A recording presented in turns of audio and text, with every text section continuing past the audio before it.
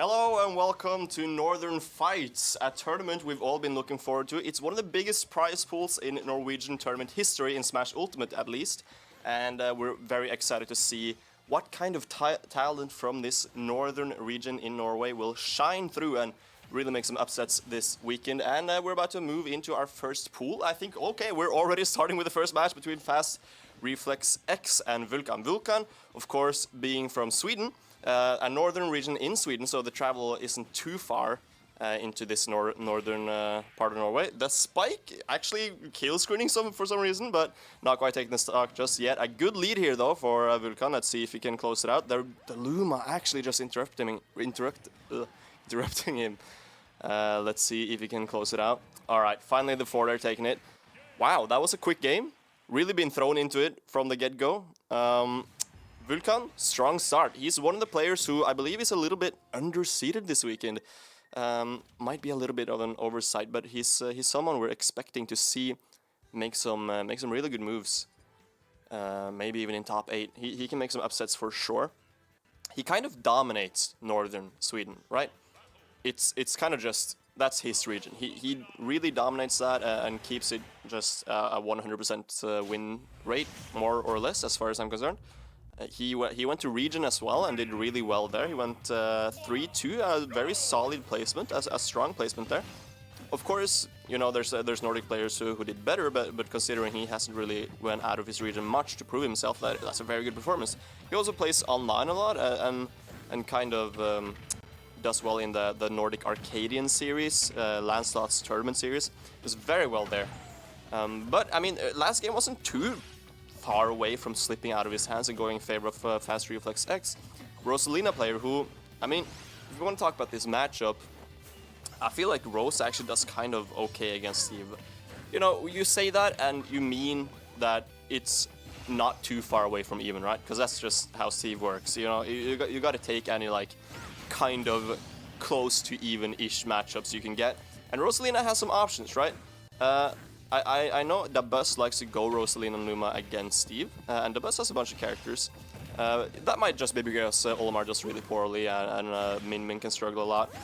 But I can definitely see Luma being a little bit of a hassle because you can send the Luma over the wall, right, and challenge Steve without really directly committing to an actual like approach, which is a really tough part to play with playing against Steve. And we can see in this game, Fast Reflex X actually getting a very good lead here early in this game too.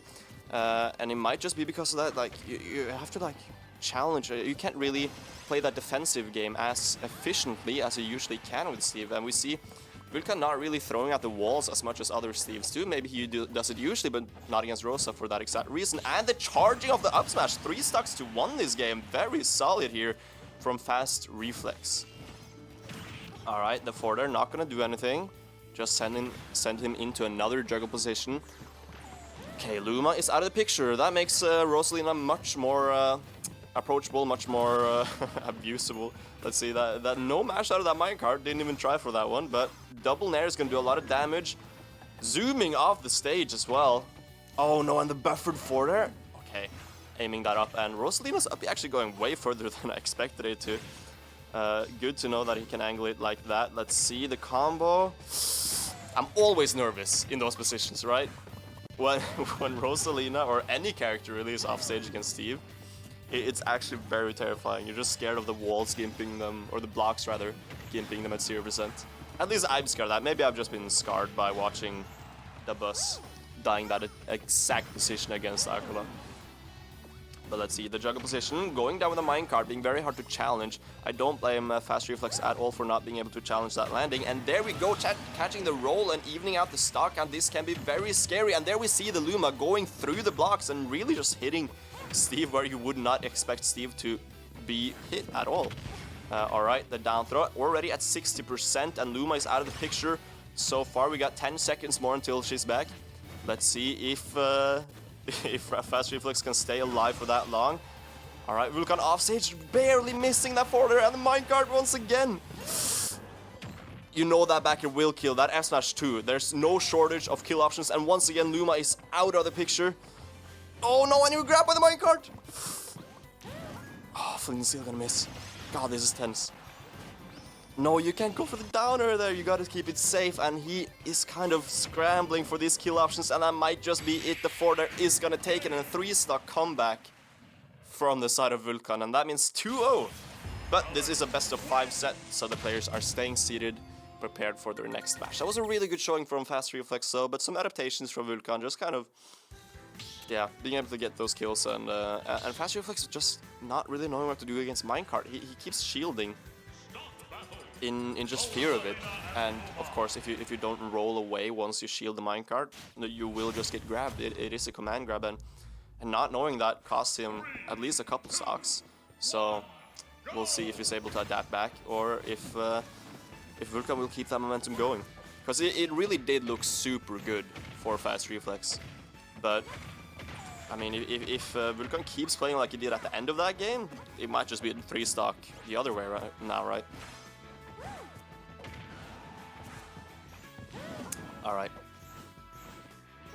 Okay, catching the anvil with the nair, really good stuff. That's something you kind of have to do sometimes against Steve. If you have the hitboxes for it, or the aerial speed for it, you kind of have to challenge him in there, right? Because the anvil, you know, as broken as it is, it does have startup. Same with the minecart, right? You can, or the minecart is a lot more difficult, but at least with the anvil, you can a lot of the time kind of interrupt it, and nice from Fast Reflex to do that. But this time, the stock going in favor of Vulcan first.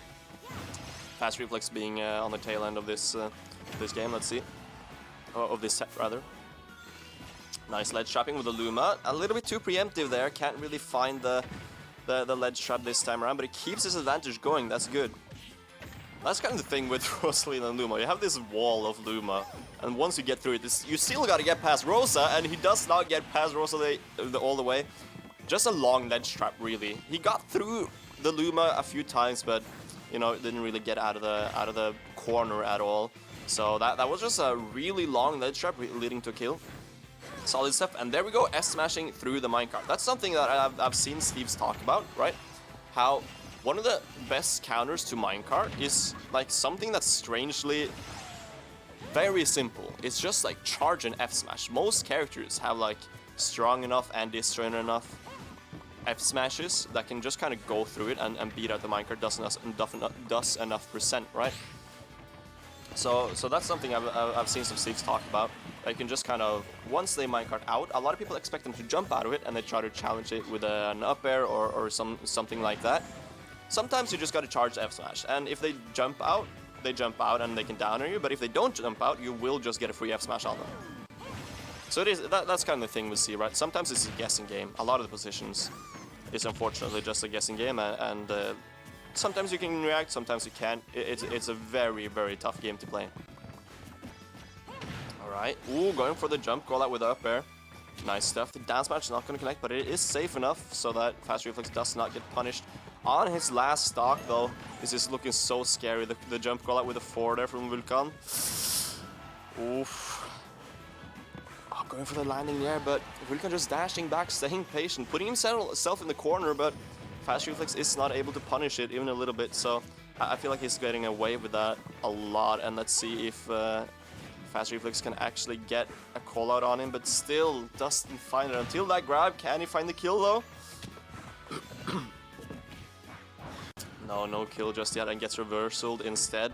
And that fodder is gonna take the set. A 3-0 from Vulcan. The set was closer than a 3-0 than the score would suggest, right? I think it was a solid showing from Fast Reflex. Just a few more adaptations, just learn a couple of Steve things, right? That's a problem a lot of players have with the Steve. It's like, the character is very good, don't get me wrong, but at the same time there's stuff you can do, and you can avoid a lot of the cheese/gimmicks that Steves go for. But it's not easy, and you have to play on point, and unfortunately, if you get hit by them, there's a huge reward for Steve, and yeah, going in favor of Vulcan for that reason. Falling for a couple of the minecarts that maybe shouldn't have fallen for, but that happens to the best of us, and I do not blame Fast Reflex at all for that. That was our first set, though, a good one. We got just jumped into it immediately. I was almost not prepared. But it was fun, and I'm really excited to see what else Vulcan can get. But we also have, I just want to quickly talk about some sponsors before we move into the next set. Good morning. So we have Main Quest, who is the main esport crew for this event. They arranged the whole tournament. And this center we are at today is their center. So we're very appreciated of being in their vision of esports. So we also have a lot of sponsors with economic funding here. We have Sparebank 1 with 60,000 Norwegian kroner added to the prize pot. A huge props to them. We could not be more grateful for them supporting the Smash community and the tournaments here up north as well. A lot of players coming here just because of that. We have Power Harstad as well, adding to the prize pot. Rema 1000 Harstad giving us pizza. Sparebank 68 adding to the prize pot, or at least helping with funding. Nordcraft, Tegea, Sortland Esportlag, and Tvibit also helping out economically with the funding for this tournament, which is, of course, completely necessary, and we could not be more grateful for each and every one of them, as well as Rotarion, Cred Norge, and Hålogaland, who all help out with the tournament in various ways, with production and just crew and whatever else we need. So all those help the tournament become a reality. So if the people who look up at this tournament and they go, how did they get so much money and such good production value all the way up there in north? Here's your answer. A lot of people helping out with finding organizations that want to help out, and finding people who are passionate about esports, who can help and are willing to help with crew and materials and everything we need. So really all you have to do, sounds silly, but sometimes all you have to do is just look around and ask, and there's a lot of stuff to be done, even in smaller regions. So thank you to all the organizations doing that, and I believe we're moving on to our next set quite immediately. Gardex versus Xing. This is interesting. Neither of these two players are from North Norway. I know Xing is from Rogaland. Not quite sure where in Rogaland he is from, but he's one of those players that are just like very interesting, because he doesn't necessarily practice Smash, right? I believe he doesn't even own Smash Ultimate.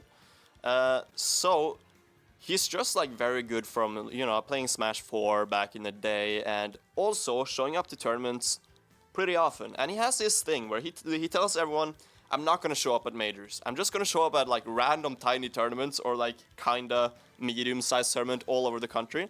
So he's just like, he tells Gardex, like, yeah, I'm just going to show up to a local in your hometown soon. Just pay for travels to go to Gjøvik and show up at a local there. So a very interesting mentality about the game, where it's not really, you know, I want to try hard as much as possible and be as good as I can necessarily. I'm not sure what his mentality is directly, but it doesn't seem like it's that sort of mentality. It's more like, I just want to have fun with the game, visit different communities, and if I can get some wins on the way, get some money, then that's hugely appreciated. And he is a good player. He can make upsets for sure. And Gardex as well is someone who doesn't really practice Smash Ultimate that much anymore, if at all. But he has such fundamentals in fighting games in general that it's just insane how good he is at platform fighters, especially platform fighters, right? That's his niche. That's the video games that he's just amazing at. So no matter what platform fighter it is, you could pull up the most obscure platform fighter in the world and he's probably gonna kick your ass at it. So I mean, he's one of the best in Rivals 2 in Norway at the moment, if not the best. He's one of the best in Slap City. He's one of the best in you know, basically anything you can mention. He's been ranked in Melee, Brawl, Smash 4, Ultimate, I believe Smash 64 as well. He's been ranked in every single Smash game. So this man is someone you can't you know, underrate either. He's definitely someone that can take a lot of upsets. You know, you can't underrate him. And Xing as well is someone like that, right? So this is a clash that I'm interested to see. I'm not sure who's seeded to win this, and I'm not sure who's going to take it. It could go either way, as far as I'm concerned. And it's just very interesting to see these two players meet. When I saw the bracket yesterday, I was sessioning a bit with Gardex, and he told me he was playing Xing, and that is I was interesting from the moment that I heard about it. So this is gonna be exciting. Let's see, we're probably gonna, the Falco actually. I was expecting the Sonic or the Shulk, but the Falco is something I have not seen. I know Xing plays a lot of characters, you know? He's one of those players who are pretty fundamental. Like I said earlier, he doesn't really practice. He's not a you know, he's not a character specialist. He definitely plays a lot of different characters, but I'm surprised to see the short. The Mii sword fighter from Gardex, of course, being the tried and true. That's a character he always plays. From the moment the game, basically at least from the moment that the game released, I think he's been a Mii sword fighter guy, and it's been working out pretty good for him in Norway. The entirety of the game's lifespan was ranked something like, I believe it was like 16 or something, as recent as a year ago. And he keeps doing well when he shows up. The problem is that he doesn't always show up, right? And having a couple of worse performances the past couple of times he's attended as well, it has been a little bit more rough for him, which makes sense, you know. When it's a longer time since you've actually practiced, you're gonna do a little bit worse. But this game though, starting off completely even, a double kill there with the up B stage spiking and also the downer sending far enough down for Gardex to actually fall from it. We have Yoshi's story here though, which I think is interesting because Falco definitely has cheese here. He definitely has some bullshit here. And Falco as well, or Mii sword fighter as well, probably has some early kills with up air. Up air is a very good move. I think up air is a move you cannot sleep on, because I definitely stepped on it. I was like, up air is like not that big, it's kind of hard to hit, right? But I saw the hitbox and it's very big. It's actually like quite disjointed. But speaking of big, I mean, the windows of Falco's combos and kill confirms are massive, and you see that downer into back air. Very, very clean from Xing. But of course, you can kind of combo anything into back air as Falco, so the up tilt, of course, being one of the most used ones, but the back air and, you know, there's a lot of things you can combo into back air. Or the downer, rather. Alright, let's see the lead trap. The tornado is Gardex's go-to move. Like, a lot of Mii sword fighter, I think, doesn't tend to use the tornado because it's like kind of a matchup check, right? If you know how to play around it, you won't really get hit by it that much. And if you DI it out, it's really hard to confirm from. But the upper there, like we talked about earlier, very good move, and it's going to close out that stock. And now we are last stock apiece, but the edge guard is looking scary. Xing opting to go back to stage. Let's see. Alright. Oh, falling out of the fort there, actually. I don't think it would have been it, but it would have been a really bad position for Gardex. Let's see, he can get back to stage right now. Going for the reversal fort there, and it's going to work out. Not confirming into the upper, though. Oh, wow, doesn't actually get any confirms. Didn't land on the platform. That might actually been like one of those cheese stocks he was looking for there, but not gonna find on the 4 there, sending far off stage, almost dying, but barely living. Not anymore, though. He might have burned his jump into the laser, and there we see Xing as Kazuya Mishima in the player cam, cosplaying a bit there. And let's see where we go next. I assume we're probably not going back to Yoshi's story. Me personally, I mean, well, I play PT, so I might have gone Yoshi's story, but even I would be like, do I want to go Yoshi's story against Falco? It feels uncomfortable, right? Because the stage feels like, even if he doesn't have like any crazy cheese, just the layout of the stage feels like you're always kind of in range to die if you're at like 70 plus. The platform layout is just like very well suited for Falco, I think, for his combo game, for percent, and also just for like neutral. You can feel pressure a lot, and I think probably not going back there. And it seems like we're going to Battlefield, or was it Small Battlefield? I'm honestly not sure. But we're sticking with the Falcon, we're sticking with the Mii sword fighter, and 1-0 to Xing. Let's see if Gardex can pull through and even this out. 3, 2, 1, go! Getting some water, if you were wondering why I was quiet.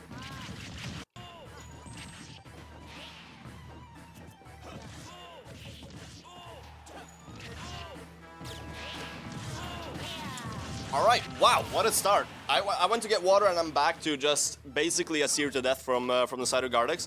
Clean stuff, we see him waking up a little bit in this second game. I think this layout on the stage is definitely a lot better for against Falco specifically. I think you'll be a lot more comfortable. We see the chakram not quite getting into taste, but I really like the idea. There's something so satisfying about this like active, lingering hitbox that can just kind of like, oh, the downer, no!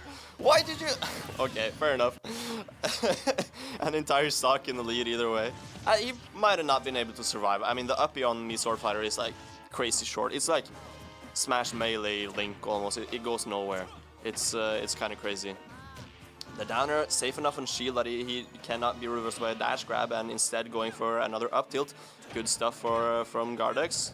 Shielding the landing hitbox off the forwarder from Falco. Good. And here we see the chakram as well, confirming into that. Okay, not getting the up, but not dying for it either, so that's a win in my book. Let's see. Nice with the jump up and then just baiting out with a nair. Once again, not hitting the up B. Chakram! Down smash! What on earth? Alright, flubbing a little bit both players here, but okay, finally back into the game here. That up tilt scooped! Scoop. Alright, let's see. Chakram once again, confirming into the forwarder. This is very good advantage here from Gardex. Going for the down tilts, not getting the 2-frame, but the backer is gonna kill. I mean, that was a completely different game, was it not? Very one-sided from Gardex here, just keeping up the pressure in advantage, going for a lot of, you know, just playing to win, right? That's something I've been thinking about a lot. And I think Gardex did that a lot that game, just going for stuff, even if it doesn't always connect, right? When it does, it has huge reward, and playing to win instead of playing not to lose is kind of a huge factor. And I think when you just go for stuff, you're playing to win, and that can really work in your favor because it can put on a lot of pressure. It can make your opponent very just scared in disadvantage, and that's kind of what you need sometimes, right? If you condition them to be terrified in advantage of some crazy kill options you just throw out, then next time you can go, okay, if they're scared, they're just gonna air dodge, I'm gonna bait out the air dodge. So good stuff from Gardex there, really just going for stuff, and going back to Yoshi's now as a counter pick for Xing. I definitely think this is a good counter pick in favor of Xing. We saw how it worked out last game, and I think that's exactly what Xing has in mind as well. Going for the downer, not getting too much other than just decent percentage, of course, and stage control now with the down throw into nair. A lot of these down air reversal attempts from the side of Gardex not really working out, and there we go, the edge guard phasing out from the forward air, and instead just kind of, I mean, that's the advantage with Falco, right? You get some really good aerial drift, so you can just kind of weave in and out in the air and bait out aerials in ways that a lot of other characters can, right? There's like, of course, if you're used to playing against a character like Jigglypuff, you'll be more used to playing against that sort of edge guarding. Ooh, nice up B, what a call out. All right, down throw into up air. Xing DIing in, or at least not DIing out on that down throw. You gotta DI out on it, if not, it will kill very early. And he keeps throwing out the tornado on ledge, but Xing keeps reflecting it, so it's not really working out, at least this set. Of course, sometimes you really want to go for it, right? Because it is your two-framing tool, but if Xing still has his double jump, and he can of course just reflect it. So Gardex needs to pick up on that before the set is over if he wants to really get his ledge traps going. Either he needs to stop doing it or just, you know, bait out the reflector or something. The reflector does have a long animation. I imagine you can like just kind of jump over and downer him if you bait it out.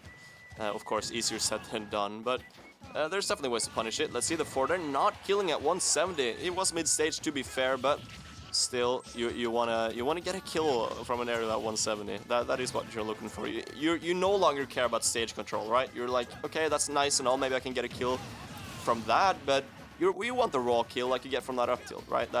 You kind of take that as a given sometimes when you play other characters that are higher on the tier list than me Sword Fighter usually is considered. Let's see the chakram not quite getting that set play on the ledge, but go the reversal, might get something going. Once again, reading that tornado just raw. He might have been reading a chakram instead, but still very clean. He gets a lot of percentage off of that too. I think tornado does as much as like 20%. He's dead. All right, I think that's. Wait, he up-hit? He was in free fall, but no matter. He's back into this last stock scenario, just kind of robbing that stock completely. This could be. Yeah, I didn't want to finish the commentator's curse, but it still cursed him. I was gonna say this could be a crazy comeback. It was not. 2-1 in the favor of Xing. Reminder, this is best of 5. The entire tournament is best of 5, which is great stuff from Northern Fights you love to see. Now, a close set between Xing and Gardex is something we expect, so I really hope this goes to Game 5. We're going back to small battlefield, the stage that Gardex won on last. No DSR here. And we are going to see still the same matchup. And I think it's interesting with these stage layouts, right? Because, I mean, yeah, Gardex got some cheese at the end there that kind of closed out the stocks. But still, I think just this stage layout seems so much more comfortable, right? I would at least feel more comfortable on small battlefield against Falco than on Yoshi's. Even though, like, oh yeah, sure, I could like cheese it. You want the number one priority for me, at least when I pick stages, is like how comfortable can I be in neutral against this character on this stage.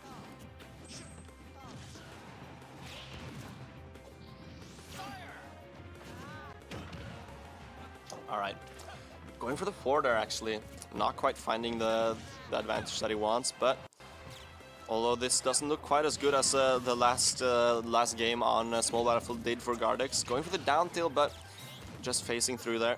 That's another thing, Gardex does have a reflector as well, so maybe we can see some double reflector shenanigans. I wonder who wins that if he tornadoes and it goes reflector back and forth. I wonder who wins that trade and how much knockback would that kill if it went like back and forth.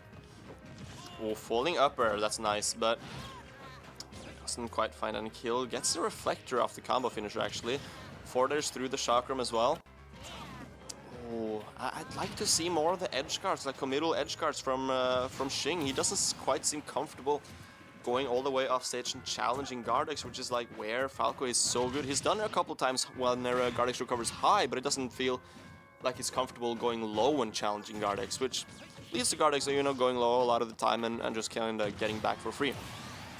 Falco can definitely challenge low, right? Especially when you have that double jump that just kind of takes you back to stage for free. If you do commit to go low, you can just double jump back, and it goes so high that you're just kind of back on stage already. That up definitely meant to be a chakram. That miss input happens sometimes, you know. I feel it. I race leaf in neutral all the time, and sometimes it becomes bullet seed or up or something. But this game evening out though, it was looking very Gardex favored for a while, but advantage from Falco is crazy, 75 already. You know, Falco is one of those characters that like people used to say was not so good, but as a meta develops, people kind of put him higher and higher on the tier list, and I think it's because of that advantage factor, right? That it becomes more and more important. You can no longer get away with just being good at neutral, because everyone is, right? Everyone's gonna be good at neutral. We all understand how neutral works. We've played fighting games before, we played platform fighters before. There's people here who have played platform fighters since Smash 64, right? They're gonna know how neutral works. You can't get away with that anymore. You need that strong advantage so that when you actually get your openings, you can still get the kills. And that's so important, and Falco is very good at that, as you see with that up smash already. 37% on Xing, but it is still very even, of course, and with a couple of advantage states, it's gonna even out completely, like we see there. Up tilt into back air, nice with the tech chase, and the chakram as well into dying out, so you can't go for the up B. Oh, I like the bait with the air dodge. That's what I was talking about earlier. If your opponent gets scared of your crazy kill options that you can avoid, like up B out of that confirm, you will eventually be able to catch your air dodges because they are so scared. Nice conditioning there from the side of Gardex, but still letting Xing get back to stage, almost getting the kill earlier, but not quite, and therefore Xing is still very much in this game as oh my god, as Gardex gets sent off stage, or in juggle position rather. One more grab, baiting out the air dodge, but not quite getting a punish off of it. Downer gonna send him far out. Let's see the ledge trap. This is very important for the game. Oh god. Oh, go for the back air, but no, he's gonna get sniped, or oh, the down smash, the back air of the down smash actually catching and killing him at 179%. That could have been a huge choke from Gardex, but we will see the game 5 like we predicted in the beginning of the set. And now, this is very exciting, because I mean, this is our first game 5, obviously, our last set being a 3-0. And now we are seeing a very close set, and that's what we expect from these two players, right? Very, you know, they're veterans of the game, they've been here for a long time, and both of them very fundamentally strong players in multiple games as well. I think this is exactly the best way to open the tournament, right? 2-2. Xing, Gardex, me Swordfighter versus Falco. We're going to PS2 this time, not Yoshi's. I expect that Gardex actually banned Yoshi's this time because he realized that, you know, the platform layouts are not in his favor. And going to PlayStation 2, I almost said, PS2 is much more comfortable for him. I think this is a better stage, so it's going to be interesting to see if he can close out this Game 5 on a stage that's more comfortable. He can also just kind of avoid Falco more. I think me, Sword Fighter, has, strangely enough, kind of the option to play pretty passively, almost like a zoner with these projectiles. It's not optimal, but you can do it, and if your opponent doesn't know how to deal with it, PS2 is the stage to go to, right? You got the biggest stage in the game, and that's where you can really get your positions set up, right? All right, so completely even here. We're going to go for the back throw, not the down throw. I mean, Xing has proven that he knows how to D-high and he knows how to deal with these projectiles. I mean, that's something that I haven't mentioned yet, but Xing lives in a region, at least in the general region of Rogaland. There is another Mii sword fighter. I think there's actually multiple Mii sword fighters there, so he knows his matchup. And he's proven that with reflecting a lot of the stuff, and that's exactly what you like to see, right? This is not Xing getting cheese. This is Gardix just playing well and being able to take games despite Xing knowing the matchup so well. And, I mean, this game, though, looking a lot more difficult for Gardix than the last couple. I mean, every game has been relatively close, right? So it would be an outlier if Gardix couldn't close out this stock. But 163%, we have seen Gardix struggle with closing the stocks quite a lot. And it is because, I mean, Xing is using this reflector to kind of rob Gardix. No way, and he's just dead at 0%. At 0%, he's just dead. And that's an early stock from Gardix. Suddenly he's back in the lead, and now Xing is desperately going for these deep edge guards, which is what you need to do. And I think Gardix is dead. No, he's not actually. Okay, almost dying, but not quite. Getting sniped by the up tilt, but not quite killing here either. Doesn't go for the back air, goes for the forward air instead, but the double forward air will finally kill, and we got a completely even last stock. Game 5 here. Let's see who will take it. Already a good advantage state from Gardix. He is used to these positions. Probably one of the most experienced people in the whole country at this like last hit scenarios, and the dash attack almost killing at 98%. Let's see. He keeps the advantage going, but it only takes a couple of grabs, a couple of up tilts from Falco, and then we will even up a lot of percentage, and we see it already. A couple of grabs from Falco, and we're at 57. Let's see if we can get the up tilt as well. We will not, as we get the dash attack from Gardix. 124%. Oh my god. And the grab as well. Anything can kill now from Falco as well. If you just get the up tilt in the right position.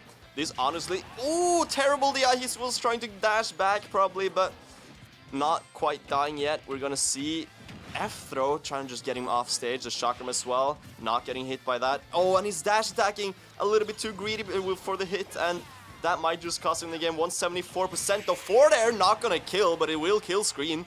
The tornado as well. Oh, and the double forward air drag down, reading the air dodge into the up tilt. And Gardix taking a sigh of relief there as he moves on into the next round. Just getting the win over Xing, and that's solid stuff. I mean, very exciting set, and we see like two fundamentally very strong players battling it out, and you know, I think that's always interesting, because you won't just see people gimmicking each other, right? You will see actual interesting reads, adaptations, and I think just reading the double air dodge there at the end was very nice after what we talked about earlier with Xing developing this kind of fear and disadvantage, right? After Gardix really just went for a lot of aggressive options in advantage that didn't connect, but it did force Xing to choose an option, a defensive option, to avoid it, and he went for air dodge almost every single time. He did not jump a lot, he did not go for reversals a lot, and that kind of led to Gardix being able to punish a lot of these air dodges, and he won the set because of exactly that. So beautiful stuff from Gardix. Moving on into winners round 3 probably. I think he might be through to top 16 out of the pool already, or maybe, yeah, he is out of the pool, or through out of the pool. So that's winner side top 16. He will be in the top 8 winner side qualifying match later today, which will be exciting to see. Alright, our production guy just say be right back, so I'm on my own here. I might as well talk about the sponsors again. You won't see you won't see the screen this time, but I can go a little bit more in depth. I mean, Main Quest, who is arranging this whole tournament, the esports center that we are at today, that you see in this wonderful wide shot, is drifted by them, which is we appreciate that being able to use this venue, right, for our silly Smash purposes. So we're currently in like a media center for the youth, and it's drifted by Radio Harstad. And this entire place has they're open Monday, Wednesday, and Friday. They allow they're kind of like an esports center for people of all ages, different days for different ages. So I believe Monday is from 13 and up, and Wednesdays is also for 13 and up, and Friday is also for 13 and up. That's what it says here. All right, sure. Fridays are usually like a specific event as well, right? Like today, or like yesterday rather, where we're like kind of an event there, and a lot of kids having fun, enjoying esports, getting a community in gaming, right? Which is what you love to see. Great stuff. That's what really important in these local communities, right? Majors are cool and all. We love prize pools, having like huge tournaments that are like for the really good players and for the spectator and for the spectacle. That's all amazing, but it's also very important to put a focus on the local communities and why we actually love this community so much, which is a lot of the times just the actual community, and feeding into that is very good stuff. And that's exactly why organizations like Main Quest Esports is so important, and why we appreciate them so much. So now we got Anvil versus Vulkan, Mewtwo versus Steve. Anvil, of course, being the best player in Norway at the moment. I know he does have a Steve problem to a certain degree. He struggles with specific Steve players, at least. He has a little bit of a bracket demon in I Refuse, the Swedish Steve.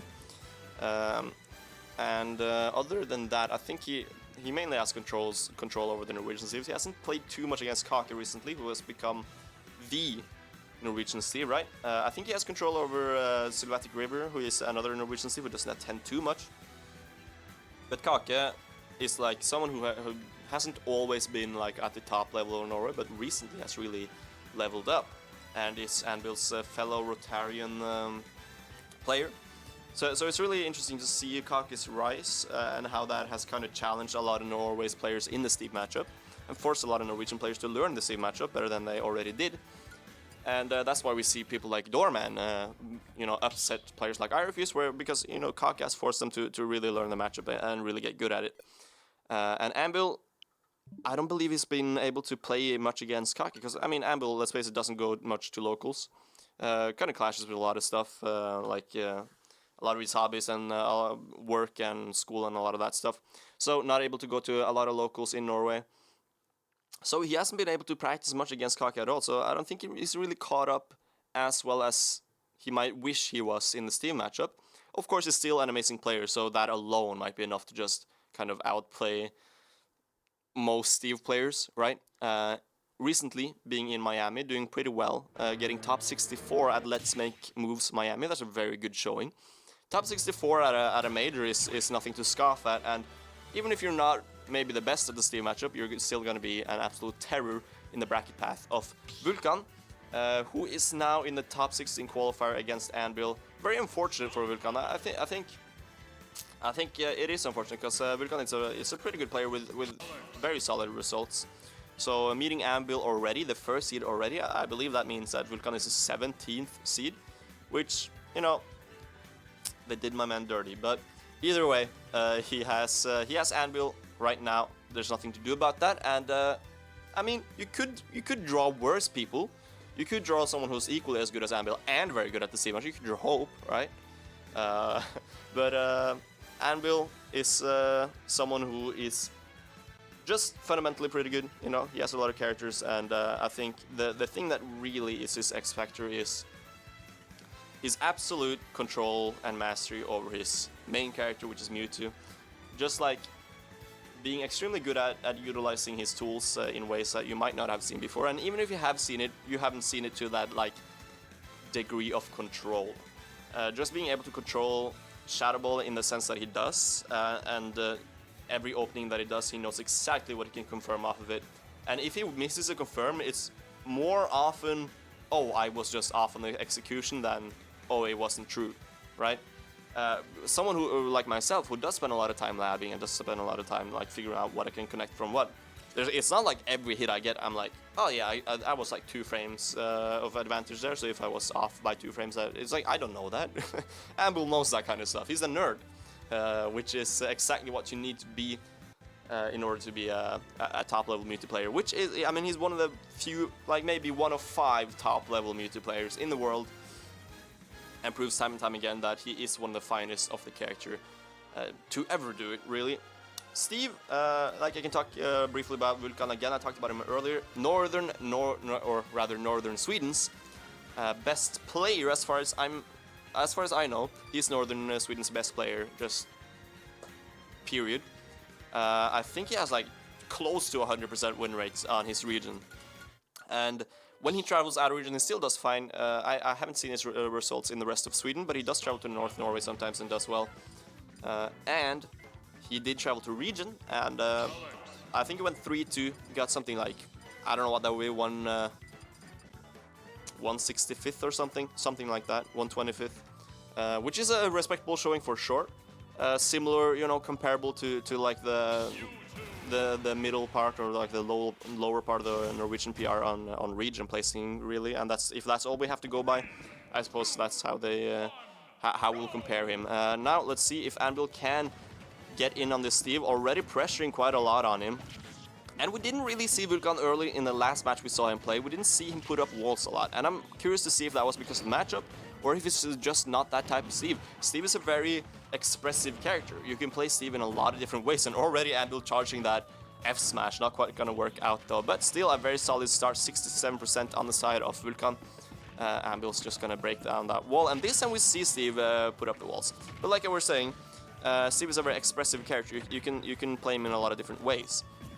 So I think it's interesting to see how Vulkan changed up his playstyle. Already we can notice that from the last match to this one, already changing up his playstyle. And you can play him more aggressively and less wall dependent in neutral. Or you can see him actually be dependent on the walls like he has been so far this game. But he might not get the time or space to do it. We already see he has basically no material. He can mine anytime he wants, but he basically has nothing. He has a 1 gold and no iron, and the forward air. The confusion to forward air is going to be true on that percentage, so aerially at least. So now we are finally getting some iron as we respawn. Already going to use it. That's something a lot of Steves do. Oh, no, he's fine. The double jump of Mewtwo goes very high. But that's something we see a lot of Steves do, right? We see them use their iron quite a lot, just kind of using it anytime they get the urge to minecart.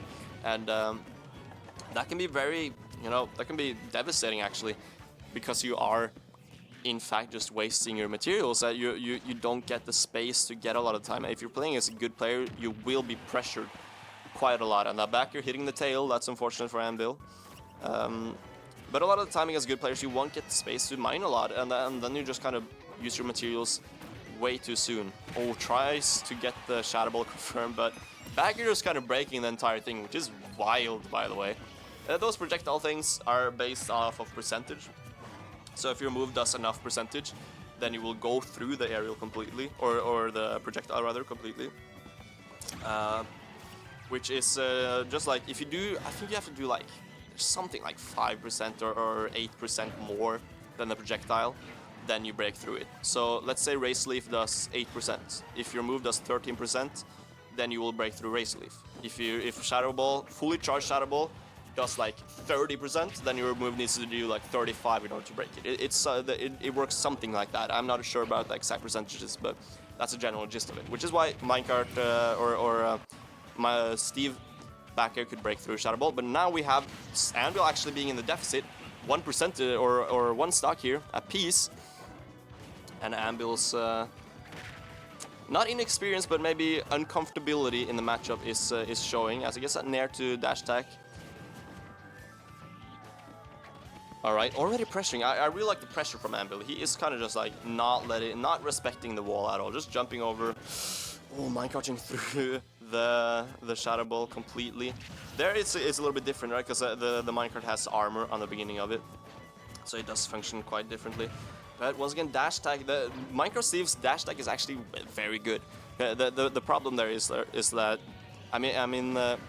the dash tag is like, it's not amazing, it's good, it's not amazing, but it's so sorely needed for Steve to have a burst option that it's like, it's broken in the sense that it's broken that Steve has a burst option, and the back air there, edge guards are so clean from the side of Anvil. And closing out the game one, it was looking quite scary though.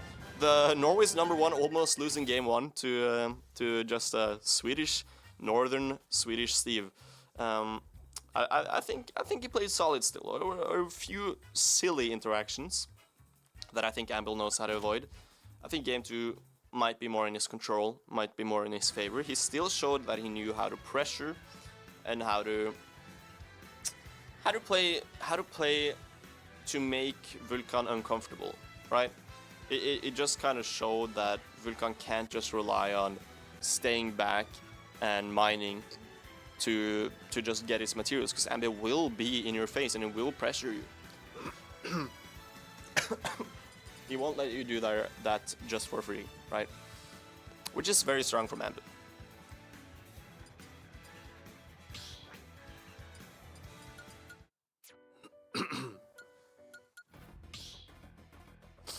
Alright, choosing the Mewtwo song, of course. Classic Ambil, needs his song. That is his power-up song. And choosing the blue Mewtwo as well, which is he is blue too. That is his power-up ult. We were playing doubles yesterday, and even if we were like yellow team, because our opponent took blue team, he was still blue Mewtwo. He would not change.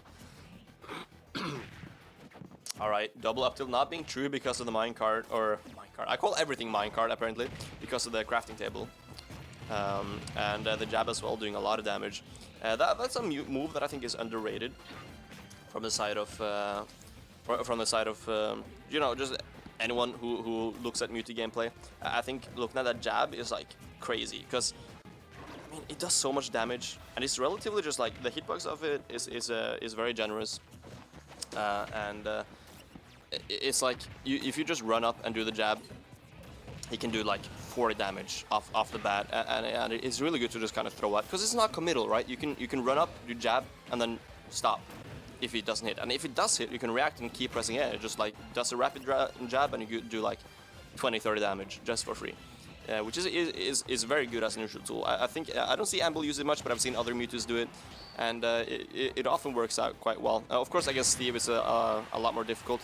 This first stock as well, very close so far, and I think I think it's been a little bit more difficult for Ambil. The problem what I see Ambil have is like he struggles with like actually getting hits without risking trading, because Steves can throw out stuff, right? They have pretty good frame data, not like the best frame data, but it's good considering the knockback and damage and reward that it has. Ooh, naring into the up smash. I mean, that was a strange up smash, so I don't blame him for not seeing it, or for not expecting it, rather. 53% on Vulkan though. That deficit can definitely be made up quite quickly, and we try to reflect the minecart, but it's not quite gonna work out. Doesn't get a conversion off of it though, and goes for the downer, does connect, but doesn't get anything. Teleports into the command grab. That was actually wild. But we have the back throw, leading to an edge guard, but the high recovery is crazy how high you can go with that minecart actually. Alright, Shadow Ball on ledge, closing out the bread and butter of any Mewtwo out there, and Ambil is no exception. You know, no matter how technical you are, sometimes the basics are just better. So Ambil doing very well there, getting the Shadow Ball on ledge. Oh, nice with the dash tag, like the last hit of dash tag actually connecting.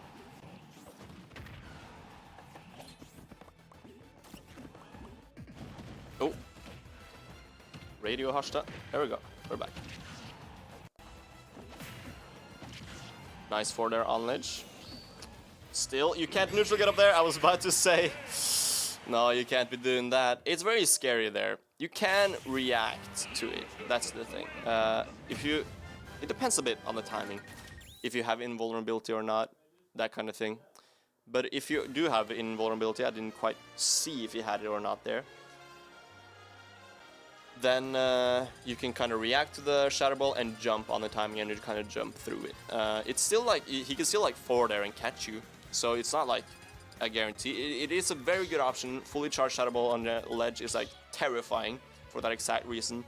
Some characters can get up attack, but he can also always cancel his Shadow Ball charge with shield. So it's just like a very scary option that like if you choose wrong, you're just dead. And you have a lot less options than you usually have if the Mewtwo is on point with reacting, and Amble definitely is on point with those ledge trap. And we actually have a counter pick from Vulcan into Palutena, and I think honestly now I think Amble is like 10 times more comfortable. He looked comfortable enough last game, but now I think he's just like, yeah, all right.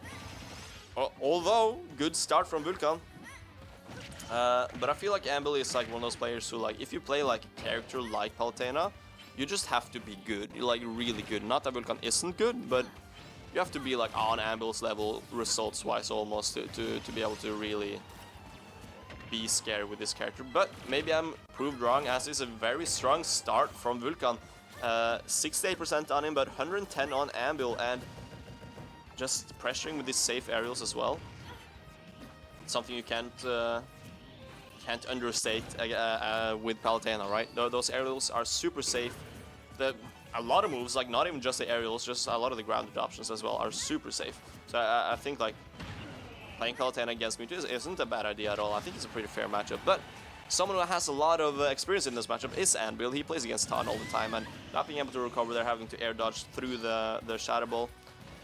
He at least used to play against Ton all the time, not anymore possibly, but he knows this matchup pretty well. He's also a very common character generally, like across Europe and across the world as well. And no matter where Anvil is, I feel like there's probably a Mewtwo he can practice it, or a Palutena that he can practice against rather. So I feel like he's relatively comfortable here. 136% on him, he's not forcing anything. Tries to punish the Nair out of shield, but does it way too early, unfortunately. Alright, charging Shadow Ball, what do you choose? Okay, choose to just send it and dash up to punish the neutral get up on reaction. That's what I was talking about earlier. He can just kind of send the Shadow Ball, and when your opponent neutral get ups on reaction or does an option on reaction, you can kind of just run up and punish it, right? You're forcing an option is the general point. Okay, the back throw, not quite gonna kill just yet. The down air though, or down tilt rather, not confirming. This is a tricky percentage, because like, you have to get a back air to kill probably. A lot of characters have this issue, right? Almost every character has this issue where like, if your opponent is like out of kill confirm range, you have to hit like a raw move, and if you struggle with like having enough moves that kill raw, then it becomes very obvious what you're looking for, right? If it's like, oh yeah, I'm looking for a dash attack. Oof, what a confirm. 3 stock from Anvil. Definitely looking much more comfortable against the Palutena. The Fundies not being able to save you there, unfortunately. But 3-0 on the side of Anvil. Vulcan will be able to make a loser's run. Unfortunate that his seeding brought him against Anvil so early, but what can you do? The only thing you can do now is just do your best in losers, and I think Vulcan definitely is one who's able to make a run.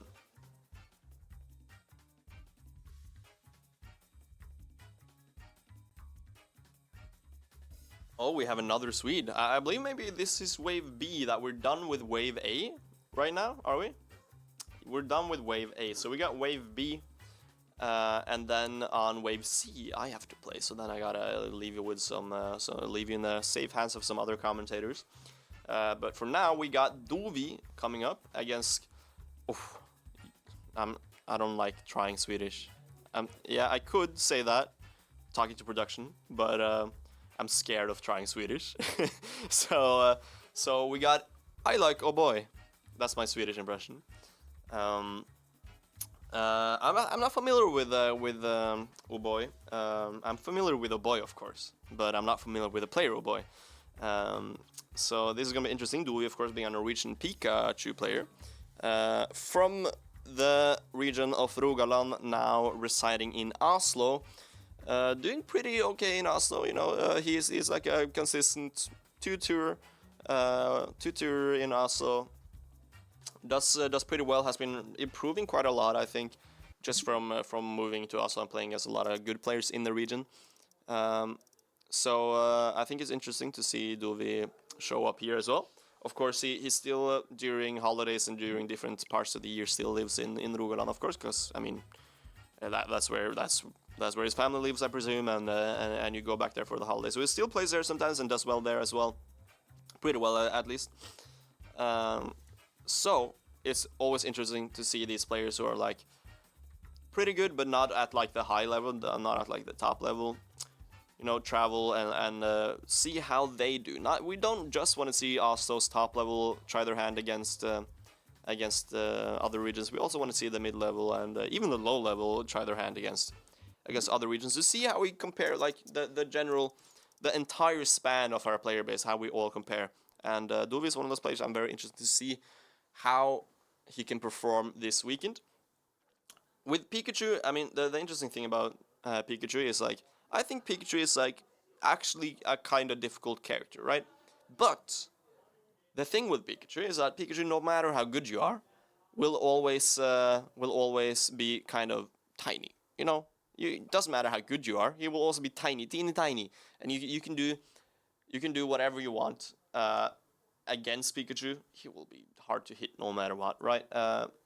It's like if I'm playing against this random O2, right, and he's running around with Pikachu, I'm still thinking, how do I hit you? It's still annoying, right? It's still very difficult. It's kind of like this what do you call it? It's like a passive buff, right?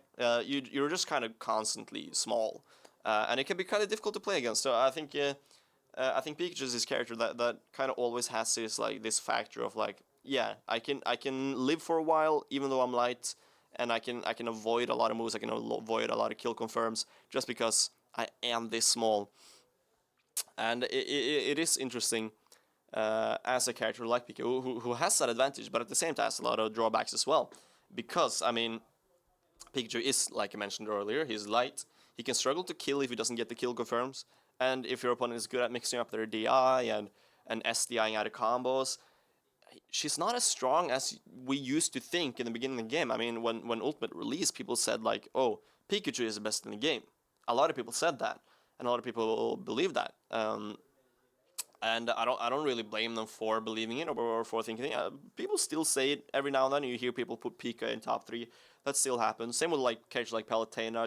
Pikachu's in that like Palutena slash Joker tier, for that matter, where people used to think they were best in the game. They still think they're very good, but not quite at the level where they used to think. And it's because, like, yes, they have these like passive buffs, if you will, but they still have certain issues, especially in Advantage, where like, yes, they can do well in Advantage, but they also can very much struggle in Advantage. And matched up against characters like Sonic, who's like so strong in both neutral and Advantage, and characters like Steve and Kazuya, who's like so strong in Advantage. And most characters generally are just very in like the top tier are like very strong in Advantage. So I think that's like an issue that Pikachu can have in this meta. What's that? Ah, sure. All right, we're gonna just take a few moments to talk about the sponsors.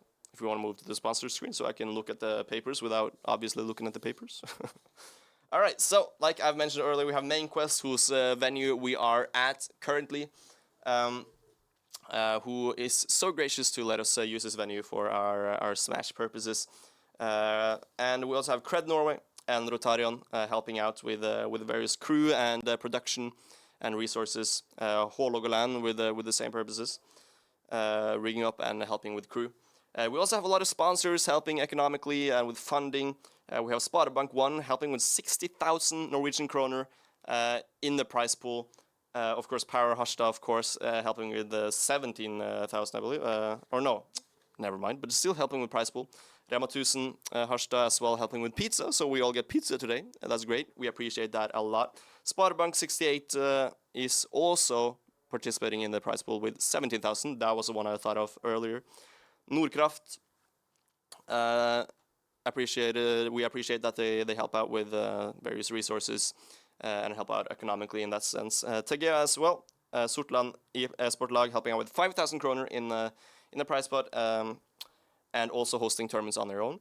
Tvibir as well with production and crew. So we definitely appreciate all those different organizations for helping making this tournament a reality. And I believe we're going to move to a break before Wave B. So remember all my yapping about Pikachu and save it for later, because a short break.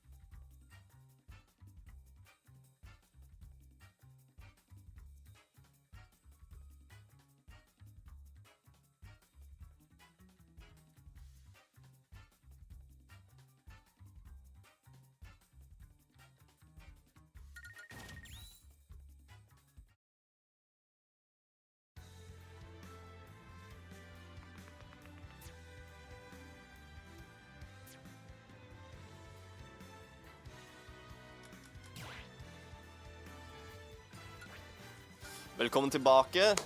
Welcome back, I mean, to Wave B of Northern Fight. We are gonna jump right into it. If you remember my yapping right before we ended and cut your break, we have a Pikachu player by the tag of Duvi versus a Swedish player I'm not quite familiar with, but I'm very excited to see what they will be playing and how good they will be, because we have Ja Ilar Oboy, aka I like Oboy.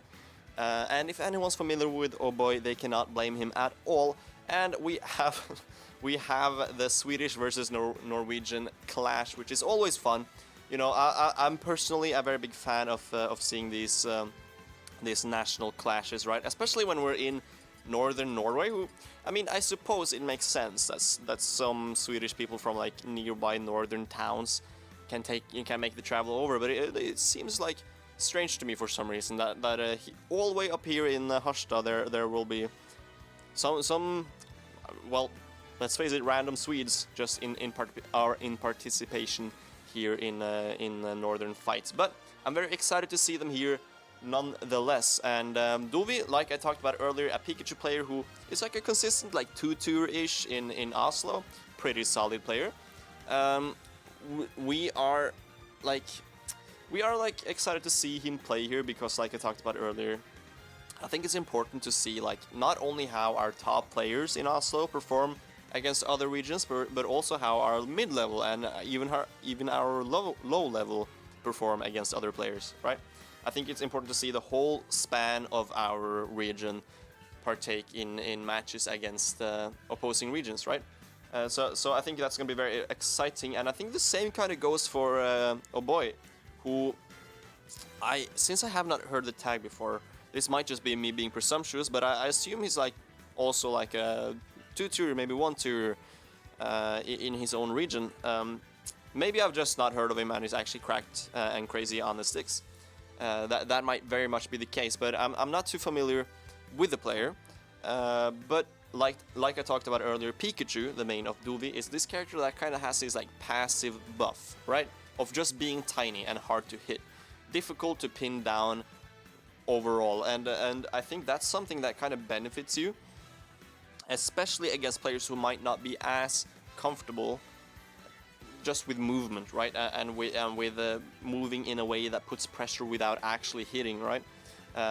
And because a lot of players can play against Pikachu and be like, okay, it's hard to hit you, but I will still like use movement and use stage control to put pressure on you in a way that isn't dependent on me actually like pinning you down with specific hitboxes, but it's just like the threat of the hitbox being there, right?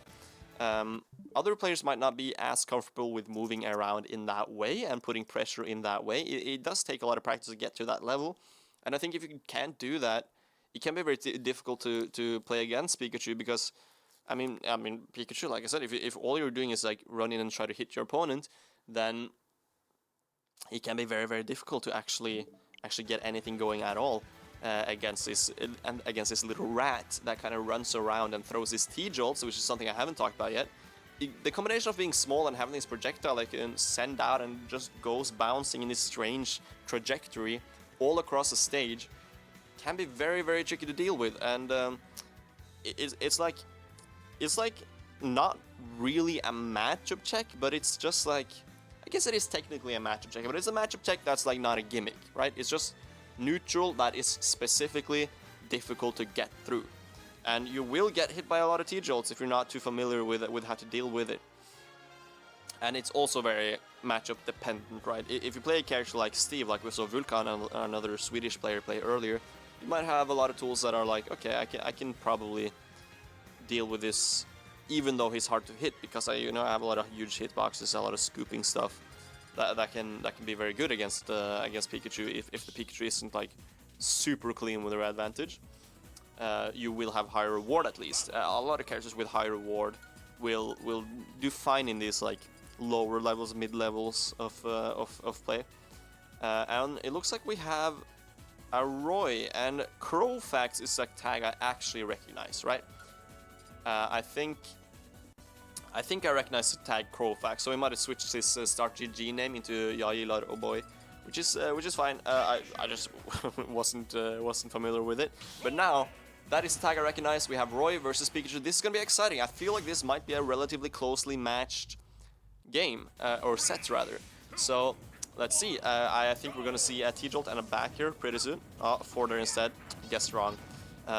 Already with the T-Jolts and the quick attacks, I mean. Let's see. Okay, going in for Crowfax, getting through the walls that Duve is attempting to put up already. Playing aggressive, putting on the pressure. I like to see it.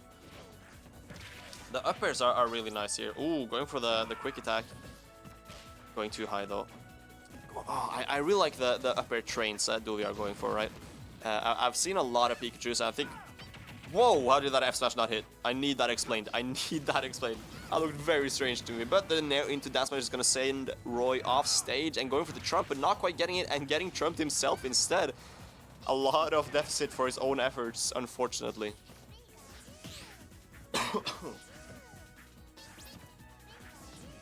Alright, the T-Jolt putting on the pressure again, and still a lot of percentage racking up, trying to confirm it into up air. Not quite getting it though. Oh, and the side V, not doing it, but very close to, already at 89%. Quick attack once again. I feel like oh boy could definitely punish that quick attack if he's getting used to the timing of it, right? Quick attack is a move that's like tricky to get around, but you can definitely punish it if you are prepared for it. If you pair that last hit, you can get like F smashes and a lot of stuff. But that first stock going in favor of Duvi with that 4 there, killing at, you know, 130-ish on the edge of the stage. Good stuff. Not getting the sweet spot here from Crowfax. Going for the neutral beat as a 2-frame. Not quite getting it, but the jab into the back here, the tried and true bread and butter will close out the stock already, evening it up into 2 stocks apiece. This back radish shield from Pikachu is something you see a lot from like most Pikachu players at this level and higher levels of course. It's like you don't even need to touch their shields. You like barely breathe on their shields, and they just go for the back radish shield. Just tries to go for something. And the downer that we just saw from Duvi as well, not too long ago, is something that's very interesting that I see Duvi go for a lot, and it's something I talked about earlier, which is like playing to win and not playing, because you can either play to win or you can play to not lose, right? If you play to not lose, you'll be scared, you'll play very defensive, and if you play to win, you'll go for some crazy options that might not necessarily work, but it does put some fear into your opponent, right? If they are scared to actually go for an option in disadvantage and they feel forced to go for an option such as air dodge or jump out, then later, after going for these crazy options, even if they don't work, you still have the advantage of going for like an air dodge read or something like that. And I think that's a very good option to have, a very good tool to use. And Duvi going for the downers in advantage is something I think is very smart. And if it does connect, it is huge reward, and that's what you need in this game. You need to close out the stocks when you have the opportunity. It sounds simple, but it's a lot harder than it might seem. And Duvi's doing a good job of it, evening out the stock count, and still in the game, getting the chase on the platform with the air dodge. Let's see. Oh, Thunder going for a huge read there on the jump, but nobody's home. Up out of shield. That's a tried and true Roy classic, right? Back Radish Shield once again, like I talked about earlier with Pikachu, that's what they love to go for, and it does work out a lot of the time, especially if your opponent is not ready for it. It's like, it's fast and it's lingering, and it does linger into, it's safe as well on shield a lot of the time, so it can be very difficult to deal with. This joint there, beating out the back here from Duvi, but I really do like the idea. It could have been the game ender. T-Jolt. You see what Pikachus do a lot is like they send the T-Jolt and then follow it in to like get pressure on the shield and maybe get a grab if they choose to shield the T-Jolt. Or maybe even a dash attack if they do get hit by it. Oh, but the parry is gonna make it tricky. 88% on Pikachu is gonna be kill percent, and he might actually be dead, and he is 88% before hit, and he is just flying into the blast zone. Game 1 going to Crowfax with his Roy. I mean, I'm not sure who's seeded to win this, but I think that might be an upset if Oh Boy, or if Crowfax rather, takes this entire set. Either way, it was a good, well played from Duvi. I think a lot of the advantage stuff was good. He just got caught a lot in on ledge specifically, got hit by a lot of side Bs, and got ledge trapped a lot. Maybe a little bit too predictable in his ledge habits. I mean, I'd like to see him jump a lot more, because I mean, of course, it's scary sometimes, but especially if like Roy positions himself on roll distance rather, not Roy distance. It can be, you know, you can do the rising fair, but he needs to call out on your timing, as opposed to roll reads, which you can a lot of the time react to. Same with neutral get up and get up attack. You can do a lot of reactions, and that can be a lot easier than getting the timing read, especially if you do jump a lot, because jump should be your go-to option most of the time. The reason being exactly what I'm talking about. It's harder to punish because the timing mix-ups. You can't react to it so as easily, at least. So you kind of have to get a read on it, and therefore it should be your default option, but mixing up the timings so that, I mean, basically jump on one timing and jump on another timing completely are basically two different options. You have to think of them as different options. It's jump after a second or jump immediately. Those, you should view them as different options, and I think Doobie should go for a lot more jumps from disadvantage. The downer not connecting. We haven't seen a huge hit rate on them. Still like that he goes for them. You need to go for them in order to learn when they work, right? So even if it's just for the practice purposes rather, it's very good to go for. Ooh, the back air, good tech though, gonna be living still, 135% though. Doobie has been in a lot of these positions where he's like struggling to get the kill, and then suddenly Roy comes blazing with an F smash and almost takes the kill at very early percents. Alright, the grab. I don't think up throw's... Okay, never mind, I'll eat my words. Up throw does kill already, 166. I mean, already, that's very high percent. But going for the quick attack already. Quick attack and respawn in the vulnerability is actually interesting, because I feel like, of course, you're not going to hit them. It's just to keep yourself nimble, to keep yourself tricky to hit.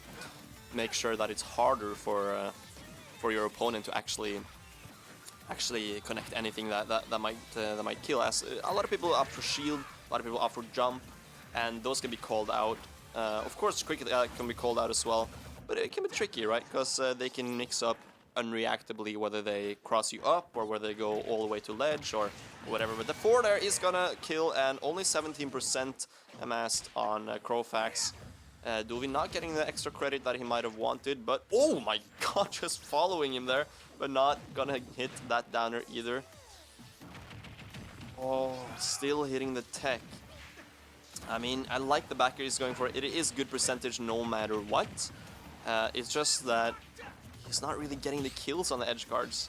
We saw one edge guard early where he got a good kill early, or not early, but he at least got a kill. And we haven't seen much of it later, and I think it's a shame, because that's where you kind of need to make it count in this match. But I feel like Roy has an exploitable recovery. He doesn't go too far, and he doesn't have too many mix-ups, but the F-smash on the landing is definitely going to take the stock. I would like to see more edge guards, so even though this is very well played from Doobie so far this game, and he is in a solid lead, and he does go for the edge guards, and I do like the options he's going for. We just need to try something different the next time. But the juggle instead, though, if you can't get the edge guards, you get the juggles instead, and Doobie's doing a wonderful job of those upper trains. Let's see if the platform pressure can continue on. The 4 there, snatching him out of the air and keeping the pressure on. Oh, I love when they jumps like that, and both of the player jump, they have to react to each other's position and kind of just weave around each other. It's really tricky. And the first person to like hold back there, oh, he's not dead, is he? 70% before hit, and he's dead. But the up throw rather, not going to confirm with the DI. Doobie does know how to follow, of course, but last time Crowfax did not DI, so I assume he expected the no DI once again. Will we get the edge guard this time? Not this time either. The 4 there on edge is going to be stale as well next time, unless he does find another way to kill, going for the dash attack. Oh, and the F smash! This is going to be 45% on Doobie already, and we know how early Roy can kill, especially with his 140% of rage on him. That's almost max rage already, and we are going to see the side B. That might be it, but not sweet spot, and only 78% on Doobie. I mean, I say only. Go for the upside, that's so risky. And the Sariat of dash attack as well. Nothing is connecting here, and the side B is just gonna do it!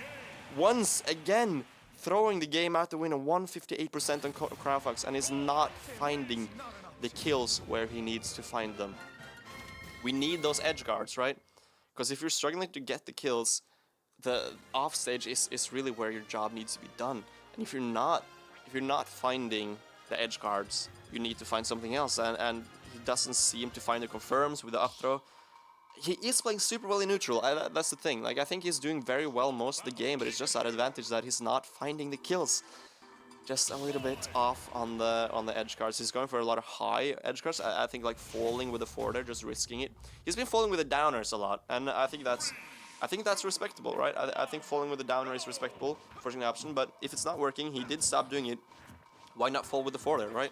You can cover a lot of space with it, and especially if they've used their jump, a lot of times it's just a free kill. Of course, I don't know if he was been in those positions, and the T-Jolt as well might be good to chase with. But I do understand it. It is a difficult position to be in. Either way, I think Krofax has been doing an amazing job of mixing up his recovering and staying outside of the range where Duvi is showing that he's prone to edge guarding, prone to go for the aerials. And now maybe Duvi a little bit flustered as he is down 2-0 against someone he has been in the lead in both games.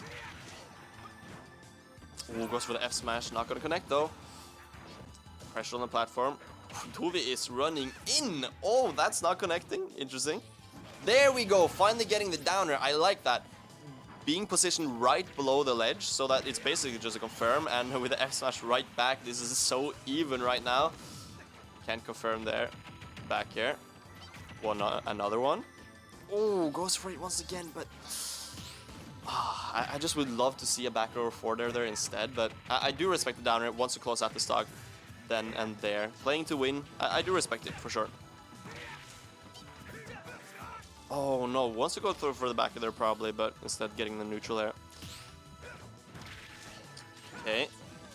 There we go. Nice little percentage there. Nice little string that leads into a decent amount of damage. You need to take that as Pikachu, right? Getting T-Jolt. You can't follow it because Krofax jumping out of the way. I like that. Okay. Oh, that upside hit. Cool. I mean, getting the back hit of the up smash. I wonder if you can confirm something from that. That's cool. I feel like that's something that happens a few times. These weird scramble situations that Duvi doesn't really look that comfortable in. But it's nice from Krofax to just go for the F tilt there. When, oh no, and goes for the up smash but doesn't confirm, and then you're just dead for it. Oh, these small flubs are costing Duvi so much. Okay, doesn't find the grab. He wants that. He wants that really bad, but doesn't quite get it. Oh yeah, he wants it really bad. The Nair into up smash. The Nair confirms in general. Okay, here we might have an edge card. It's important to get it. Nice air dodge from Krofax though, but the Trump is beautiful, and that's gonna close out the stock. We do have last stock once again. If Duvi closes out this game, I think we might see even a game 5 or even a 3-2 to Duvi. I think he's been playing really well, and just a few adaptations, especially with the edge guarding.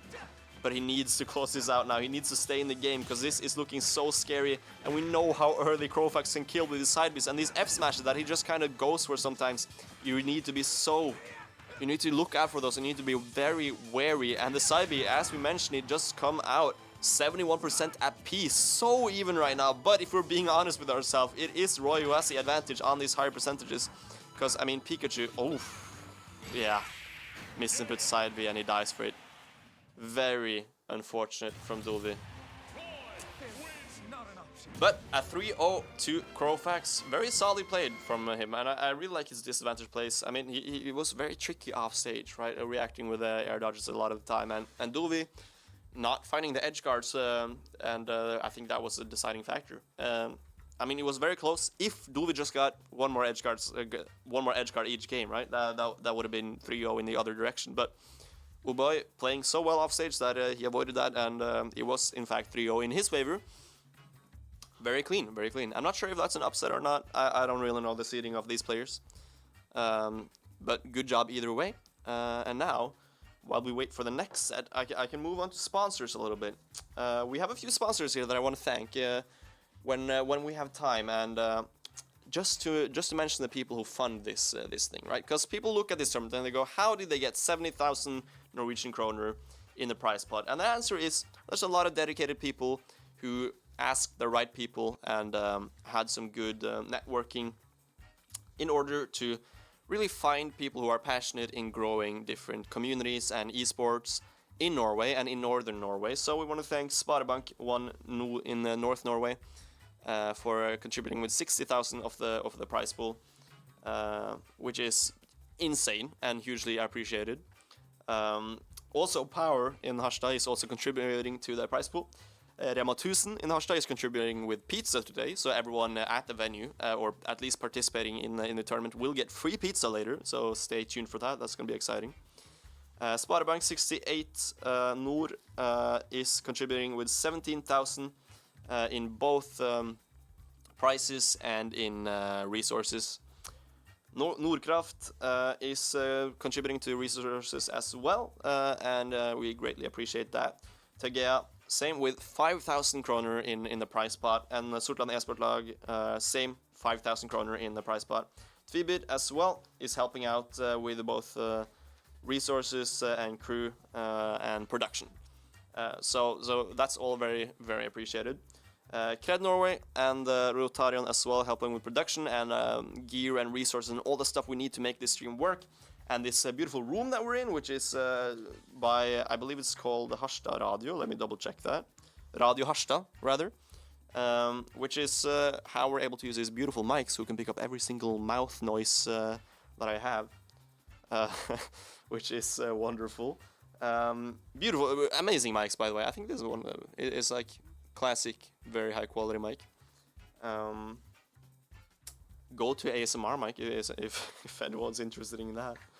And of course, the venue we are in is Main Quest's esports center, which is a phenomenal venue, very nice. They are also open Mondays, Wednesdays, and Fridays for all ages. Just trying to support local esport and gaming as a hobby and as a community. Trying to find a place where people can do their hobbies and game as a social hobby, right? Which is amazing and something that I think is wonderful, that we should definitely promote more of in Norway and in more places in Norway. And it's greatly appreciated both that they are hosting the tournament and that they do that all year for however long they've been doing it. Wonderful. And now we are having Snasen versus someone. Blank space there. But Snasen is how do you say? I don't know if I want to call him retired, because he is still active. Sometimes he's just not as active, right? He's a young league player, and Maxi is the other player. I believe for this set we will have a co-caster join us, who's very familiar with this other player that I'm not as familiar with. Welcome to the mics. Welcome to the podcast room. Yeah, thanks a lot. So how about you tell us a bit about this Maxi? Yeah, he's a colleague of mine. I work at Cred Norway, up north. Yeah. And we play a lot of smashing the brakes at work. Of course. Yeah. Classic. Because Cred is like an esports place, or like a... Yeah, they do a lot of esports down south with Rotarion. We have a more focus on culture school. Yeah. Right. Game jams. Yeah. It's kind of like Rotarion and having like a youth focused. Yeah. And we're so lucky that we work with video games, so we can play video games. Yeah. Do you guys like host like work tournaments and stuff? Yeah. That's like the fun stuff. I used to do that in back in high school. There's like lunch break Smash Ultimate tournaments. Yeah. That one crazy. So I can definitely relate to that. But how has it been to tournaments before? Like real tournaments? It's been a bit to Tromsø. Played some tournaments there.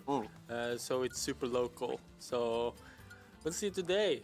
So I'm quite curious how good Maxi is in. When matching up with different, you have to travel to know how good you are. Yeah, no, for sure. Is he the best at work, or? But I have introduced all my colleagues to Smash. Yeah. And Maxi just took it to the next level. No, but I for sure I can relate to that. You have to like go to the tournament to really know, because I was the same thing. Like in the lunch break tournaments, I was the best, and I was the best in my friend group. And I went to a real tournament, and I got my ass beat. It was like, what? You can be this good? But Snasen, speaking of very good players, and a veteran of the game, Yeah. I want to say. He's actually the one who found the tech IDJ, instant double jump. So if you check out his Twitter, that's his pinned tweet, which is very cool. Is a universal tech that's very famous in Smash community. Yeah. And a technical player, as far as I'm I'm aware, and has been ranked before. And last time he entered, which I believe was this year, he did double eliminate, win the tournament and double eliminate Namirin, which is the best player in North Norway. Which is insane, because he's not active and still like on top of that. Yeah. So this is gonna be very scary for Maxi for sure. Yeah, it's a hard matchup for Maxi also. Yeah. Because you get a lot of rush downs. Oh yeah. Yeah. And those arrows are so hard to avoid because your body is so big, right? Yeah.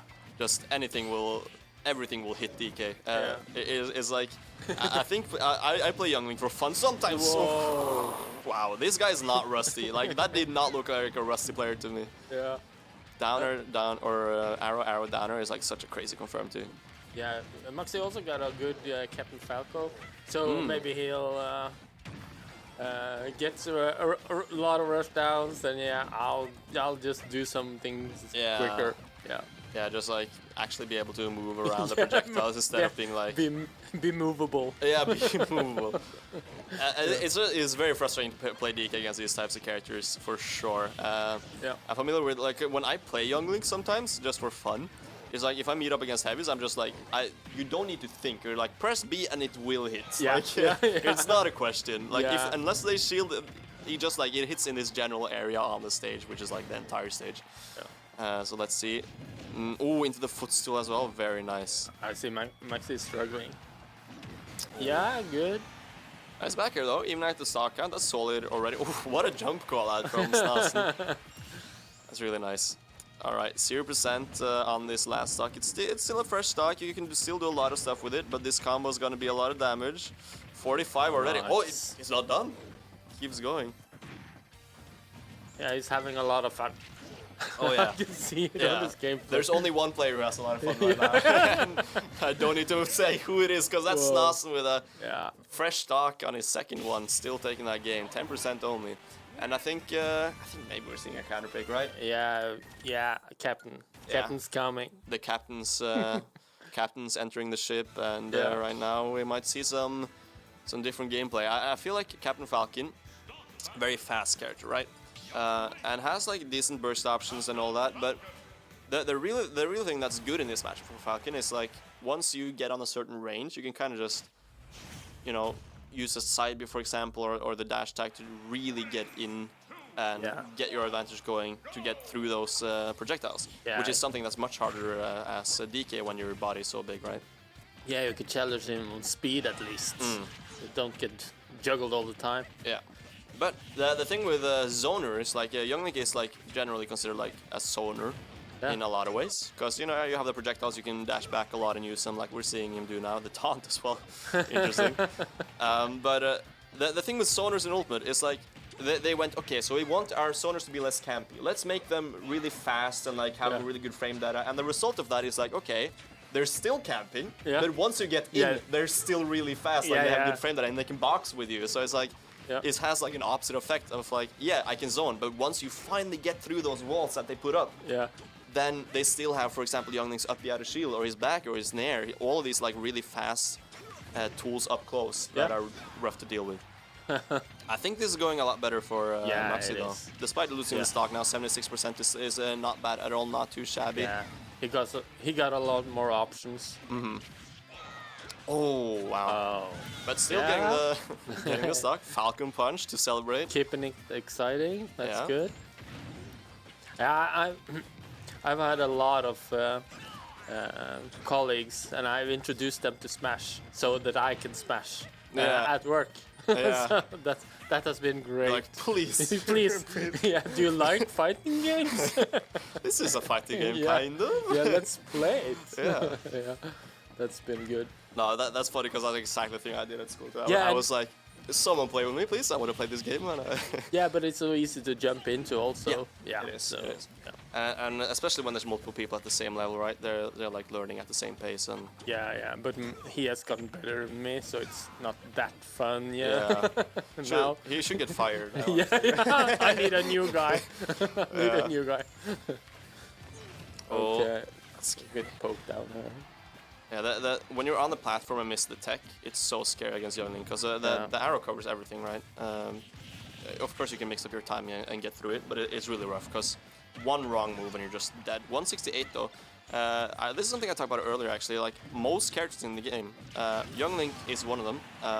Struggle sometimes with killing if your opponent is out of a certain percent range because you can confirm a lot of stuff with Youngling. Yeah. And once they get on like 130, 120, then certainly your kill options are a lot fewer because your arrow won't lead into kills anymore, and it's gonna be tougher to kill. But he does finally get the downer earlier, but still racking up the percentage. There we go with the side I was talking about earlier.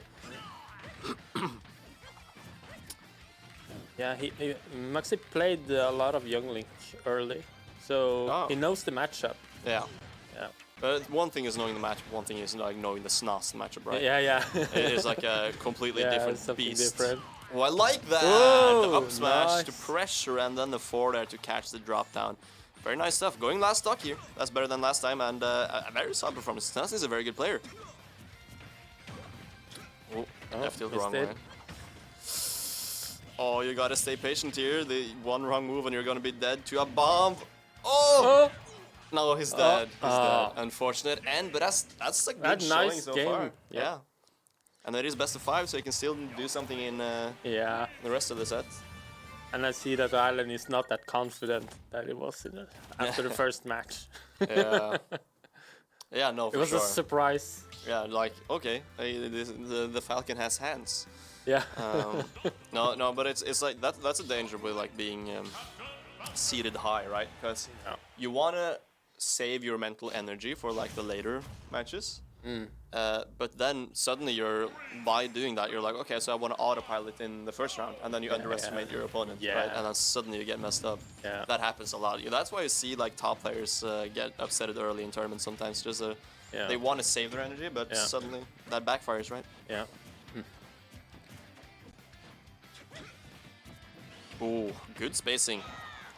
Oh no, he had the punish. It does get it either way though, to be fair. Okay, the interesting thing with SNAS here is that he's like weaving around very nicely, baiting out a lot of. Max is missing a lot.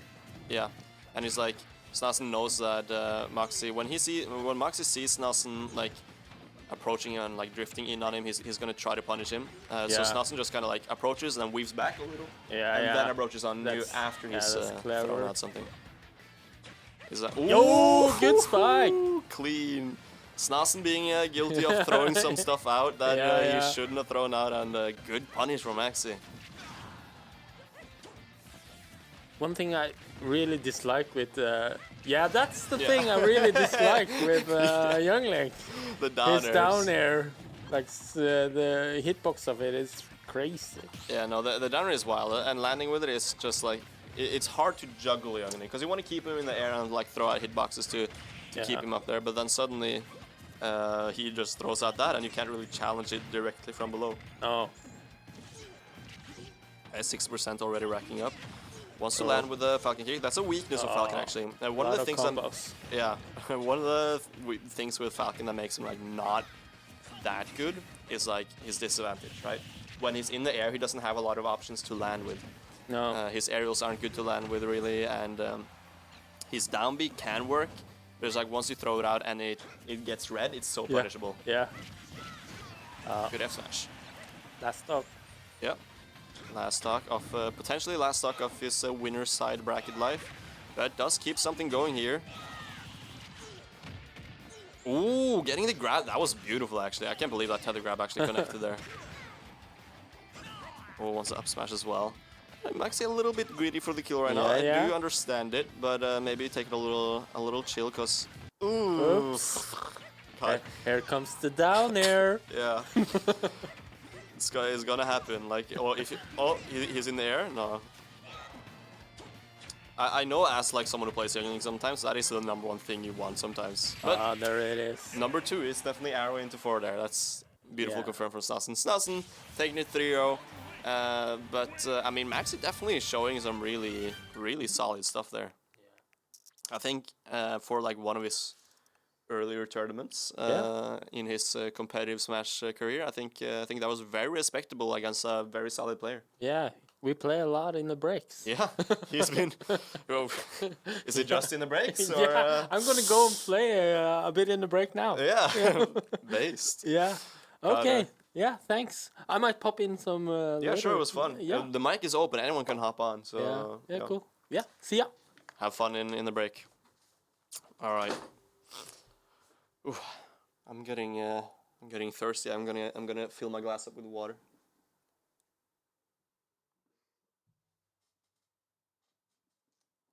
But as I fill my glass up, we will talk about the sponsors once again. I've talked about them before, but I mean, we're just so appreciative that we need to talk about them again. Let's see. The very place we are hosting the tournament right now, Main Quest's very own locals. Beautiful place, and I want to go a little bit more in depth about Main Quest. It is drifted. It is run by Harstad, the commune of Harstad. Is that correct to say in English? Harstad kommune, and it is under Radio Harstad, a media center by and for the youth. So it's not only for them, but it's also driven by them. So they have weekly drift Mondays, Wednesdays, and Fridays. Open 14 to 20 for 13 and up, and you meet and you use the facilities freely, pretty much freely. So Wednesdays is the same as Mondays, 14 to 20 from 13 and up. Actually, not from 13 and up. It's the same as Monday, but for the youngest, for 13 and down, probably then 17 to 20. Pretty freely then as well, of course, with some guidance. There are people who work here, of course. It's not just an empty house. Fridays it's also open from 14 to 20 from 13 and up, and with usually with like some sort of event or arrangement being planned that day. As it is Friday, first day of the weekend. The facilities include 20 top quality gaming PCs, VR, and a lot of, most of the modern consoles and board games and role-playing games and arcade machines and, a Sega Rally, which is in third floor, whatever that is. I don't know, but I'm excited. So anyone is welcome, and, it is nice to go to places who want to support esport and gaming centers and gaming as a hobby, as a social hobby, not just as something you do in your own room. Breaking down some of the, the things people think about gaming, which is it's an asocial hobby, but it can be very social, and it's nice to have centers who support that, not just with huge prize pools and huge events, but also with just these local communities, which are very important to which is really the lifeblood of any esport, right? So that was basically it. A little shout out to them. It's also, by the way, it's also laid up for those who wish to explore their interest in 3D animation and content creation and a lot of these creative aspects of somewhat gaming related stuff, right? But now we will be moving into our match. We have Black Renown, one of the best players in all of Norway. One of the best players in all of the Nordics. I mean, he is ranked top 20 in the Nordics. I can't remember his exact rank. I believe it's top 15, not top 20. I believe it's 13 or something in the Nordics. Maybe it is top 20. I don't remember. But either way, he's ranked in the Nordics. One of the best players we have in the entire subcontinent. And his opponent, I'm not too familiar with their face, I don't recognize them immediately, but it is probably a Northern Norway local player. So this is going to be very interesting. Black Renown with this tried and true villager, that is his main.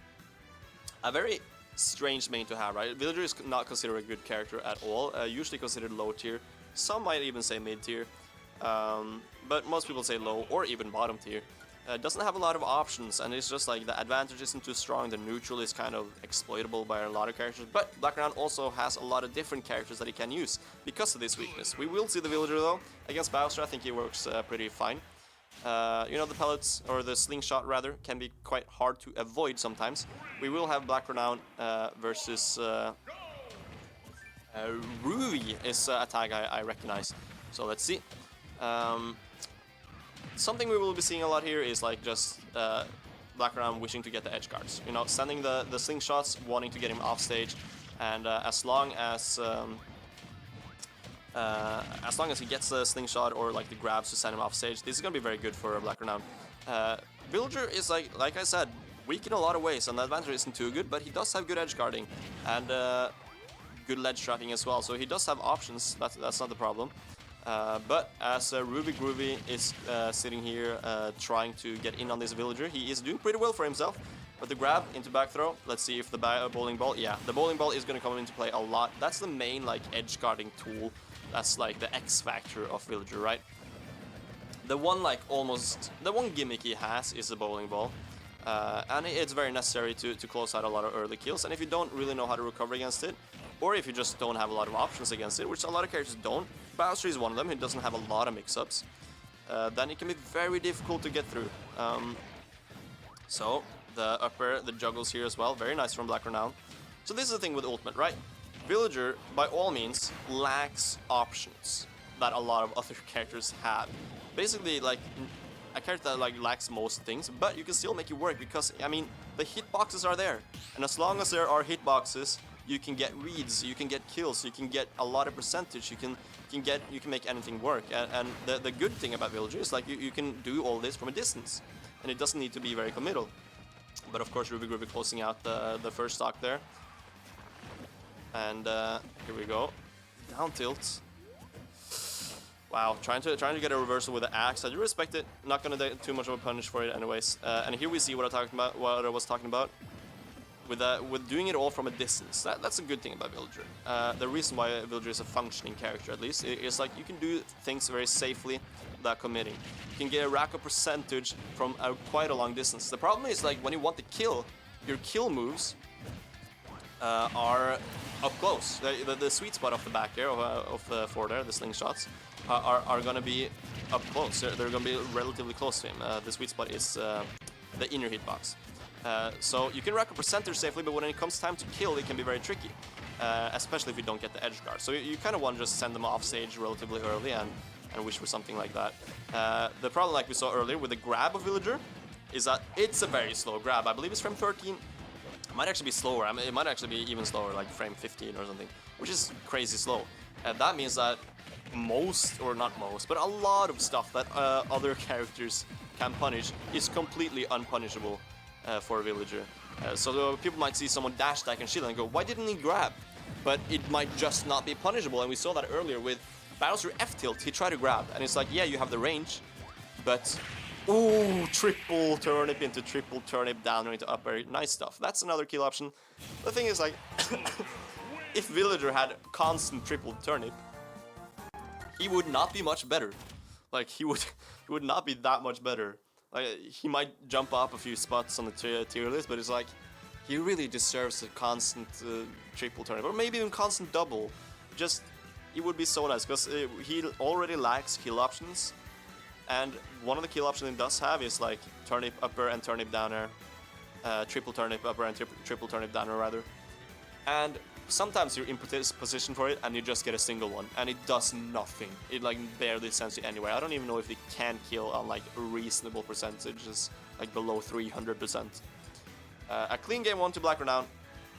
Despite all the weaknesses, I'm ranting about how bad Villager is, but like I said, Villager does work in a lot of ways. It can be very frustrating to deal with, and if you don't know how to get through the pellets, which, to be fair, it's kind of tricky. We are seeing the Falco instead. Interesting. Now this is a matchup that I'm not quite sure about. I feel like it might be difficult for Falco to get in, actually. I think he might be thinking that I'm going to reflector a lot of things and try to play around Villager in that sense. But I feel like maybe it's difficult to get in and get it back to stage, because now he's going to have to side B or up B, and he's just going to charge the bowling ball. Oh, or he's going to SD. That works too. And 0% on Black Renown on his... he counterpicked to the yellow ult, by the way, so you know he's serious now. Alright, with the Nair. That nair is actually kind of good. It's a good nair. It's active. It's comparable to Squirtle nair. I think it's frame 3. It might be frame 4. Oof. Yeah, that's what I was going to talk about the up Bs from Falco. Like, you can just, oh wow, unfortunate game. And Ruby Groovy yawning actually. I think Ruby Groovy is upset. I think he doesn't like playing as his villager. Is he yawning or is he surprised? I can't tell. But 2-0 to Black Renown. Unfortunate couple of SDs there from Ruby Groovy, but I mean, Falco trying to recover against villagers, like, it's hard. Because you might actually go through it if your hitbox is out. That's the thing with Bowling Ball.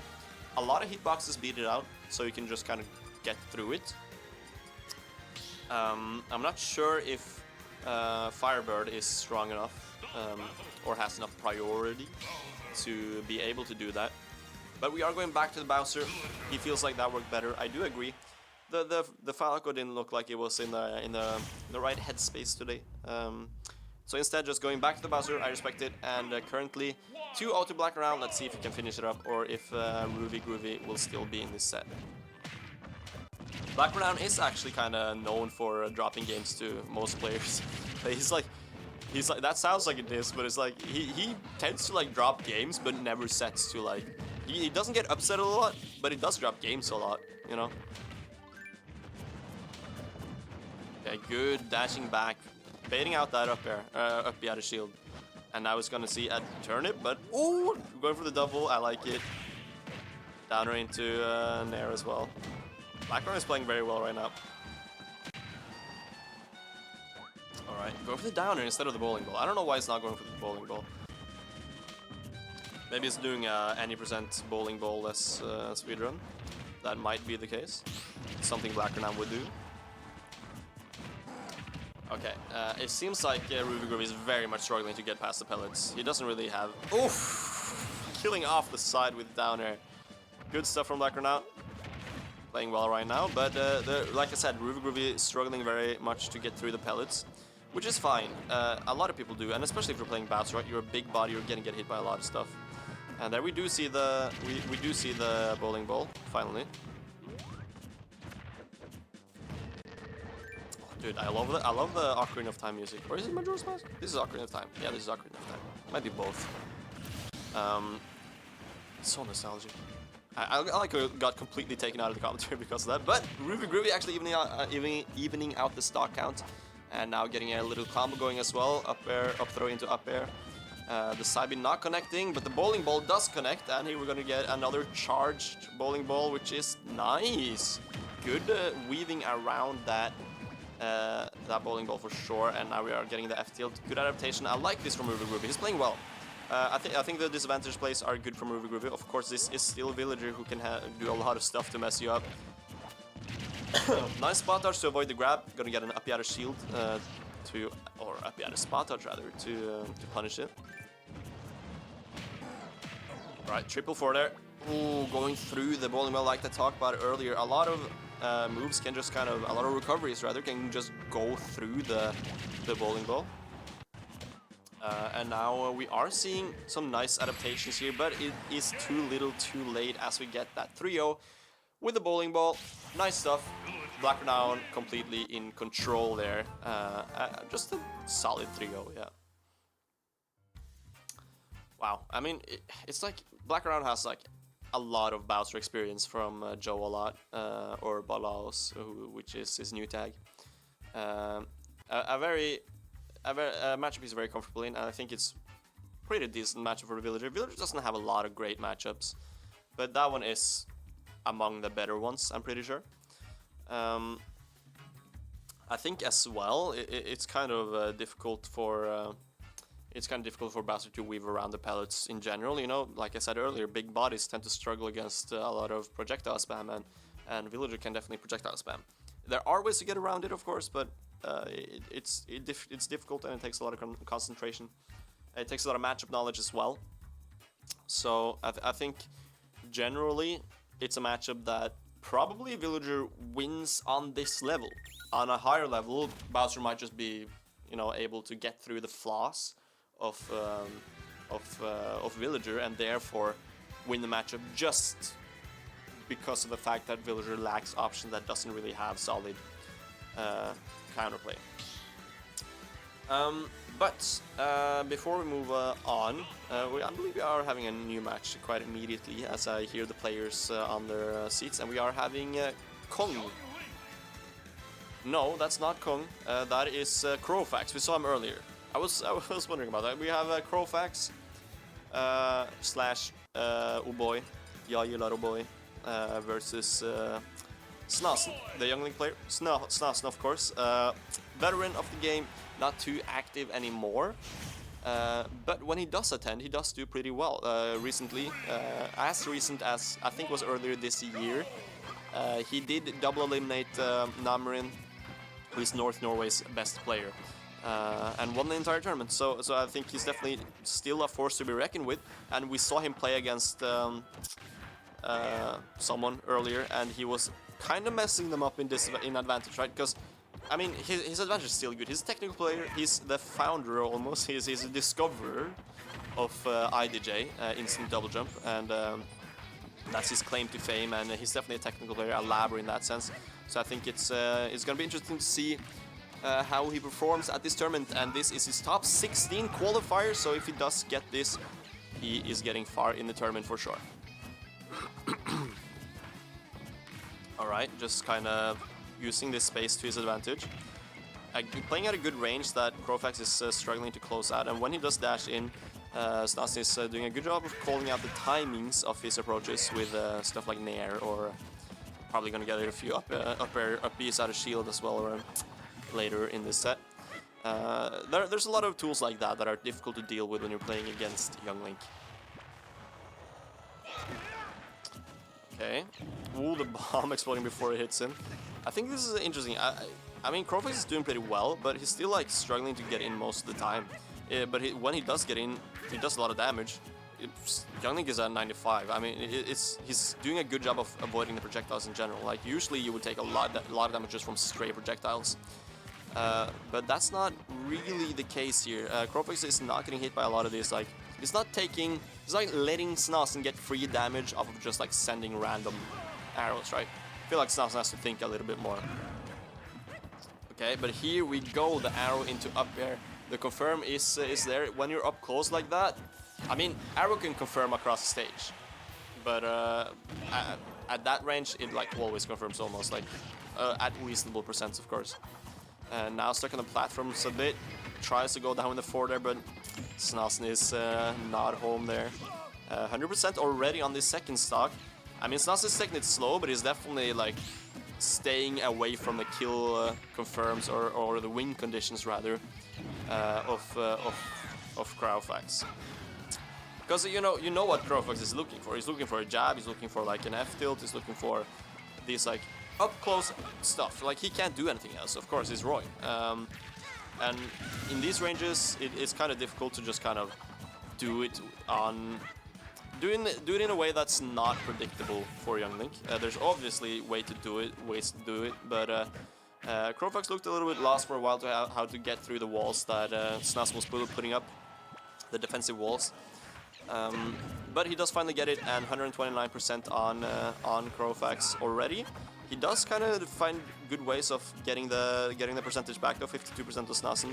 And Snasen is not finding this kill. We are closing the percentage where the kill confirms of Young Link does no longer work.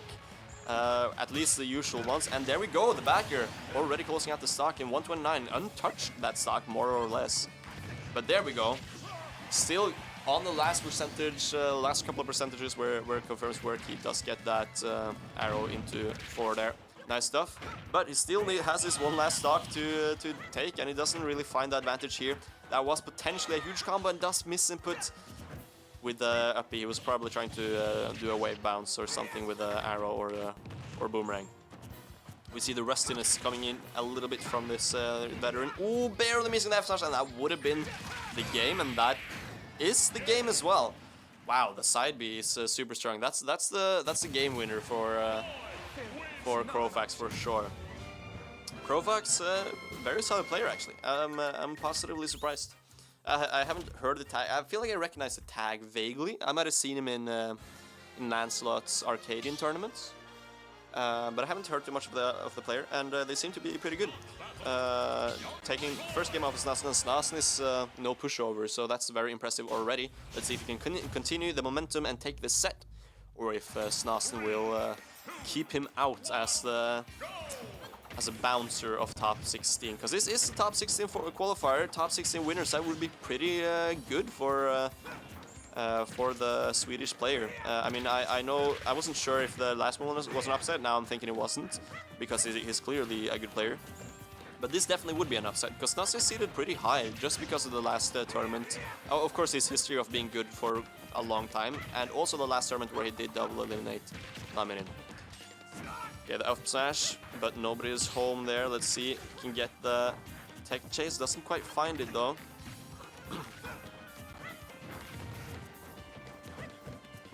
Right, pressuring on the platform. I think it's...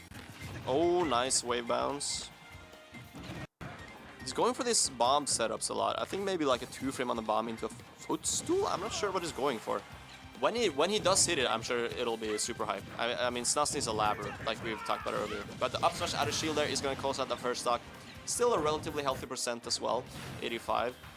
But in the corner, I mean, this is Roy. He's going to kill from a lot of stuff. And get up attack, good option. Oh, I like that. Back air to grab is like strangely satisfying. I don't know what it is. It's something about you see the what do you call it? Hook shot, like slowly going out and then grabbing them. It's very satisfying. And it's crazy that it's actually a true confirm at a lot of percentages as well. But now, evening out the stock count, this is a close game. I feel like Snasen doesn't really have much he obviously has an answer, which is just keep calm, keep in this range, right? But he's dashing back a lot, and when you find yourself in the corner like this, if Crowfax does manage to push him into the corner all the way, then suddenly, of course, a lot of the times you manage to win out in the end, which is how Snasen is getting a lot of the skills. But if he does get pushed to the corner, then it's a very tough position to be in. I mean, naturally you don't want to be up against a wall against Roy. Like, in the corner against Roy is probably one of the worst positions, just, I guess, any character. It's very hard, and the jabs like this are so scary, and the side B, like I talked about, if you're in the corner, if you're on ledge against Roy, you're gonna die early, and the win condition of Crowfax is definitely that side B. He's been getting so much mileage out of that move. Ooh. Okay, tries to go for the platform chase, but Snasen is opting to get away from the platform.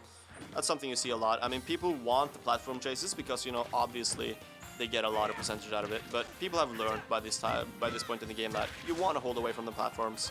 So in percentage where it's not guaranteed, people will usually not fall for it. But falling for that downer, I mean, it's a classic Young Link option, the open trap as I like to call it. It's like a very solid option. But it's also like very punishable if you do call it out. But it's so active, right? And it does kill that all the way. It's not like it only kills in the beginning. It kills all the way.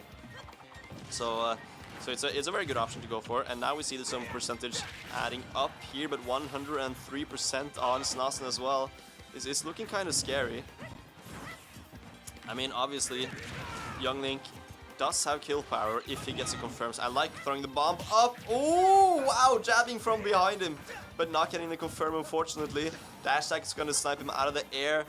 Let's see. Oh, I like the jump call out as well. Can we get the edge guard? You're still going for it. No one is going off stage. Oh no, this is dead. Yeah, unfortunate misinput there. The rustiness showing a little bit with a couple of misinputs, but still, like, getting so pressured in the corner in general that I think Crowfax is just really proving that he's not here to play. You know, there's money on the line, and if he's in the top 16 winners, if he's in top 16 winners, that means one match away from money. I think 7th place gets like 1,000 kroner or something. So I mean, 7th place is still good money. If you manage to get into top 8 at all, you're still in the money, and I think of course getting through winner series is a huge advantage. In winner's side, the top 8 qualifier is like where you obviously meet like the really big hitters like Anvil and Black Renown and who's a Thursday Pfeiffer as well, of course. So those are like the big hitters who you need to look out for. But if you do get there, you got a lot easier path in the loser side than you will if you fall here. So obviously, if there's 1,000 kroner on the line, you want to get everything you can, and that F smash is part of that game plan. Let's see if Snasen has any response to this, or if this is just going to be a clean 3-0. It's been close every game, so it would be an outlier if this was in fact a run over. But I feel like the momentum is so in Crowfax's favor that it's looking kind of he's looking a little lost, this Snasen.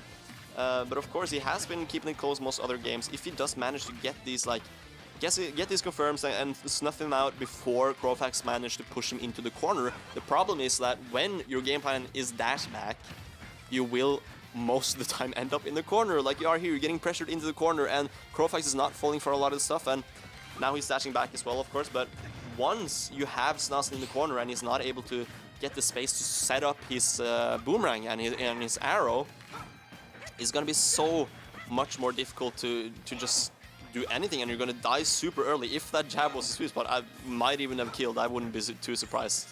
And the side B is going to kill. 3 stocks to 1, and Snasen looking a little bit flustered about this. He's so often getting stuck in the corner, and these dashbacks are really, you know, they're really costing him the entire set, unfortunately. But of course, you are Young Link. You kind of have to use that dashback because you want to set up your projectiles, and you can't do that if you're just running in. And your projectiles is how you get your early kills. That's your win condition. So I definitely don't blame him for the dashbacks at all. But Crowfax is either way doing a phenomenal job of abusing it. Let's see if we can push him to the corner once again.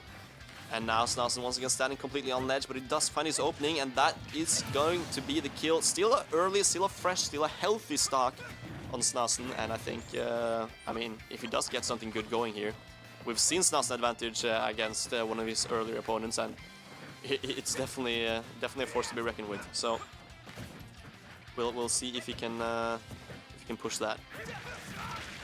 But now on the ledge once again, and oh man, this is rough, because now you're at 51% and you're in the corner against Roy, which we have been proven to be so difficult. Snasen has no response, he has no answer when he's stuck in on this ledge, and looking like a fresh 2-stock here from Crowfax right now, but at least we're getting something going from the side of Snasen. Down throw. Nice, we're getting something. Maybe we are... okay, the back throw as well, we're going to get an edge guard. Oh no, opting for the down throw instead, actually, than sending him off stage. I guess he hasn't been getting too much mileage off of the off-stage shenanigans. But the sliding F-tilt there from the side of Crowfax. A nice 3-0, that means he is in the top 8 qualifier, which we will see later today. Which means you are so close to the money. All of top 8 gets money. 7th place, I believe they get something like 1,000 kroner, which is good money. That's like, for a Nordic tournament, I mean, only the biggest of the biggest tournaments have like that sort of prize pool. And it's rare to see even that on like the large tournaments, like in Midgard or Valhalla, like these really large tournaments. But was that our last set for Wave B? Production? Hello? Was that our last set for Wave B? Yeah, that was our last set for Wave B. So I'm gonna leave, and I'm not gonna be able to cast next wave because I will be playing, but I will leave you in the hands of some talented casters. The mic is still open. I'm not sure who we will be getting, but I'm sure they will be very good. And before I leave, I will run you quickly through our sponsors and our helping organizations. I'll do the sponsors first. We have Sparebank and Nord-Norge, who is sponsoring us with 60,000 Norwegian kroner for the prize pool, which is insane. We really appreciate that. They have what do you call it? I'll translate it directly. A society promise for you know, funding large and small esports and projects, just social projects in North Norway. And you can read more about that at Sparebank's websites if you want to do that. And we're of course very grateful for the support that they grant us. Same with Power Harstad, who is sponsoring us with prizes in all side events. Rema 1000 Harstad is delivering us pizza, which is amazing. and they're also giving us what we sell in the kiosk. So very appreciative of Rema 1000 as well. Sparebank 68 grader nord is contributing with 17,000 in gear and prices, which is amazing. We appreciate that. Nordkraft is contributing with gear, and we appreciate that as well. Same with Tegea, 5,000 in the price pot. Sortland Esportlag, 5,000 in the price pot, and Tvibit as well, helping with both crew, production, and gear. So we appreciate all of that so much. Same with Cred Norway and Rotarion, helping with production and crew. Halogalan with the same stuff, and of course Main Quest for hosting the entire tournament and giving us this amazing production room, whatever you want to call it. So I appreciate that, and I will see you guys in Wave D and while I'm playing in Wave C.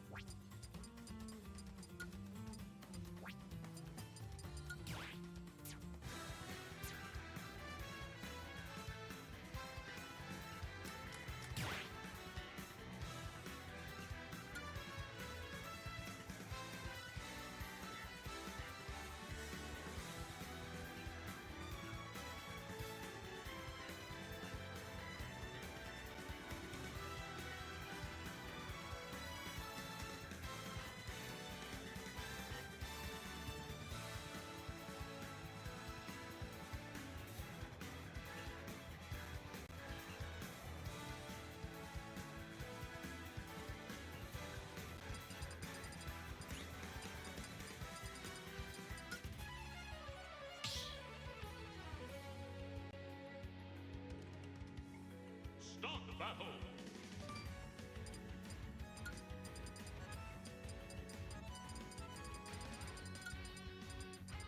Mario!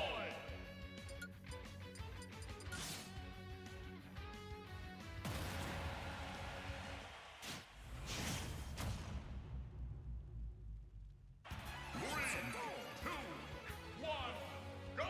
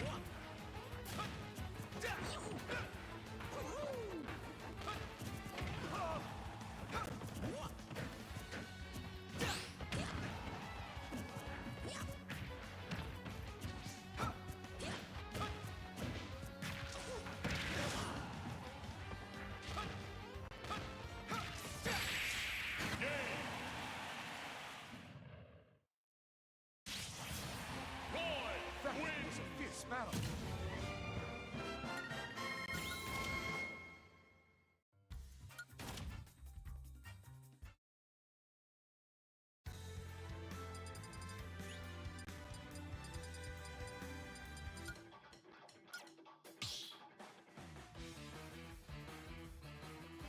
Start the battle.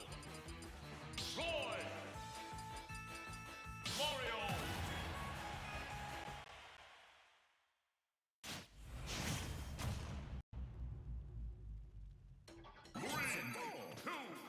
One, go!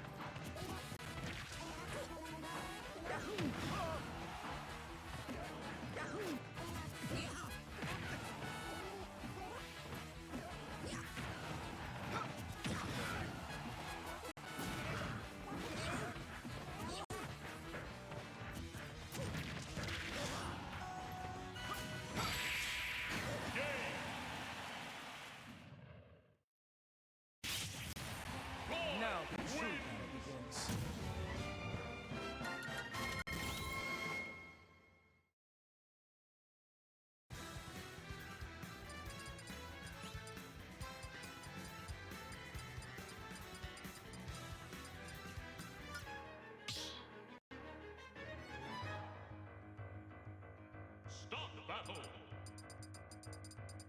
Roy Climber.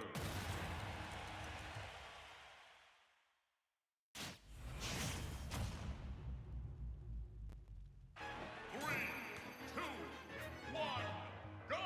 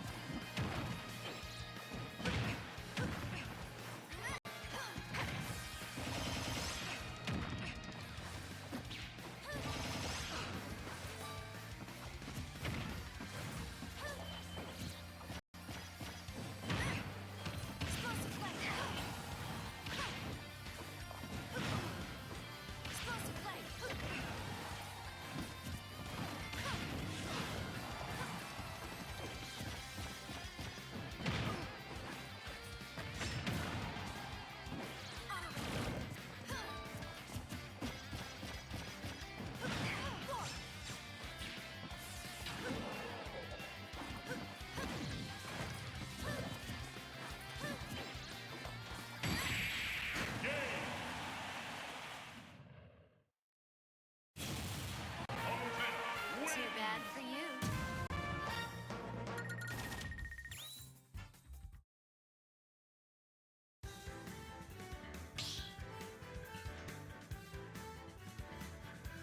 Start battle. Zero Suit Samus. Olivina.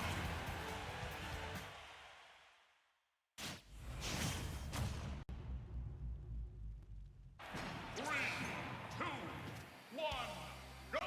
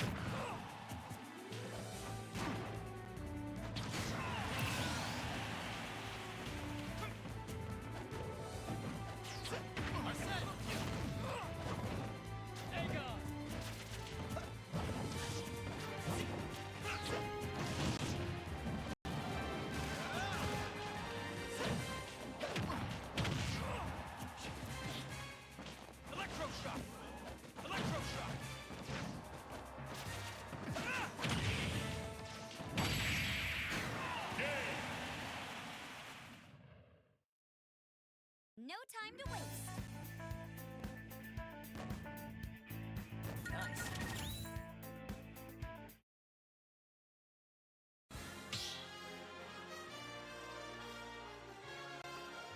Start the battle. Joker. Start on hit.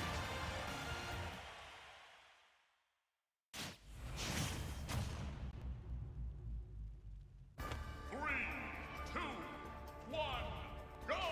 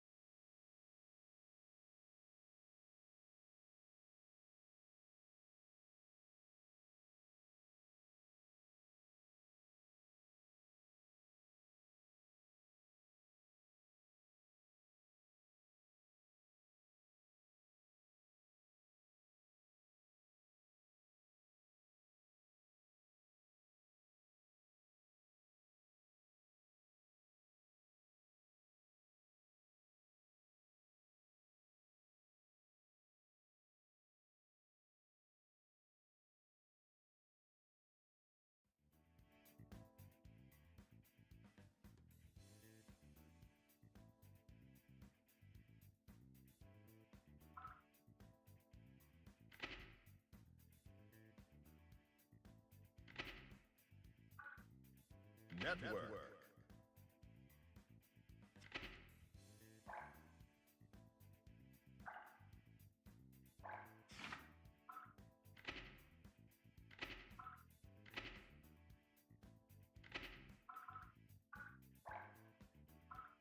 Versus.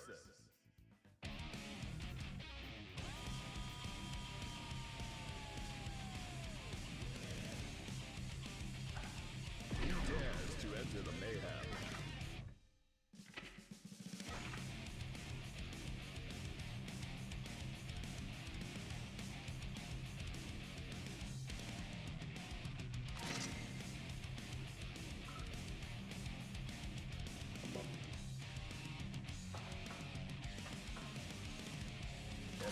Valentine.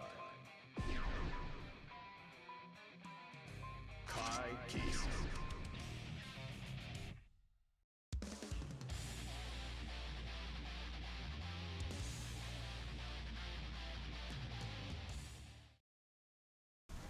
Mankind knew that they cannot change society.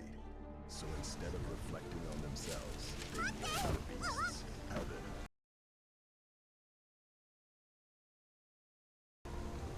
王室の件は習い事ではありません。宣伝も楽じゃないですね。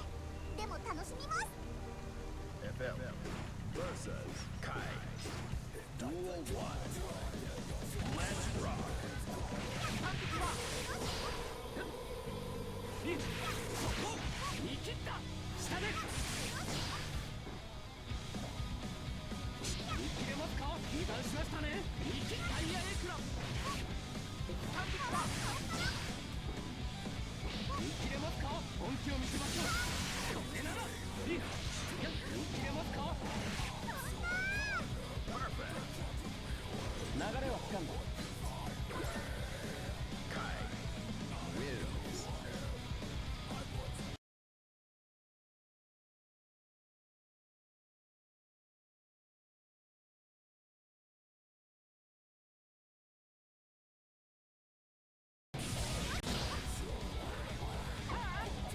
Perfect.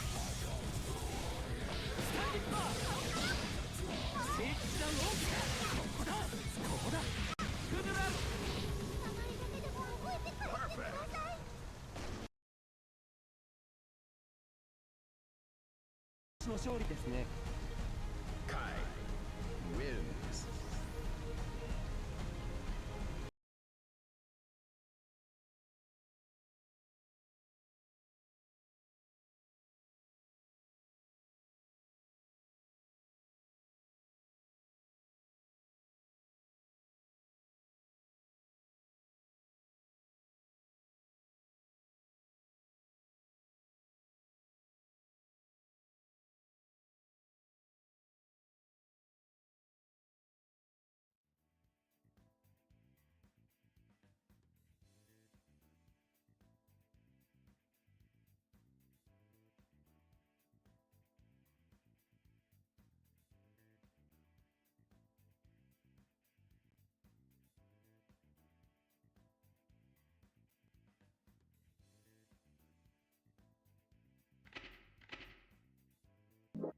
Mankind knew that they cannot change society.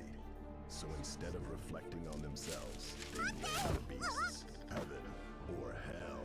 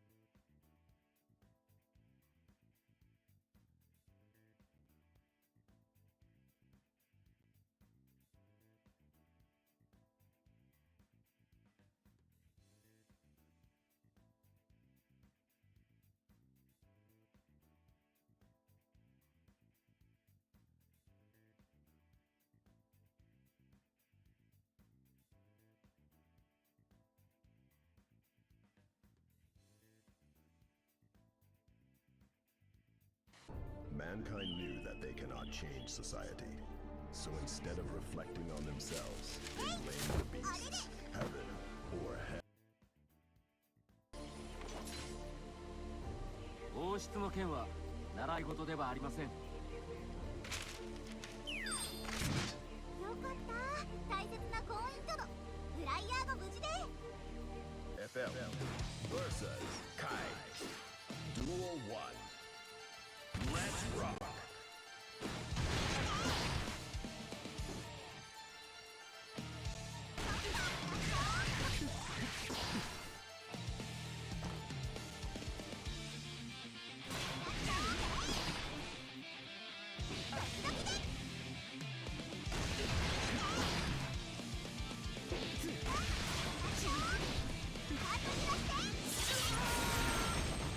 Positive bonus.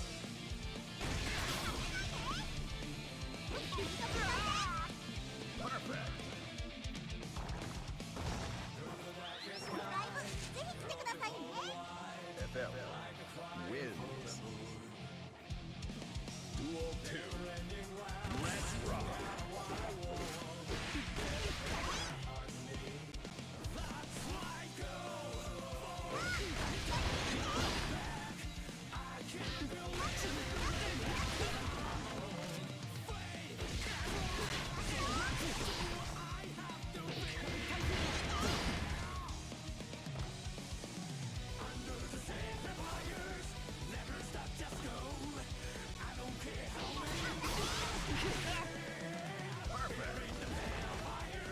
愛と音楽の力です FL wins. Duel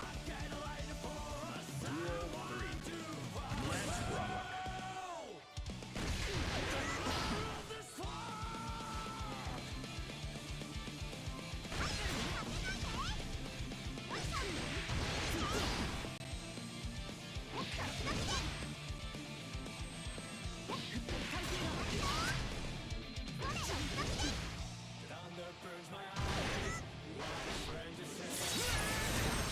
Positive bonus.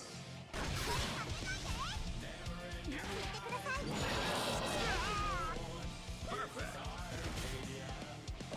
愛と音楽の力です FL wins. Duel 4. Let's rock.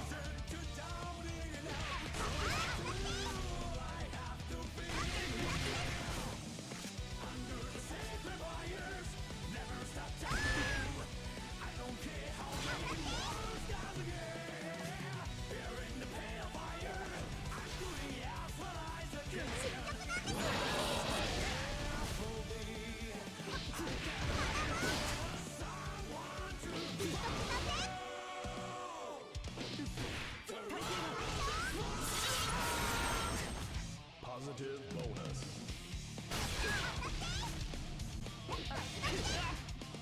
Perfect. お友達割引しちゃいます FL wins. Duel 5. Let's rock.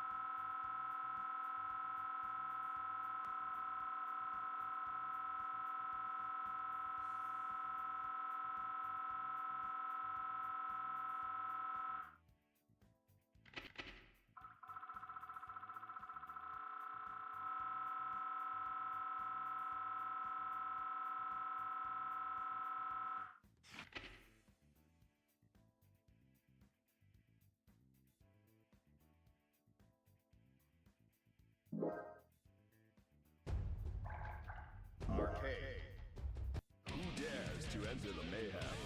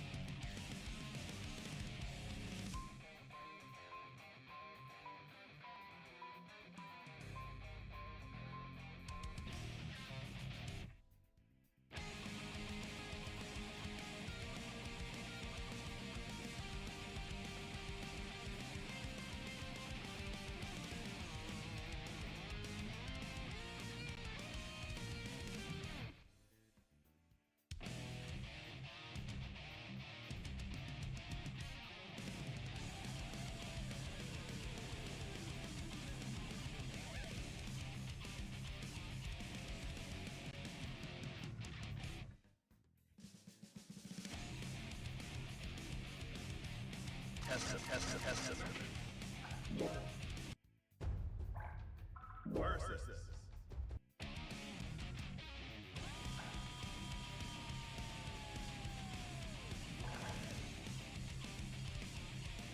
Who dares to enter the mayhem?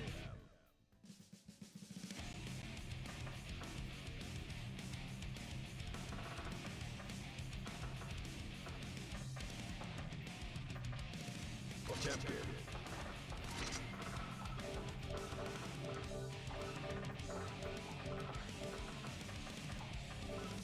Angie Mito.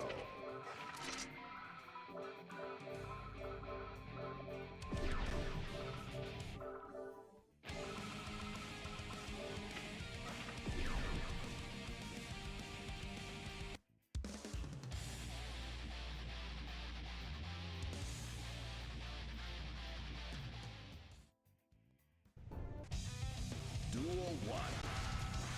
Let's rock.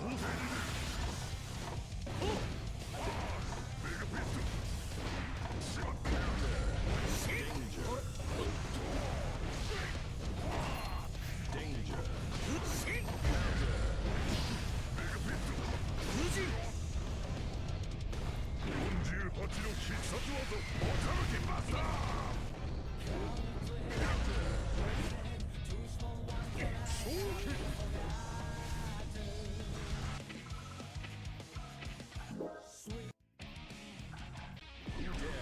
Angie Mito.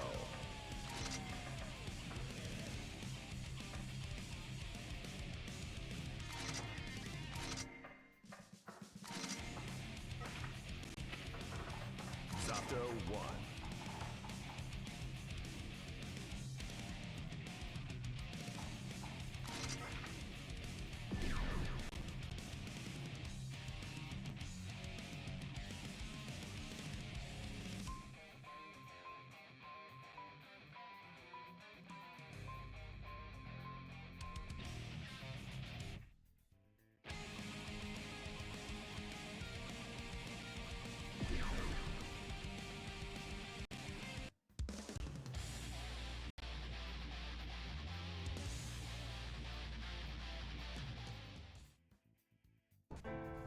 Duel 1.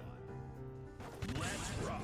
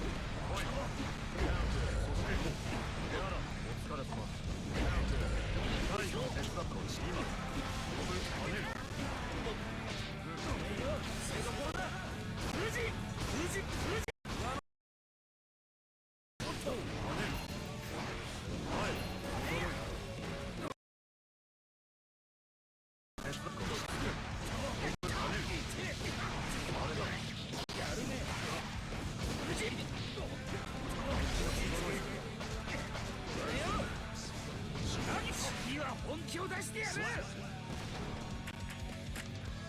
Duel 2. Let's rock.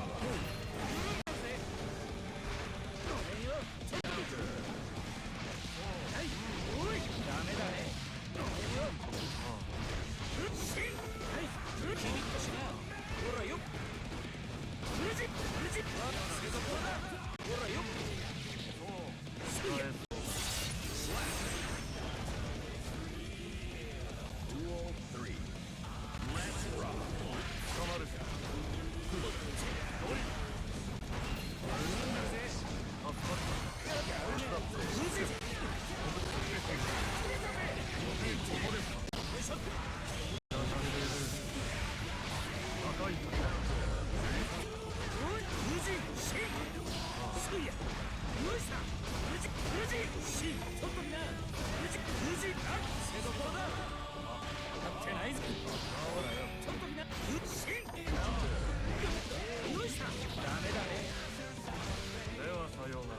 Slap.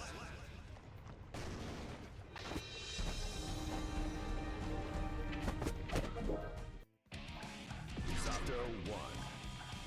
He dares to enter Nagori Yu Anji Yuto.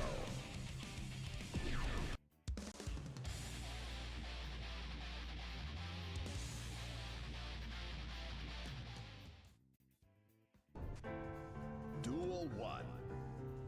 Let's rock.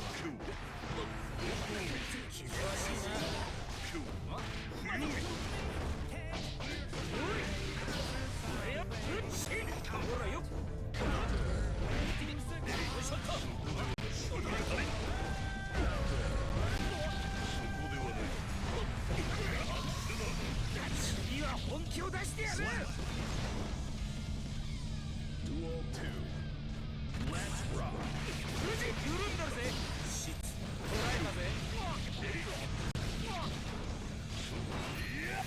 ってないぜ。ほらよ。やるね。無事。ダメだね。無事。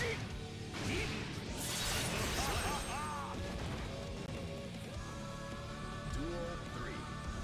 Let's rock. はい、うっし。平らに。キリッとしな。平らに。ほらよ。し。無事。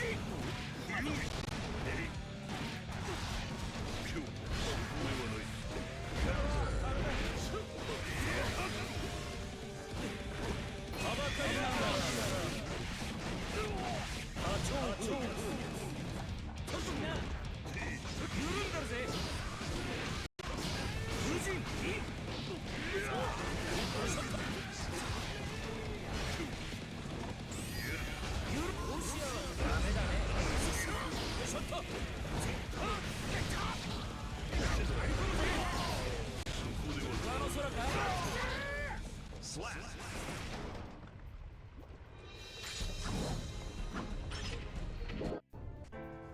Duel 1. Let's rock. そこではない。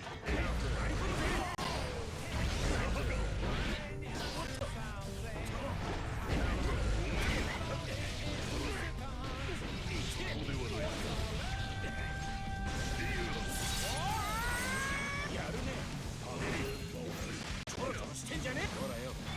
無事。おそ松。無事。無事。あ、せどころだ。仏倒れた。Slap. Duel 2. Let's rock.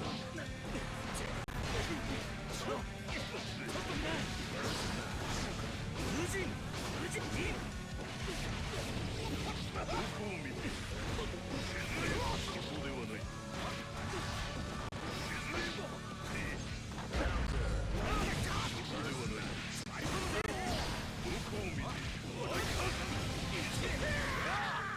Slap.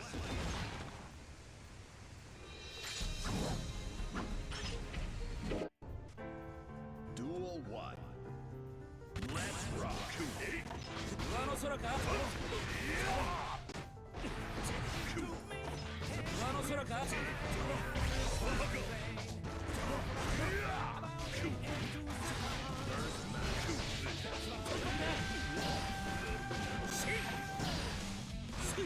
人キリッとしな勝ってないぜすいや取ったぜ無事緩んだぜ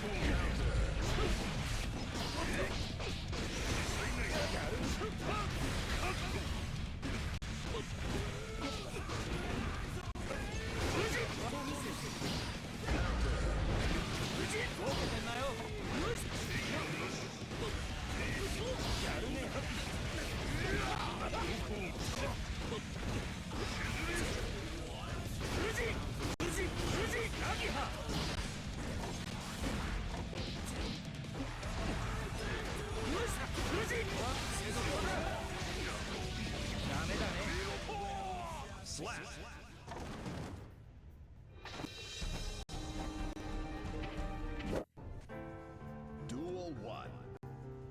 Let's rock. 無人ちょっとみんな無人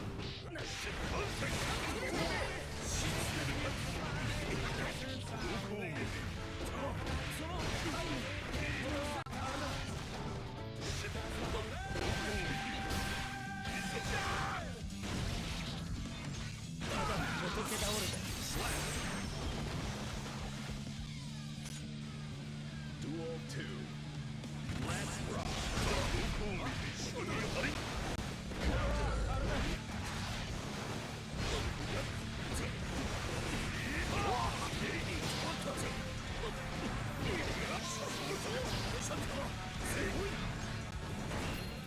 ちょろちょろしてんじゃねほらよ無事緩んだぜ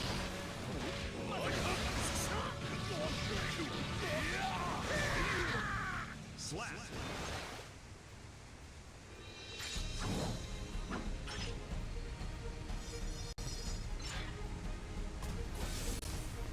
敗北と思うな最善を尽くしたと誇れ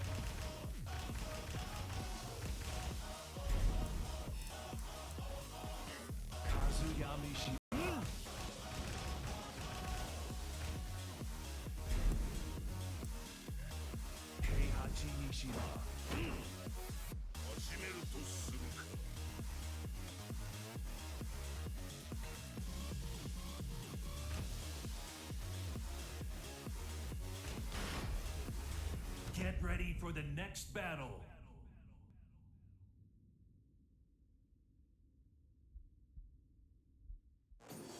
貴様なぜ生きている。その程度でわしが死ぬとでも思ったか。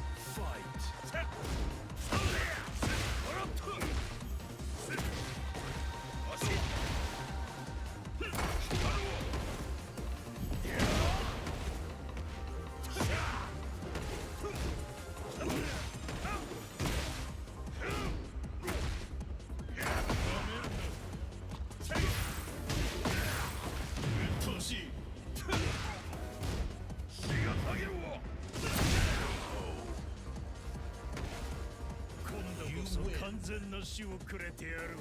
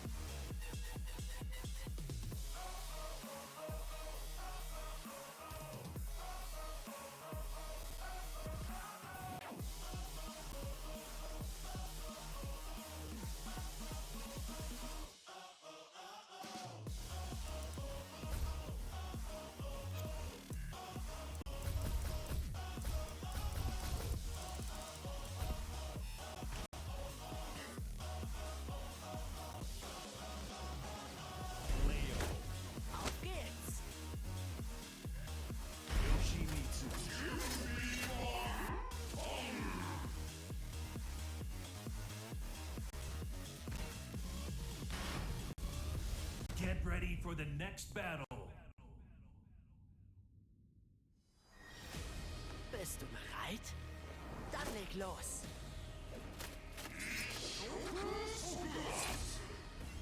Round one. Fight.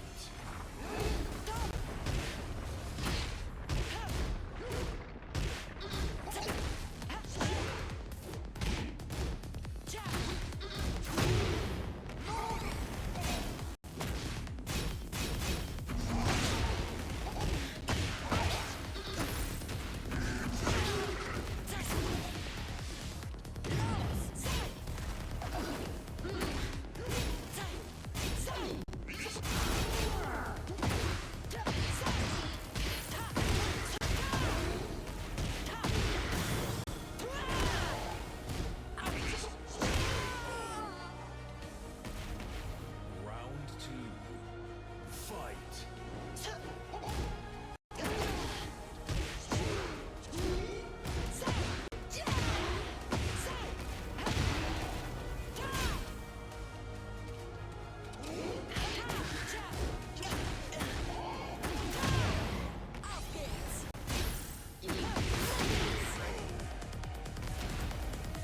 Round three. Fight.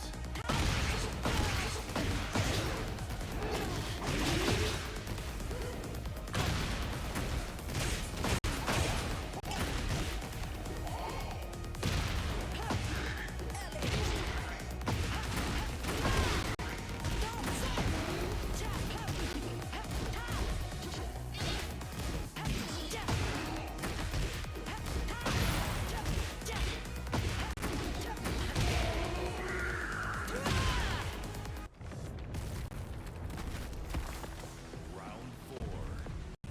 Fight.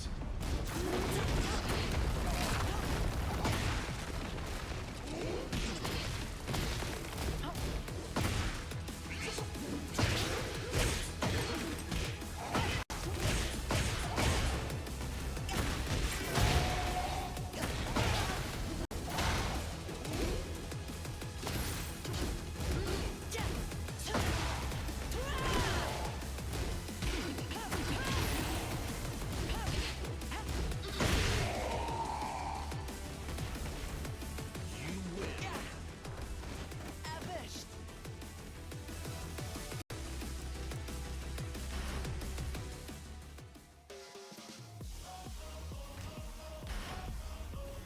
Get ready for the next battle.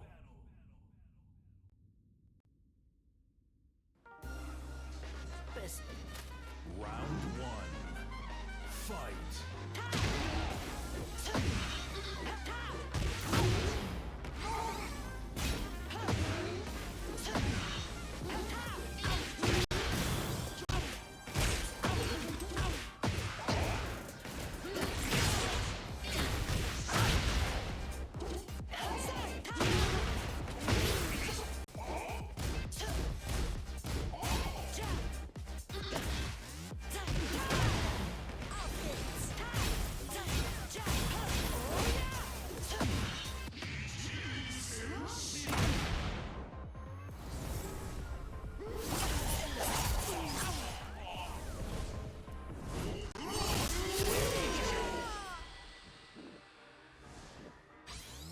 Round two. Fight.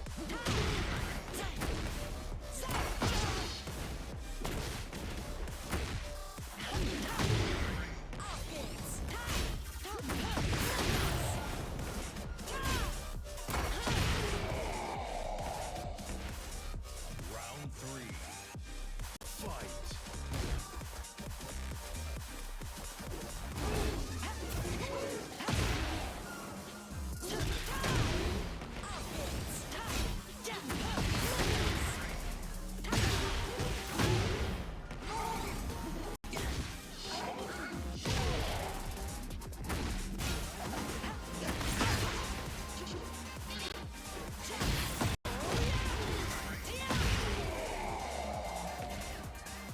Round four.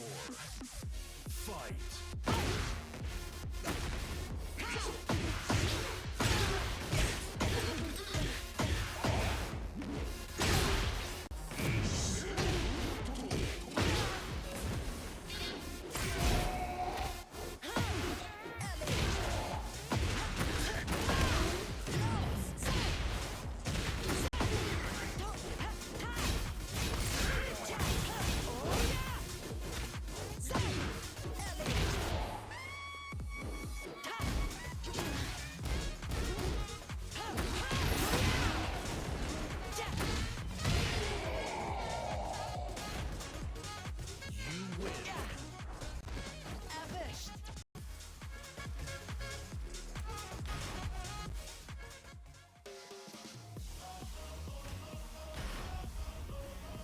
ready for the next battle.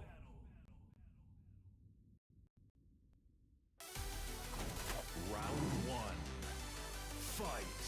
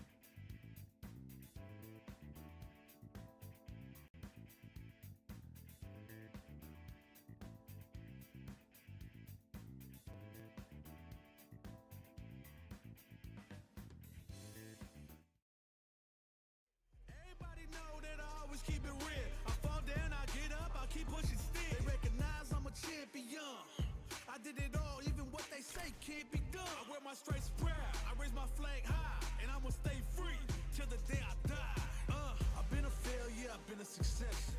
I'm like a diamond, I shine under pressure. But life's been trying me, I learned all my lessons. I realize I gotta kill all my blessings. I'm working hard every day to be a better man. If practice makes perfect, then I'm already a veteran. I suffer from defeat, so success is my medicine. Destined for greatness, so you know that I'm back again. Back on my feet after I fell down. Always ready for a fight, never back down. At this point, I'm fighting for pride, I'm fighting for life. Reputation on the line, so I'm fighting for... Versus.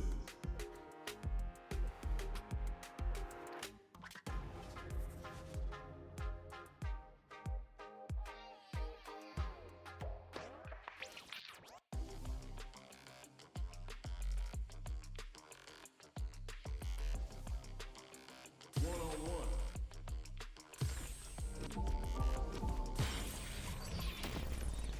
Endless power. Survivalist, heroic as a tiger is. Earn my stripes cause you know I'm do or die with this. Journey started young, super hard-headed. Got my psychiatrist through a lifetime of strife and The wind's struggling. always on my Be the side. best, that's my covenant. And I'm a when it's all said and done, they gon' call me a legend.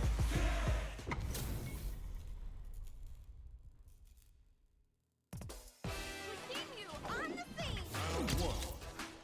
Fight.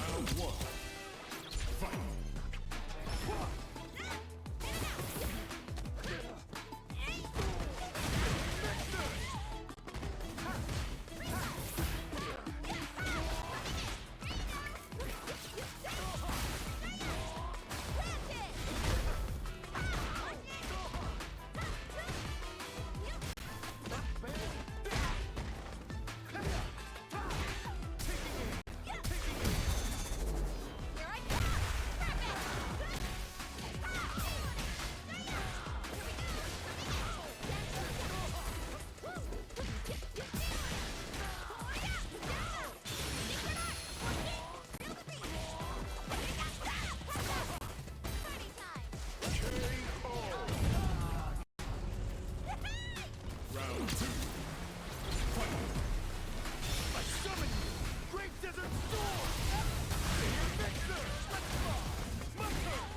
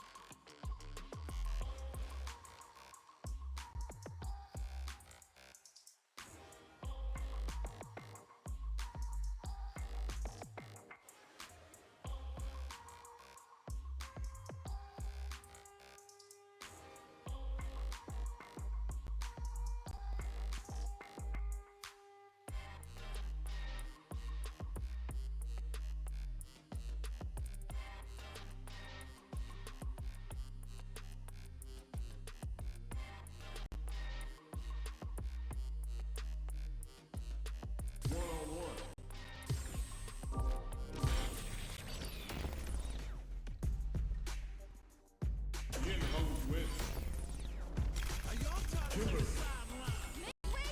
make my own highlights. It's time to heat up. Smart choice. My life, show 'em what I got, 'cause you know that it's my time. Drop till I fall.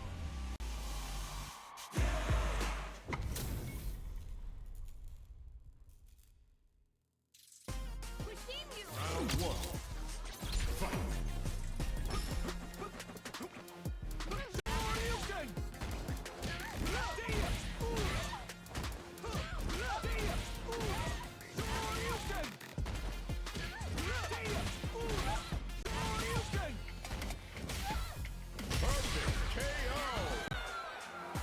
Round two. Fight.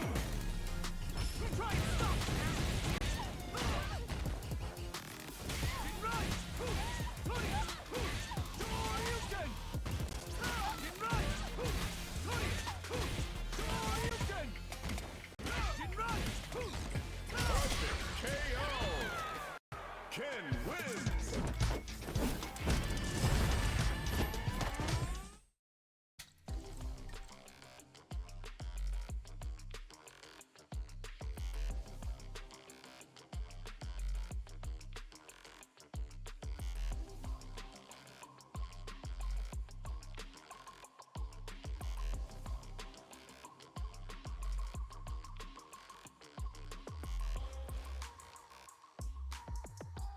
One-on-one.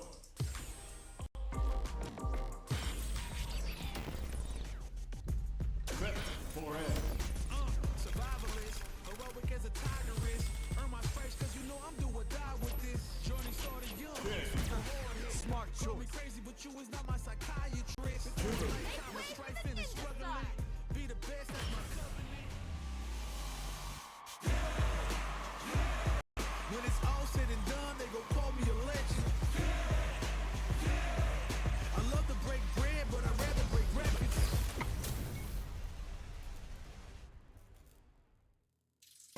Pushing you on the scene. Don't expect me to be a pushover. Round one. Fight.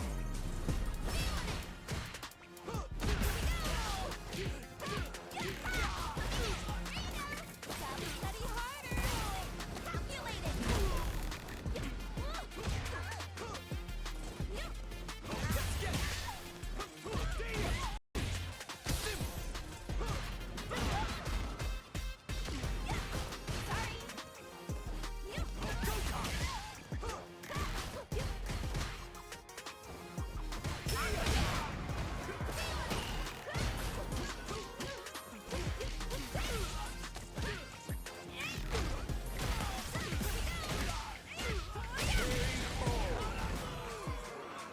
Round two. Fight.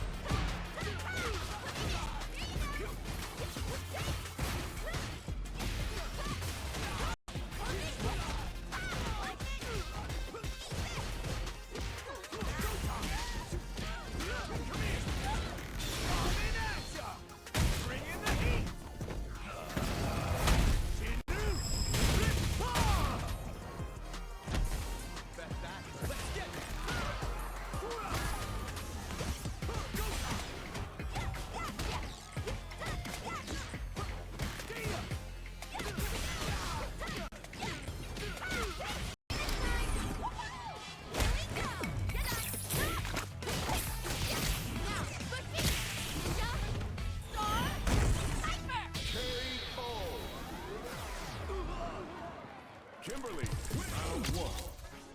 Fight.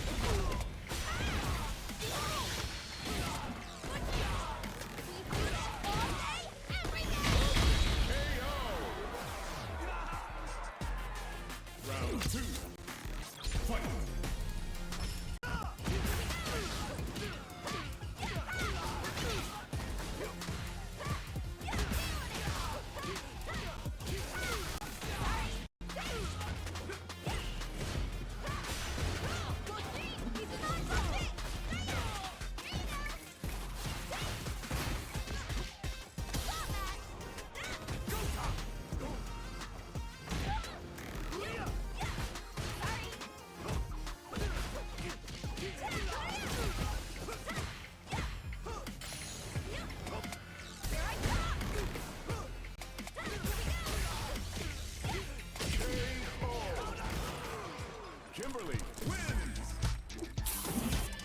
Round one. Fight!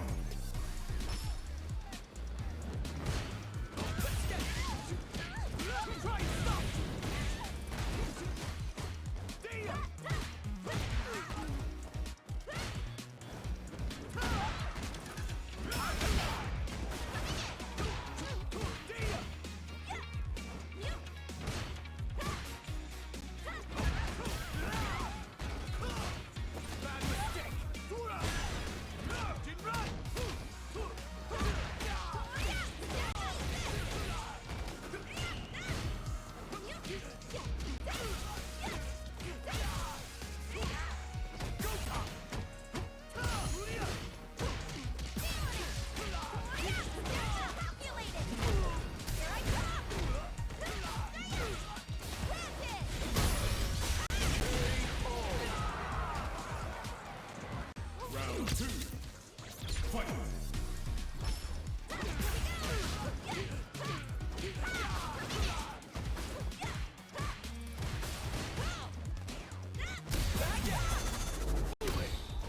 Gotcha! Come here!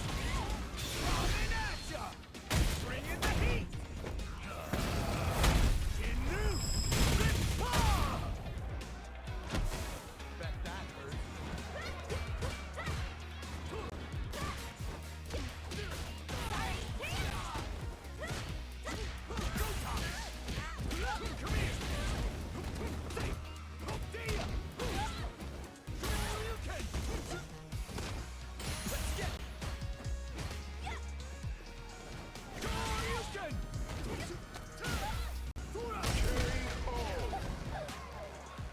Final round. Fight!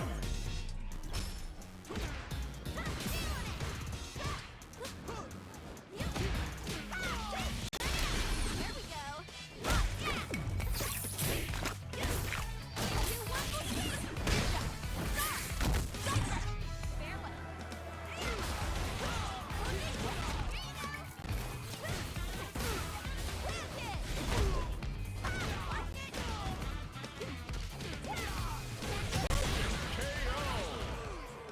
Kimberly wins!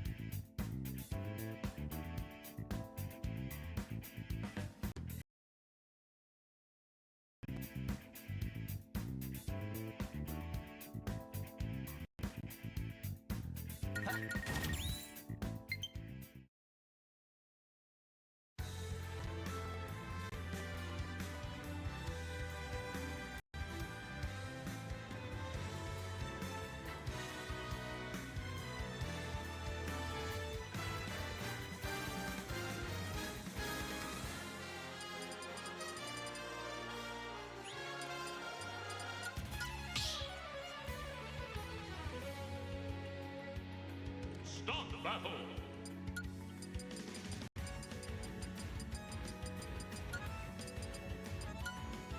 Be a sword fighter.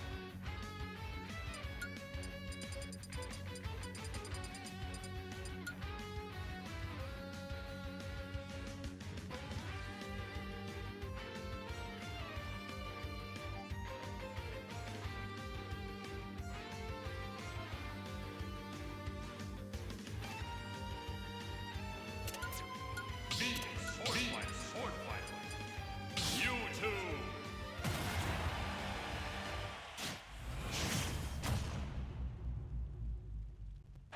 3, 2, 1, go!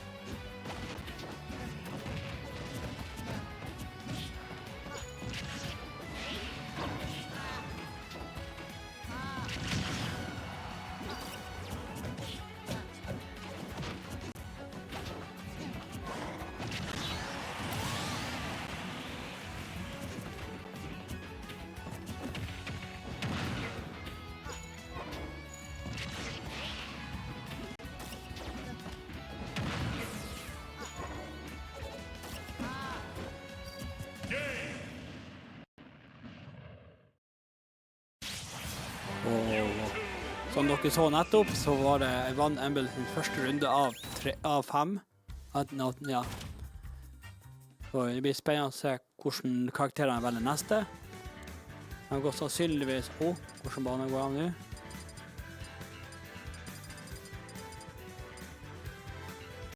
Og de går... Vi ser hva han velger bane. Det blir spennende. Han går Smashville. Skal vi se hvordan karakter han velger.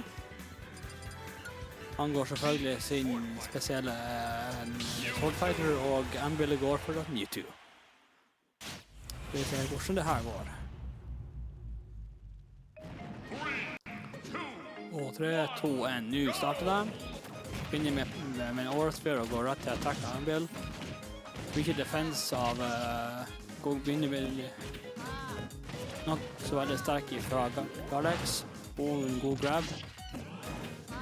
Jeg vet ikke hva jeg skal kalle sin navnet, grab fra Swordfighter, men fra defense. Attack fra veldig intens battle er det her.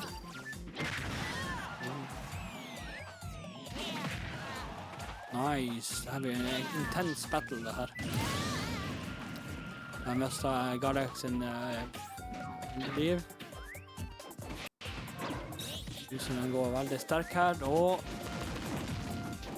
kjøpte avsprang, og der. Ganske sterk kamp det her.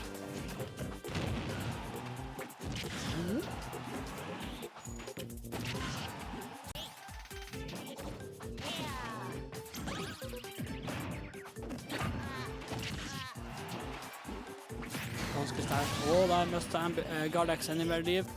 Da har han jo begynt kanskje å gjøre klar War Spear. Og nice counter. Nice grabby for Gardex. Det blir spennende. Fortsatt leder en build med en. Det er hvordan batten har gått. Der mistet en build i liv. Det kan hende at det blir litt spennende det her. Nå tror jeg det her. Veldig sterke attacks for begge to.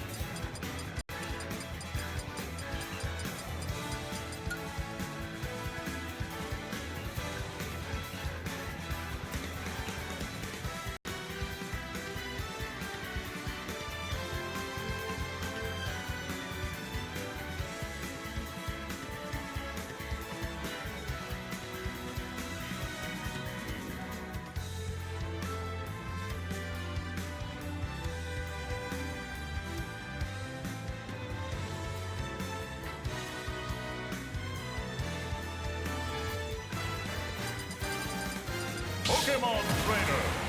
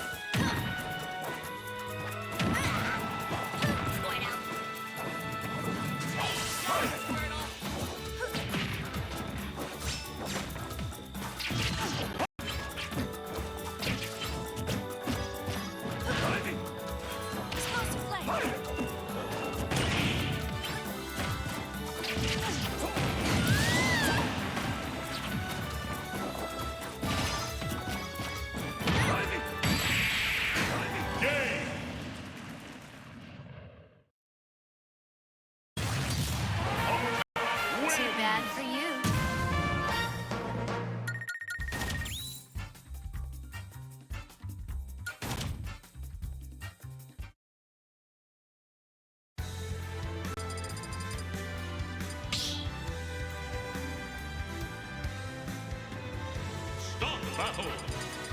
Pokemon Trainer.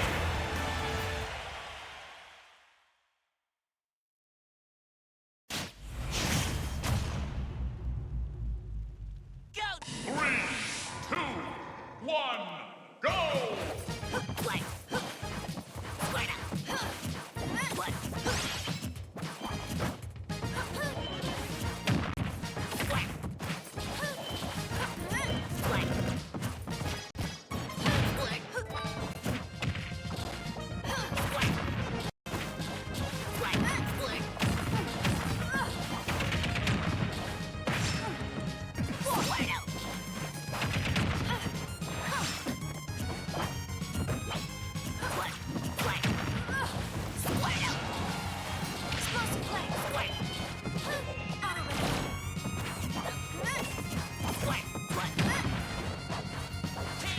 Explosive flame.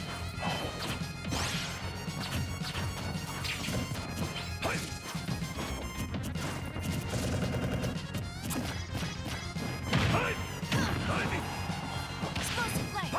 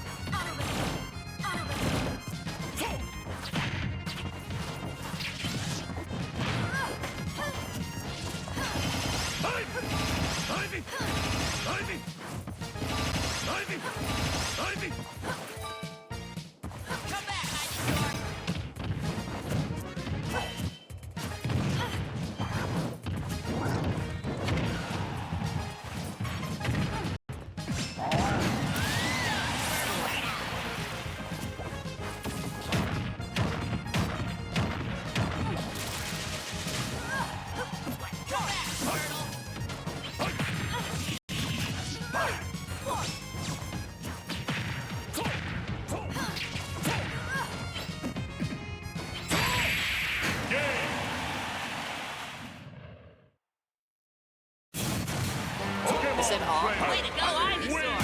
Okay, hello guys, it is me, Fyfra. I am looking at the Ton and the Varavi FMG. They are playing Smash Brothers, if you didn't know.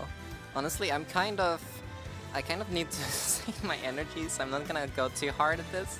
Maybe I will only commentate the next match. Yeah, I'll just commentate the next match. But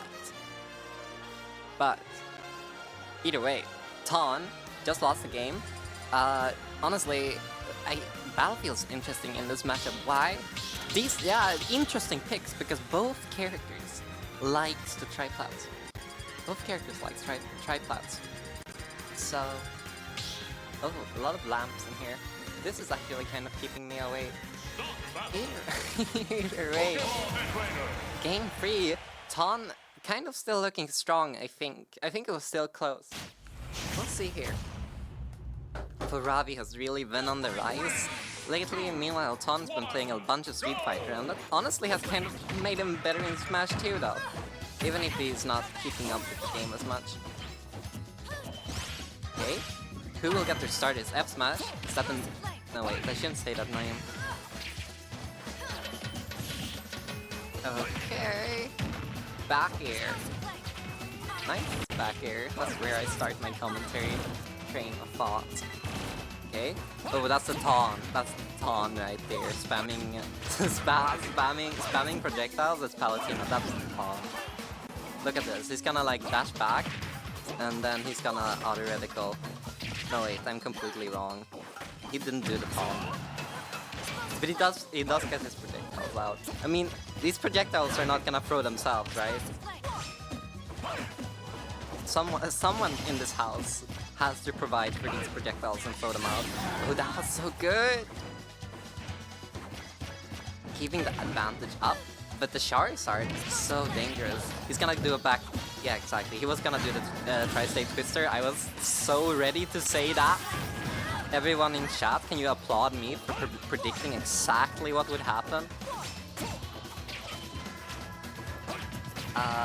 Either way, good walling here from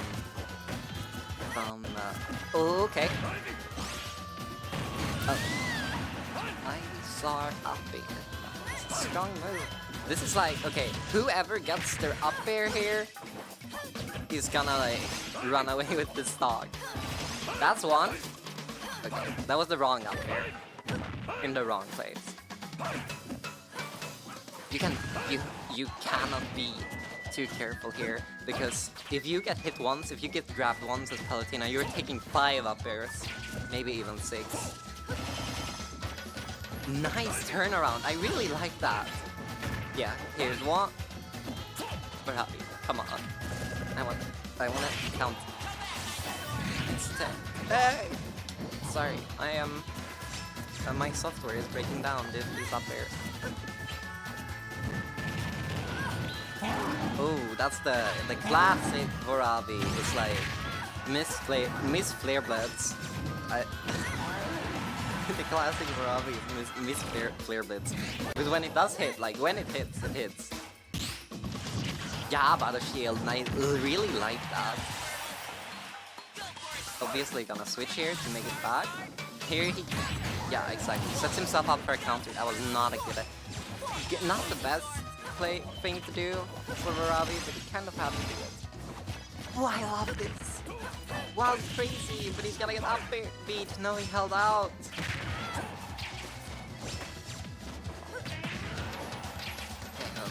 Okay. Nice teleport. Palutena's up B is like just a little bit too fast for Ivysaur to reliably react to it.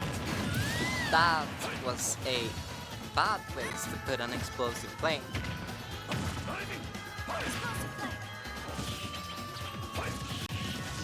Okay, 7% on Ton. Has to be careful here. This is, as I said, the stage of the up airs. If they up air here, they're going to die instantly. Like Ivysaur, if he gets the grab, he can just kill. He's explosive flame on. No wait. Okay, I was wrong. Sorry. I cannot do this anymore. You think he'll go for the twister? No, he fakes it. Ton is bamboozling even me on the commentary. I thought I had a read, but I just don't. Charizard too happy. But yeah, that's the Ton. These projectiles are not going to throw themselves out. Someone has to do it. Good job, we got the clap from Open Trap. It's 1-2, and I feel like I can commentate the next game as well. Battlefield. This is where Voravi won though. So... Pokemon Trainer. Do it. He's looking stoic. Or maybe slightly angry, I don't know. Either way, anyone remember the Virtual Boy Classic console?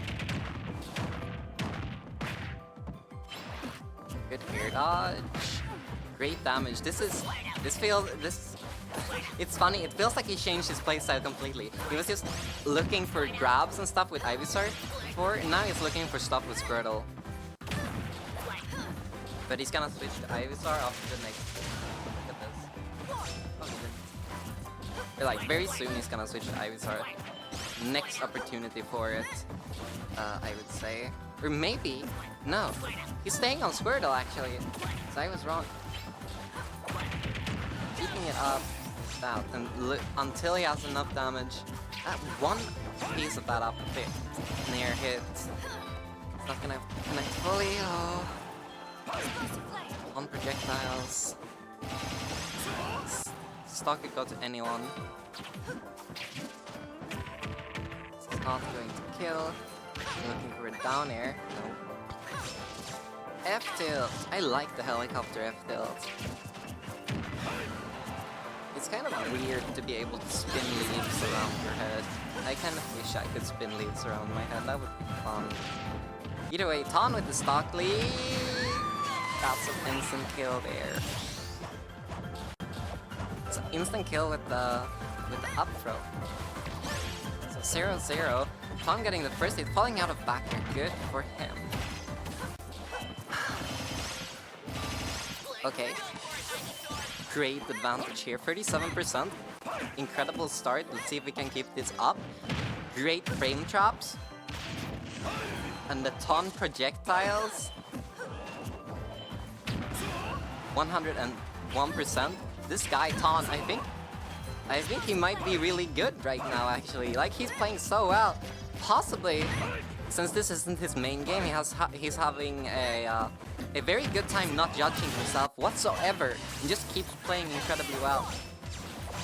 Honestly, from playing him, it feels like he's gotten better. Perhaps it's just the lack of judgment. That would make a lot of sense. So many problems in Smash comes from judging yourself. If you didn't know. Let's see, this would be the comeback of the century for Varavi, but it's still doable. I think he's gonna go for a grab, right? Kind of has to take a grab, so he might go for a grab. Getting kind of desperate, like going off ledge with aerials and stuff. Bunch of burst range. It feels like he has to hit him now, and he does. And he kills himself. Alright, time for me to play. I was actually not even looking at Varavi. He was suddenly bad. Well, taunting, well, gonna go up against Amble tomorrow. And you guys will see me on stream now.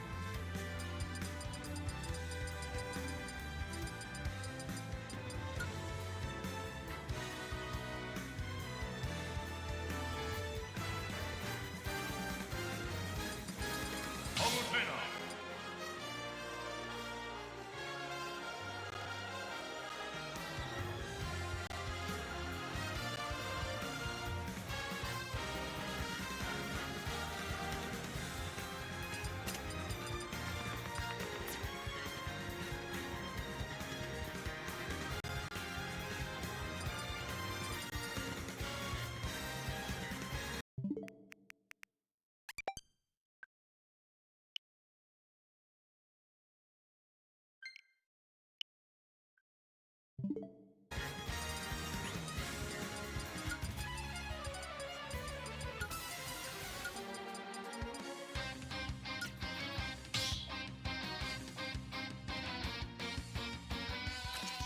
battle! Palutena!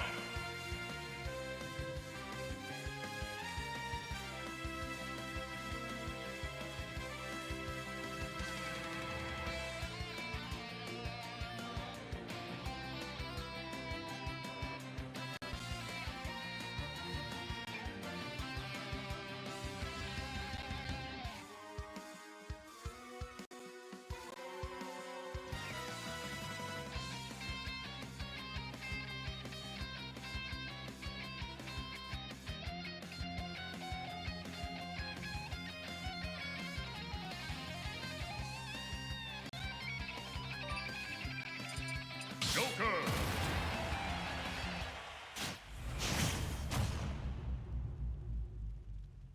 Three, two, one, go!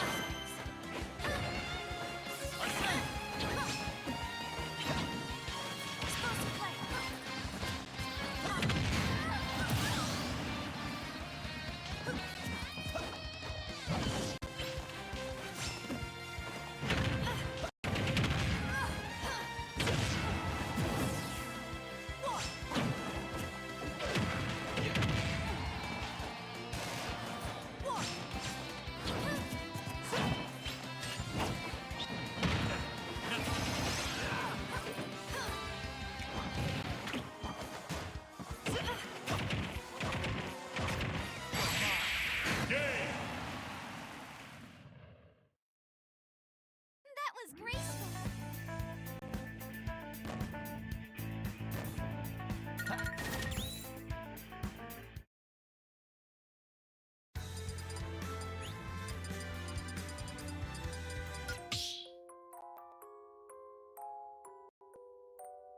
Start the battle! Joker! Palutena!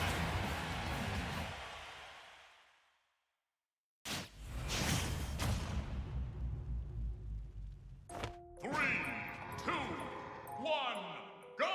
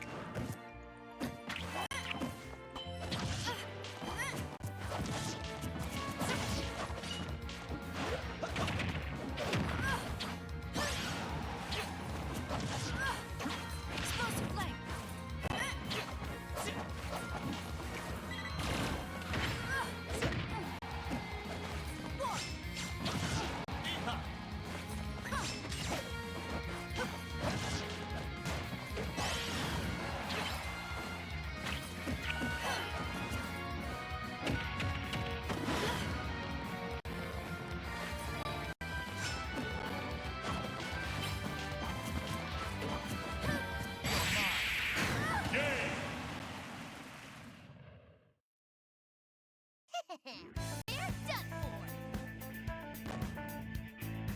Nice.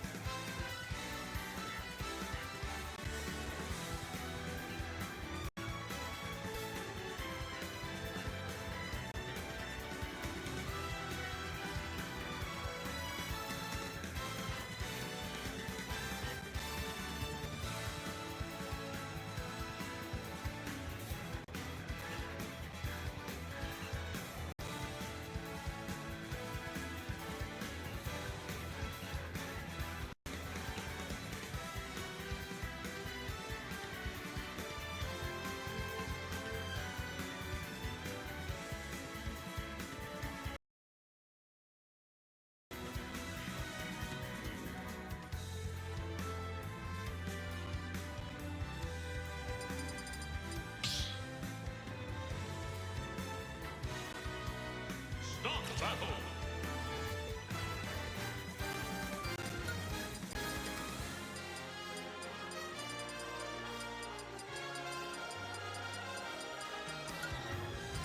Villager!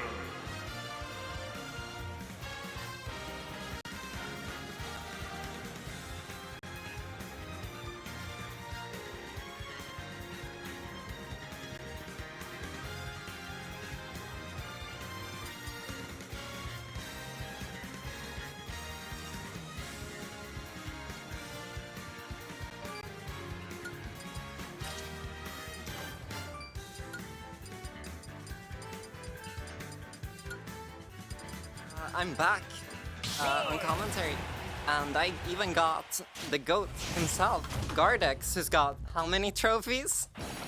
2 so far, 2 so far. but I'm gonna win Slap City as well, and also get top 3 in Ultimate. So Yeah.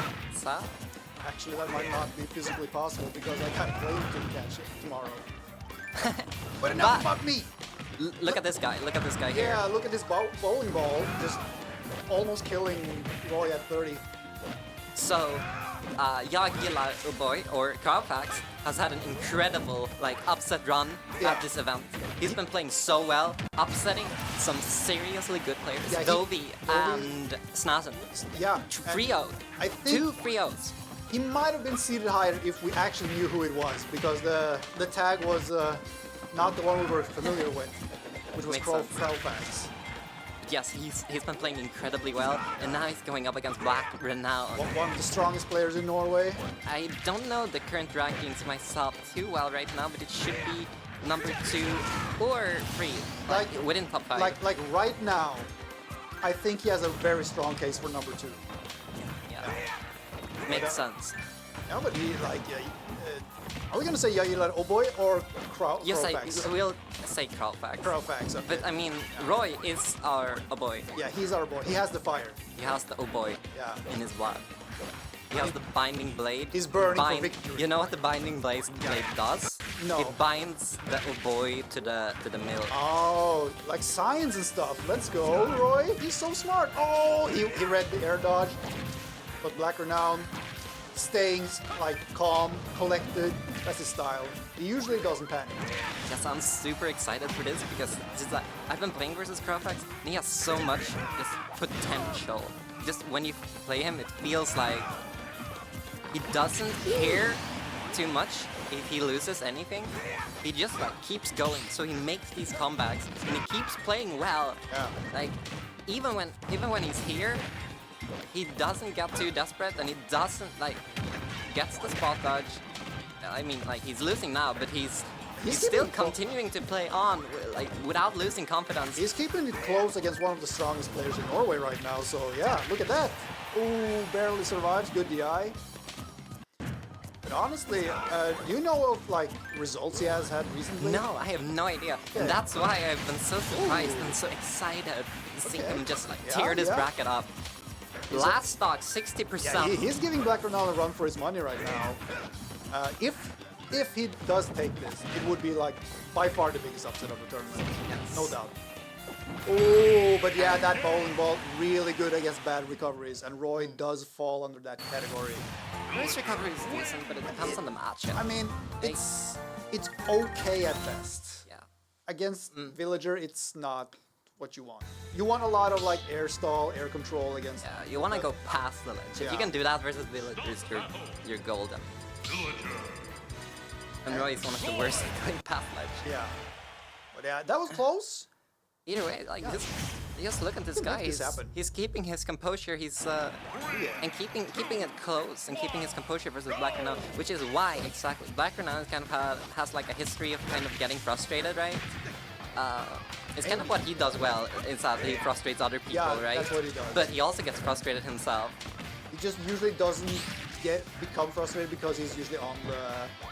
Yeah, exactly. the He usually wins. Yeah. But when you see the players that he loses versus, it's like, okay, he got frustrated here. That's one of the big reasons he often loses his sets. He also has like a huge bag of tricks with his many secondaries. Which is why, if Profax can get a game, can get like something stupid to happen, And make him swap characters in frustration. make him swap characters in frustration or just like get frustrated, then That's something he I has do a chance. as well. Especially, like look at the position Profax is in. He's like seated super low compared to Black Renown. Oh yeah, he Like, was bottom seed pretty much. What do you think Black Renown like would think if he were to get frustrated and started losing versus someone like a low seed? He did tell me that he's not too afraid of Roy. Like, it's not a good matchup, but he likes fighting Roy because it's easy to give him stuff. Holy Woo! shit! Very good, very good. Parried Axe, That's and the Axe is offline now. and Axe is it frame Gets three? lucky with the up air, getting the free turnips. Doesn't punish the up smash. Oh, Wow. here we go. Oh, almost got the follow up. Side beat would have probably killed. Hasn't taken too much percent yet, so still a very fresh Definitely start. like a very good chance here to bring it back. If he can just close this stock out. Yeah, and I see Roy actually dashes below the fair and there sometimes. Yeah, which is pretty low dash, that's- which is great versus Villager, Yeah. especially on ledge. You can just kind of move around it, Yeah. forcing him to do it lower, meaning you can kind of make more stuff happen. Nice parry. Doesn't get the up air And because it's online and it's lagging, so he dropped. Like we're now using the neutral B as a mix-up for landing. It also has iframes, so you can actually just phase through attacks with it. See here, Oh, that's a And funky close it out. side B. Now Carfax. Oh, I think he tried to like do a full back up B. yeah, and he yeah, reversed it exactly. instead. But he messes it up. This is bad. This is like, okay, that might have been the deciding moment. He needs like an early KO and then just get a down tilt read at 50. That's pretty much what he needs, but I don't think Black Renown's gonna give it to him.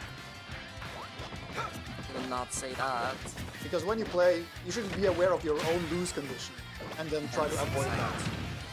Especially if you're playing card games. It's like lose conditions and win conditions are like the core of card games. We're starting to approach like a 3-stock territory now. Oh, That's the throw. grab, finally. There we go. Not a 3-stock, but it's not looking good. See if we can pull out something crazy. Pull out the Longo Bongo. And the Villager jab, really good jab. Tree is not out yet, just like one drop of water and it's out. See it soon. Oh, there we go. Did that just shield? It might have. That feels like such a Here villager comes it. thing to do, like Now. shield poke with the Yeah. tree. And there comes the down B. The axe. Super strong. Super fast. Is it frame 3? The what? The axe. Axe. It's like I can look it up. super It's fast. super fast. It's like frame 6 or something. Frame 3 would be ridiculous. Feels like to me. Let's see how right you are. Profax is trying to do stuff. Oh, he gets the down tilt but doesn't read it correctly. It's frame 6. I actually remembered it correctly. Still extremely Back fast. air. Yeah. Last stock. Getting the Jair, let's go. Everyone's Jair. favorite combo. Oh, here we go. Anyone remember the Jigglypuff gear? Oh, oh yeah, true. Okay, let's Let's see if he can make it back. It's so risky. Oh, the single turn, it actually single killed turn him. and Okay. Honestly, he kind of made a nice comeback at the end there. Yeah. Like he was about to be 3-stock, but then suddenly, last stock. The weird thing is, being down 0-2 isn't really that bad. You're actually at a, like, if you just need to take one game, and then you're in a, like, very kind of advantageous mental situation. Yeah, that's usually my approach as well when it comes to sets. If I'm down, I just say, you gotta win once or twice, and they're tilted. Yeah, exactly. Get them nervous. And this is the Crofax combo here we that go. makes me excited. But Blacker now has something as well for him. And now There's a Royson- jump here, oh, so yeah, he yeah. can still get it back. He conserved his jump very well there. Okay, and now, honestly, Villager is at kill percent now. Down tilt? Yeah. Unless the technical ults in, but then that's, you know... Parry? Nice. Bowling Oh, ball is watch coming out. out. Oh, he tried to pull away, but it wasn't good enough. It was like, honestly, a checkmate situation for Roy, I think. Ooh. Almost. Yeah. But Let's go. Getting the Jer, no. Does the F tilt? 96. Yeah, It's like he it's- gets to these situations so often. It's like, okay, if he were to just take the stock, then this would be a good situation and somewhere like he could definitely play from. But Black Renown just holds on to these stocks, keeps getting hits, just kills him. Trade with Exactly. the bowling ball. Such a good move. It's how well Black Renown holds on to these stocks that really is making him win this set. Go down throw into that. That's like the trait of a good player, though. Knowing what you gotta do to advance your lead. Which is just what he's doing right now. Nice wall jump. Because if it looks so solid at the start, the background just runs away with it. Yeah. And it wasn't even like a one-time thing now. He's doing it again and looking like another...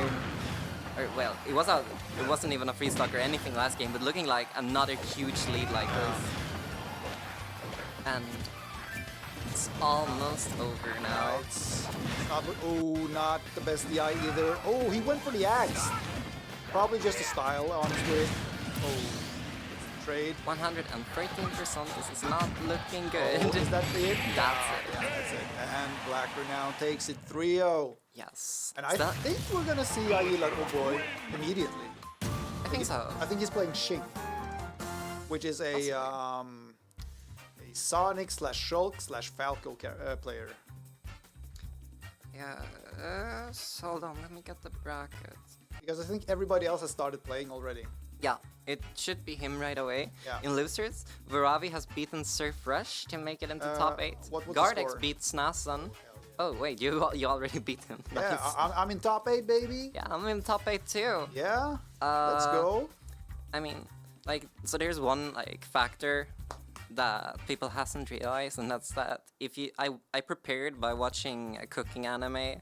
So Okay. like I'm watching the Fate cooking anime spin-off. Okay. And like it really lets me cook the opponents well. Oh, smart. So I mean, I don't think there's anything better you could do really to prepare. And when you're done with that, you should watch Golden Kamuy, also a cooking anime, kinda.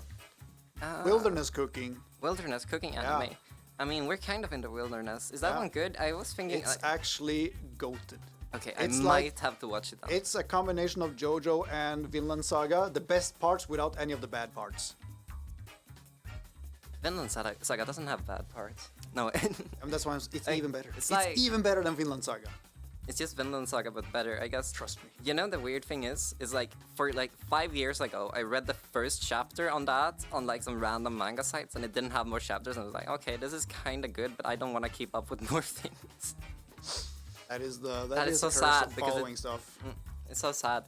I think I had the mindset back then that I kind of wanted to have a clean slate. But honestly, you should just like write up everything that's fun and not care about that at all, so you can just remember everything. Hell yeah. Everything cool. That's why I log everything I play, watch, read, just to, have the memories. It's easier to remember in retrospect. I mean, I kind of just like the music on Spotify to save some memories. Yeah, like, I mean, that works as well. Yeah. Yeah. Either way, yeah, if you watch cooking anime, you can cook your opponents in-game as well. So, do that. That's why we don't watch loser animes, because then you lose in the game. Exactly. We stay away from loser animes like Power Fantasy Isekais. Unless they're good. Unless they're good. Actually, watch whatever you want. Who am I to judge? There's a good Power Fantasy anime. It's called Survival of a Sword King in Another World, and it sounds so super generic, but it's actually I was about to say, isn't that like 10 of them?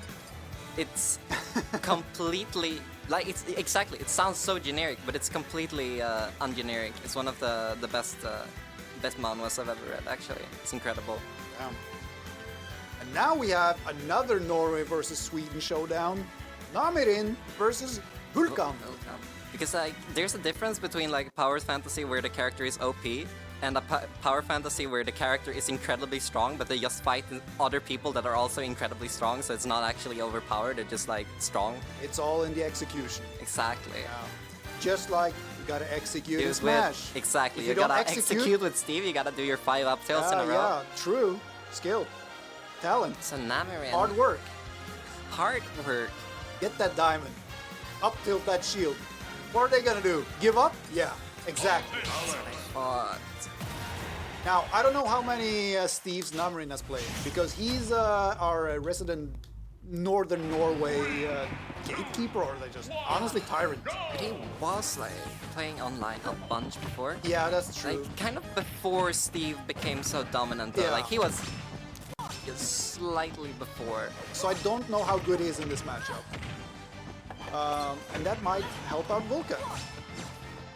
Anyone remember when I Refuse beat like some random cloud? I don't even remember what the cloud was. And he was like, I Refuse was actually one of the very first Steves to start getting results back in Corona. I don't remember which cloud it was, but I do remember I Refuse showing up. Beating a cloud and getting into the Smash World Tour. Yeah, true. Yeah, pretty good start for Vulkan right now.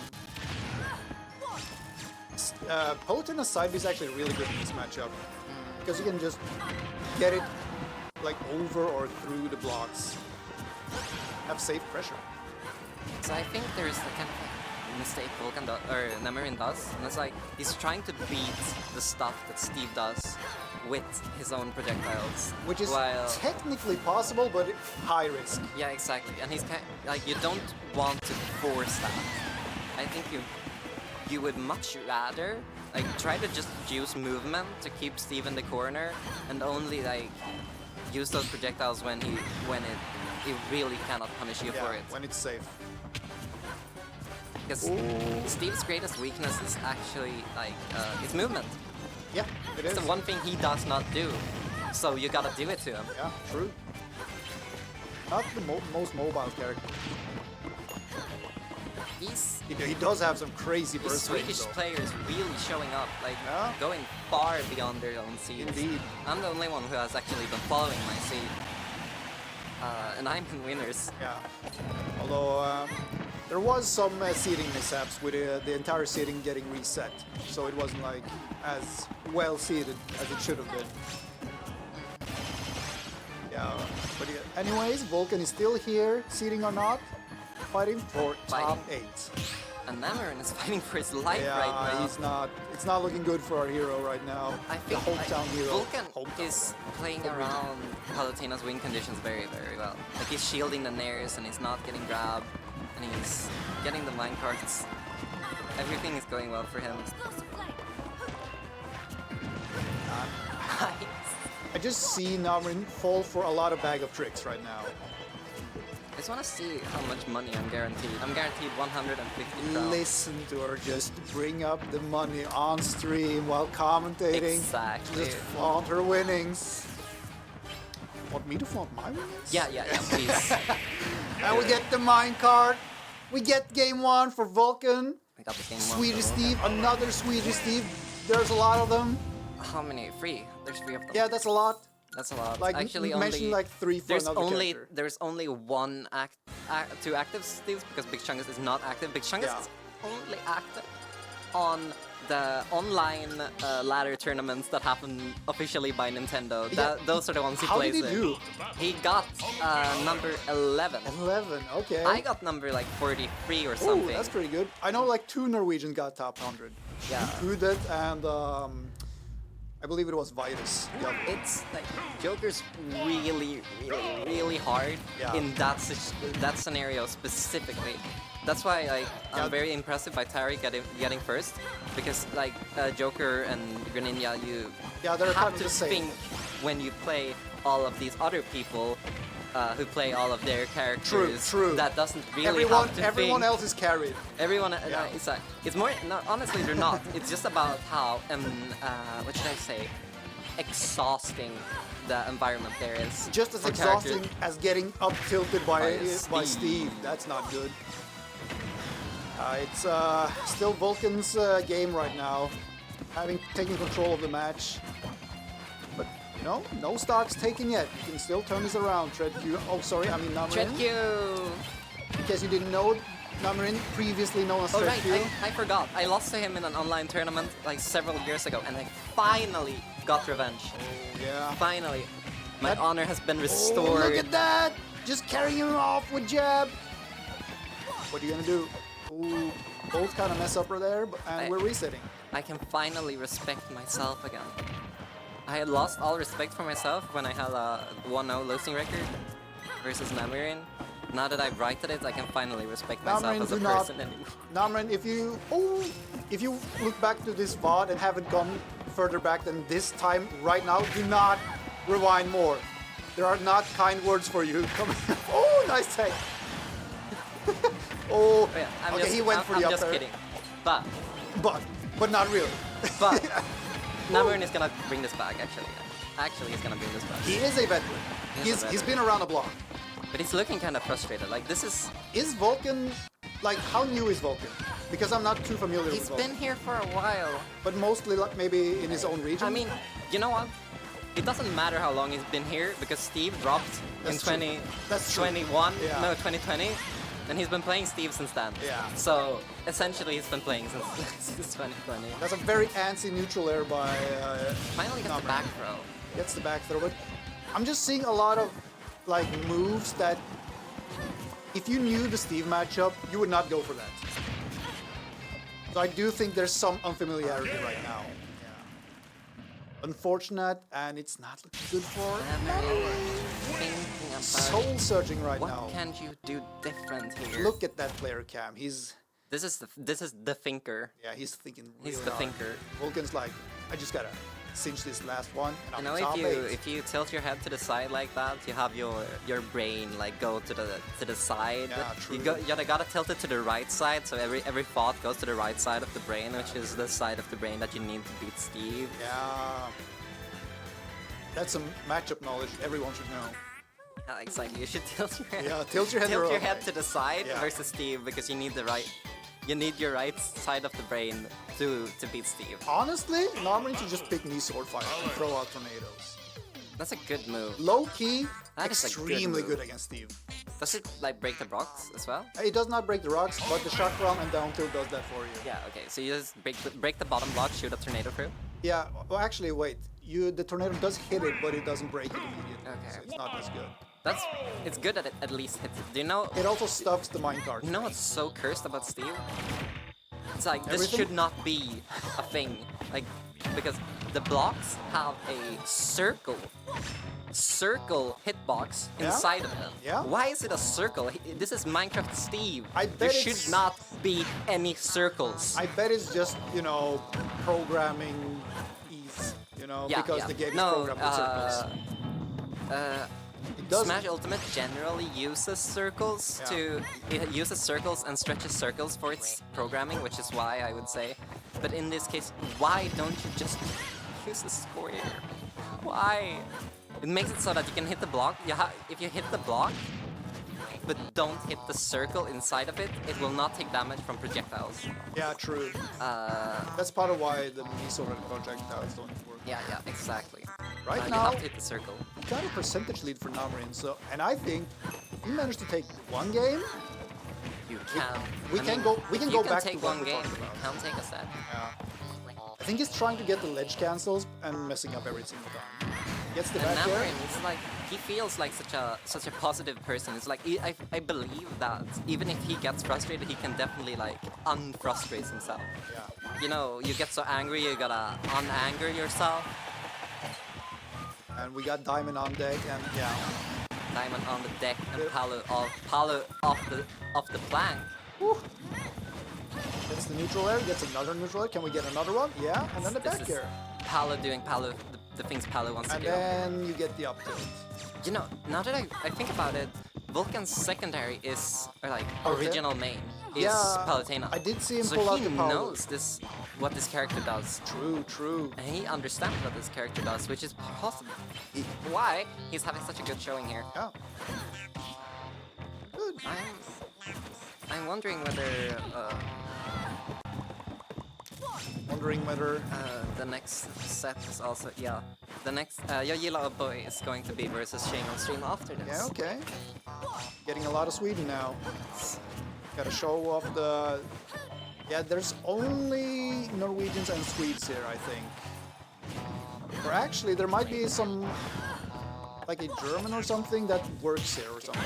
Nice. Okay, nice. Get the Namarin parry. gets the kill, and possibly in the absolutely best situation he could ask for right now, Yeah. because Vulcan's diamond is gone. Yeah. That's He a game used changer. it to restock, and it's not here anymore. Ooh, no. I like the idea. I think he wanted the edge cancel, but Or he just not- wanted to go around, I think. Yeah, but Steve is... Okay, blocks. Ooh, watch out! No! He gets Steve! He gets the Steve. You gotta be so disciplined against Steve. Yeah. You do so well, and then you just relax for 1 second and you die at 40. He was starting to show, show that he could play neutral. He was starting to show that he could do so much. This is so sad. But Steve and Vulcan stopping him in his tracks. Vulcan getting into the prize pot, now guaranteed to get 1,000 Swedish crowns. That's a lot Or of money. Norwegian crowns, which Yeah. is actually a bit less than Swedish crowns right now, but it's still a lot of money. Money. Money. Honestly, that's like... Not a lot of tournaments have that much money for 7th place. Even American majors. Yeah, exactly. This is a lot to play for, honestly. I mean, if you get into like the top 8 of an IB games, whatever, you're not getting anything until top 3 often. This is like very good amounts of money for the placing he's at. Pays for the trip as well. I think I have actually now actually guaranteed myself like paying for the whole trip almost with Wait, what the hell? with everything I Gambling? got it. Well, what does it say, Gardex Voravi? I'll be over here commentating. Okay, There we're we okay, go. okay. He was going back to a previous set. That's why. No, I think I'm facing Voravi in top Not 8. virgin. Okay, that's good to know. Just humble bragging right here. Not even humble, just bragging. Just not a virgin, loves oh boy. But not a virgin, and he's also him. What does he not do, you know? And he just likes a boy. He has the binding blade, which crazy. binds the milk. to Just, the- just living life to the utmost right now. Yeah, you know, oh boy. I know. You know what? A lot of people just like kind of lack. They lack gratitude. You know. Yeah. And Uh, yeah, but- you little boy, he's just enjoying life. Yeah, exactly. If you're like you like the boy and you're enjoying the boy, then Yeah. it's like if you like it and you say you like it, I think you're doing life right. Hell yeah. A lot of people just don't have appreciation. Like it's gratitude is the thing you kind of have to practice. Let's see what Shin goes for, because he has so many Sonic. characters. I was talking to him Yeah. about all of this before, and he said he was gonna go Sonic. That is his best character, I think. I played versus him in a money match before, and I actually went. It was a 2-3 set to me, and the last game wasn't close, but it was like still 2-3. So okay. like this Sonic has some stuff. Yeah, I barely beat this guy to make it to bracket. And honestly, if people don't know Shing, he has been around for a while now. Been around the block. He's like a Smash 4 Sonic. Spinning his dashes. Yeah, and Spinning in the dash. he hasn't been as prominent in Ultimate, but that's mostly because of inactivity. Sometimes he just shows up and makes a good upset and then leaves. And he has made a deal to not enter big Norwegian majors, but show up at smaller regional locals and stuff.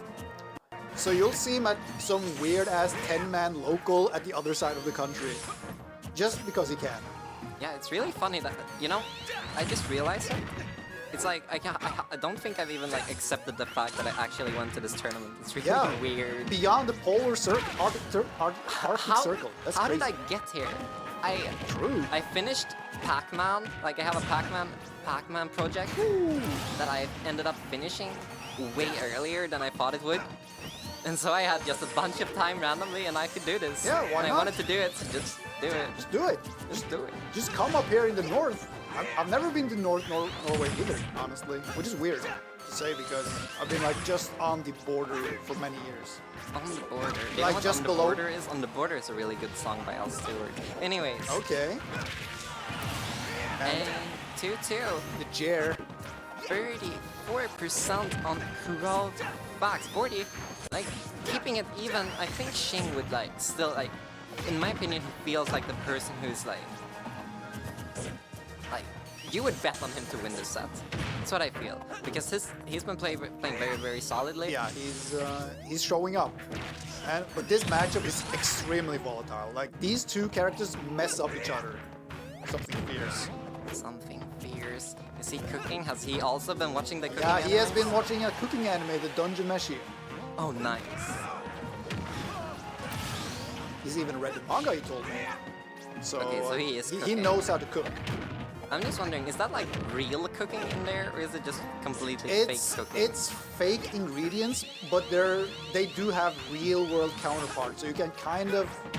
It seems realistic, even though it's fantasy. Yeah, because if I watch cooking animes, I want to learn to cook actually, like the point is kind of to cook the things they're actually cooking, right? Which is why You might pick up techniques. Let's just say that. yeah, it feels kind of weird to watch fake cooking. And he is cooking right now. He is staying true to his tag. Ooh! Doesn't get the edge guard. Ooh! Goes for the F smash with Roy. Close, but not quite. Yeah, Shing has been in control. Like, Yes. even more than Black Renown was. Looking Honestly? so good in this. Yo, I see Snasen in my field of view. Yeah? I like Snasen. He kind of looks like a Everybody beefy likes Smash dude, honestly. Everybody like his likes energy is just kind of like a beefy Smash dude. He even has a brother. Wow, that's kind of cool Yeah. having a brother. But yeah, like he has beefy Smash dude energy. Yeah. Which is a good thing. It's a positive guy. Been around since early Smash 4. Was one of the greats in Smash 4, then moved here, stepped back from competing for a while, got a child, and now he's here, holding this tournament. Giving us the money we deserve Yeah. for playing the Children Party game. Hell yeah. And if somebody at this venue right now is listening to this stream for some reason, sign up for Slap City. We're Sign starting up for very soon. Slap City. I am going to play it. Every single player increases the pot by 100. Yeah. You know what, And- guys? Even if you're not here at the tournament, just like sign up for Go sign up for Slap City. Say you're gonna come and get Hell DQ'd. yeah. You help us get the money. Honestly, don't do that. I feel like we would like betray the bank's trust. I think Snowden said DQs will not count. Okay. And, That makes sense. And by the way, Bayonetta. I did not know he had a Bayo. I did actually. I played versus him. Ooh, that's the Koji. Here We comes call that the Koji. Here comes the giant fist. The Bro Feast. Oh, but he goes deep. Almost gets the forward air, but not quite. So Shing was around during Smash 4. He knows that Bayonetta is a threat, a dangerous character. Bayonetta is so funny because this character just like ended up being a high tier again for getting. I always knew. I always knew. Like, Imagine how good Bayonetta would have been if she wasn't changed at all from Smash 4. She would just like be the best character by far. She's if people worse? can take this character, or like she might be worse in Smash 4. she's If she had the universal changes and just stayed the same. Like, she's worse in Ultimate, but just some of her kit has been even more overtuned than it was in Smash 4. Like which time is insane in this game. It's so big. Like, oh yeah, it's big, but I guess projectiles. It's not as good as a low percent, which is pretty important in this game. Yeah, but I guess like camping characters, it's go even straight better. through that. Yeah, that was the crazy. bravest back air of all time. Shin that was so anime. Yeah, he's crazy. He knows what he's doing. Oh, the F throw, will it kill? Yeah. Sonic lightweight. All right, ladies and gentlemen, here's the question for today: will this kill? Will this up B from Sonic's kill? Ooh, wait, was that a glancing blow? I think it was. Yes, it was a glance. Oh wait, you know that it's called a glancing blow. Of course I do. You're the only other player I've ever known that knows it's called a glancing blow. I have knowledge. I've been around the block. It's been called that since Brawl, and if something is known in Brawl, I know of it. Okay, that makes sense. I would read everything about Ultimate when it came out, so I know that it's called a glancing blow as well. And in case people don't know what a glancing blow is, it's what a lot of people call a phantom hit. Yeah, phantom hit is a completely different thing, because that actually gives damage. Yeah, it works differently in Melee. Glancing blow, as it works in Brawl and later games, is just a visual indicator that you spaced just too well. You should have spaced a little bit worse. I mean, or better, depending on your perspective. Depending on the perspective. Yeah. I would say it's better. You were honestly, you were just too bad. You were like slightly too bad, and you should be sad about it. A literal pixel off. Or if you're the one getting black glancing vote, you space that nice shit so well. But yeah, Xing has brought this back. He was an entire stock behind, and now it's we're getting to that last hit situation. Ooh, yeah, oh boy, went for the witch time. Xing not biting. Oh! Jab in the lead. Takes the lead with the jab. Oh! Okay, I think he got kind of stuck with the wall cling there. Messed up. If anyone else saw, Xing had a 0.1% lead. Yeah, and that was all he needed to keep the advantage up and going. True.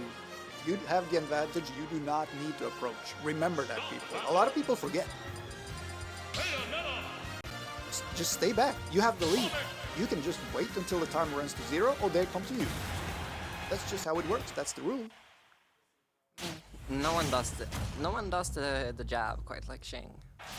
Got the Xing jab. Xing jab. Oh wait, he's tagging Dungeon Mesh here. I guess he loves it. Yeah. Maybe I should recommend him the Fate cooking anime. Might have seen it if he's into cooking anime. It's the most wholesome shit, just seeing characters that are supposed to be enemies just go into a house and then just cook stuff. Hell yeah. It's so funny. Just like when Bowser and Mario started playing go-kart together, you know? Yeah, but it's more funny because these characters like actually kill each other. Hey man, I bet Bowser has killed like 1 million Toads, we just don't know of it.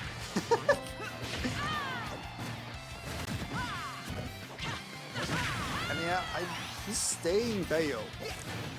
It makes sense. Yeah. I mean, he did a lot better with Bayo, and Bayo has the guns. Like, if Sonic stays still, Bayo is gonna just gun him down with the down tilt guns. But it does feel like Xing has grown wise to Oh Boy's bag of tricks right now. He's been in control for like 4 straight stocks now. Wait, there's a mouse cursor on screen. Yeah, do not. It was on the screen the entire Rivals 2 Grand Finals. That's funny. In the dead middle. And I'm like, yeah, I'll just play with this. Nice. Ooh, get F-tilt. But gets the kill with the F-tilt. Wait, there are so many sponsors to this tournament, holy. Yeah, that's where the money comes from. That's where the money comes from. We even got the Cell. Hell yeah.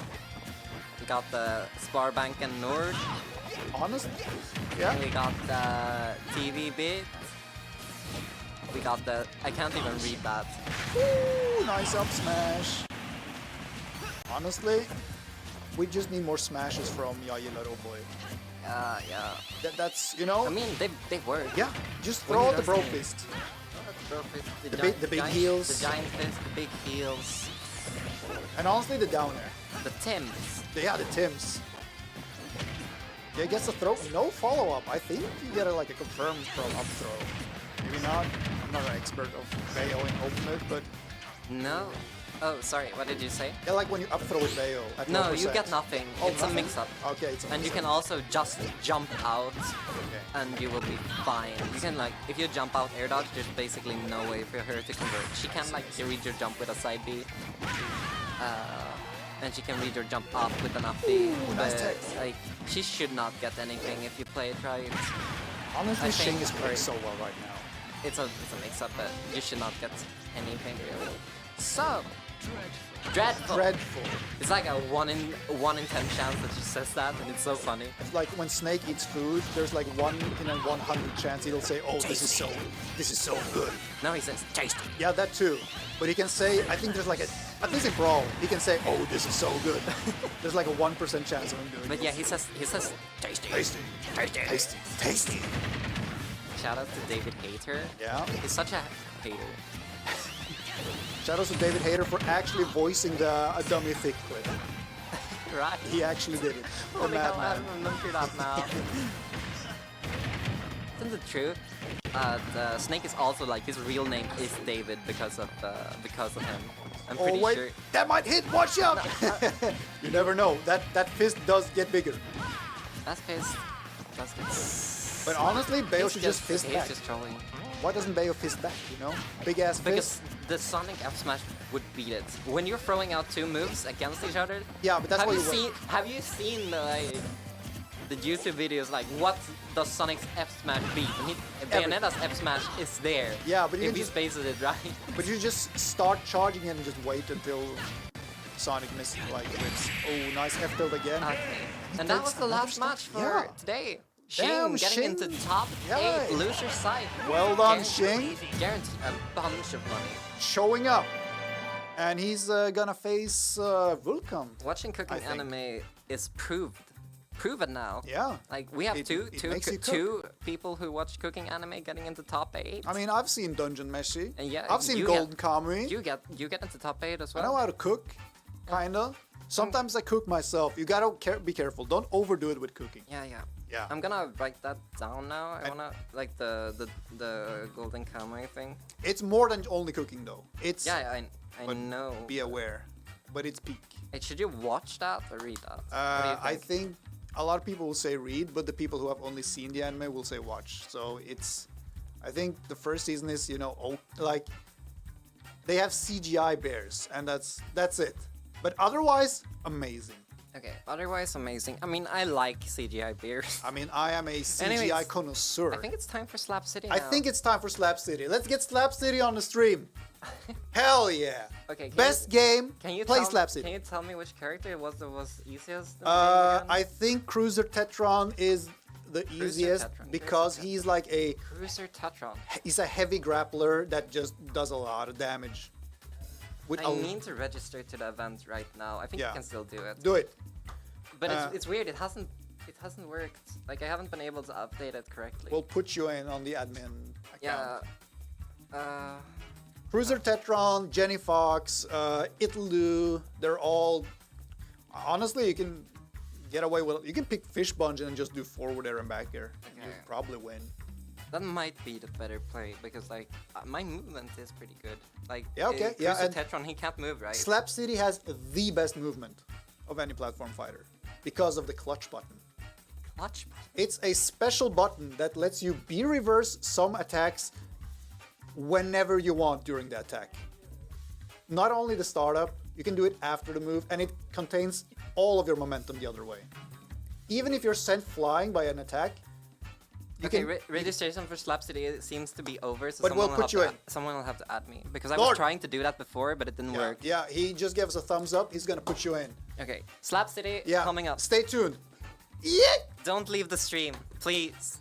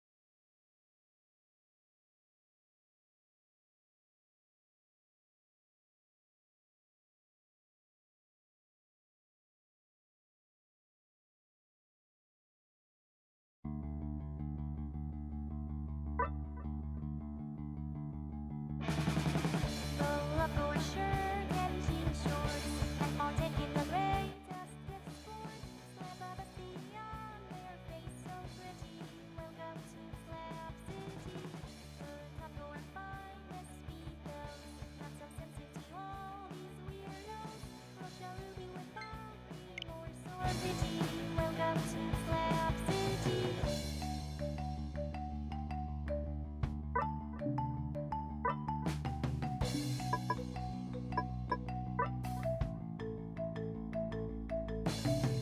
Roll up your shirt and jean shorts and partake in the greatest gift sport. Slap a bestie on their face so pretty. Welcome to Slap City.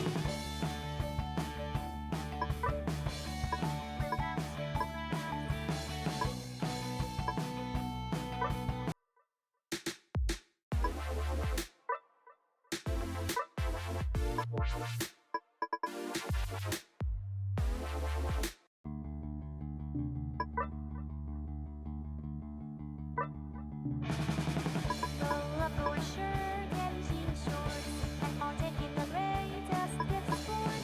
Slap a bestie on their face so pretty. Welcome to Slap City. Put on your finest speedos. Not so sensitive to all these weirdos. Rush a ruby without remorse or pity. Welcome to Slap City.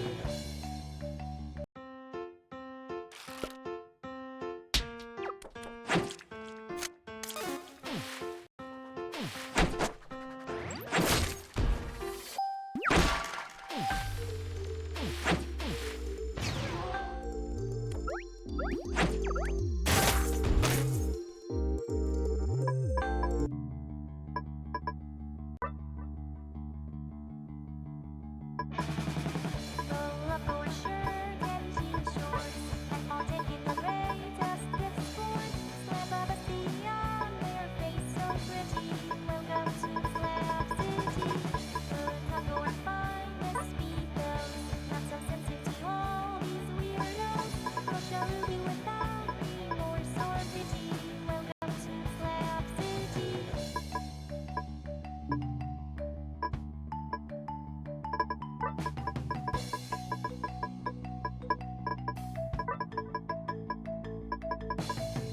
Roll up your shirt and jean shorts and partake in the greatest gift sport. Slap a bestie on their face so pretty. Welcome to Slap City.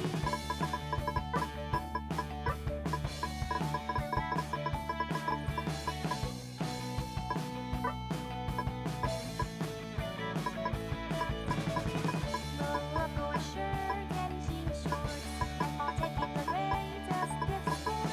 Slap a bestie on their face so pretty. Welcome to Slap City. Put on your finest speedos. Not so sensitive to all these weirdos. Crush a ruby without remorse or pity.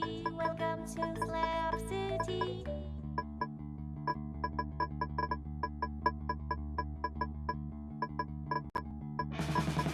Roll up your shirt and jean shorts and partake in the greatest gift sport. Slap a bestie on their face so pretty. Welcome to Slap City. Put on your finest speedos. Not so sensitive to all these weirdos. Rush a ruby without remorse or pity. Welcome to Slap City.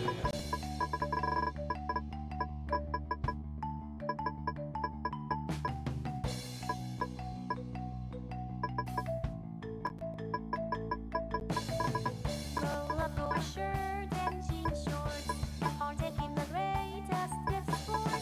Slap a bestie on their face so pretty. Welcome to Slap City.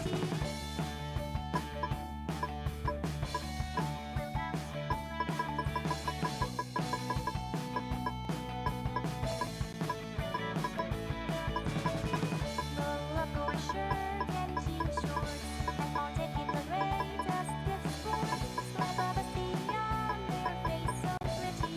Welcome to Slap City. Put on your finest speedos. Not so sensitive to all these weirdos. Crush a ruby without remorse or pity. Welcome to Slap City.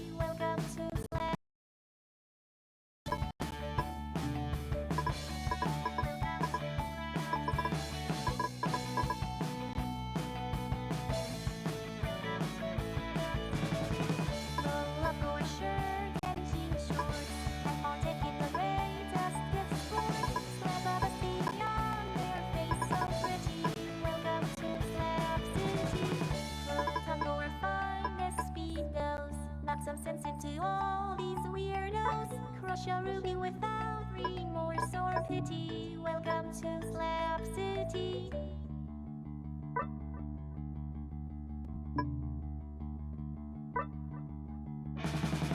Roll up your shirt and jean shorts, and partake in the greatest gift sport. Slap of a sea on their face so pretty. Welcome to Slap City. Put on your finest speedos, not so sensitive to all these weirdos. Crush a ruby without remorse or pity. Welcome to Slap City.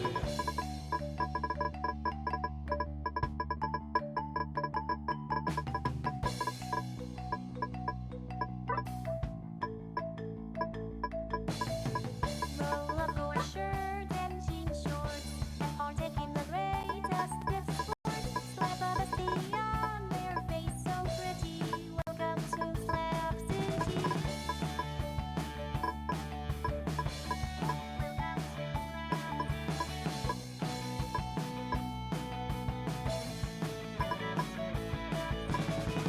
Roll up your shirt and jean shorts, and partake in the greatest gift sport. Slap of a sea on their face so pretty. Welcome to Slap City. Put on your finest speedos, not some sense into all these weirdos. Crush a ruby without remorse or pity. Welcome to Slap City.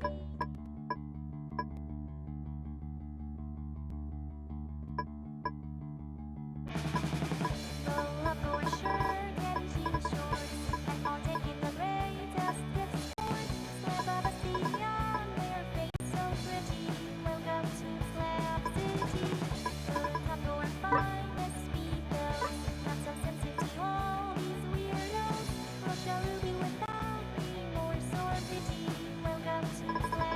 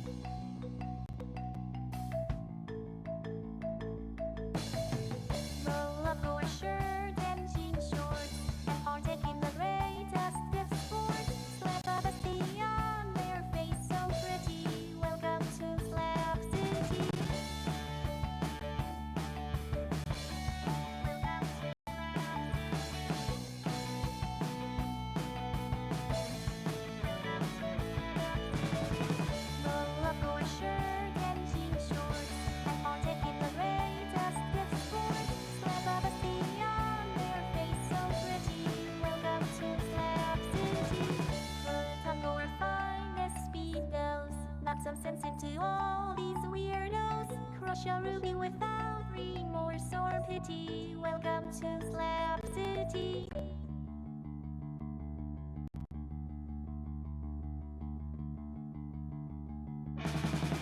Roll up your shirt and jean shorts and partake in the greatest gift sport. Slap a bestie on their face so pretty. Welcome to Slap City. Put on your finest speedos. Not so sensitive to all these weirdos. Crush a ruby without remorse or pity. Welcome to Slap City.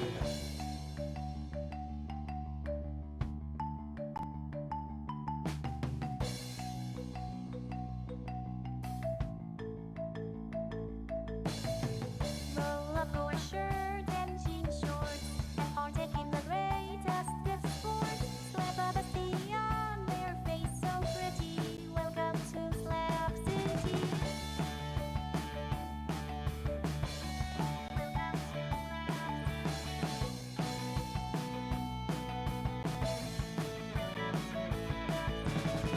Roll up your shirt and jean shorts and partake in the greatest gift sport.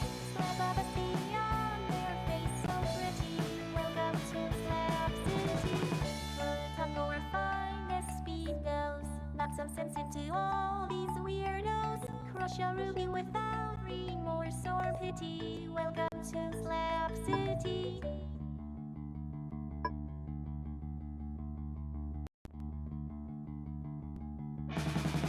Roll up your shirt and jean shorts and partake in the greatest gift sport. Slap a bestie on their face so pretty. Welcome to Slap City. Put on your finest speedos. Not so sensitive to all these weirdos. Crush a ruby without remorse or pity. Welcome to Slap City.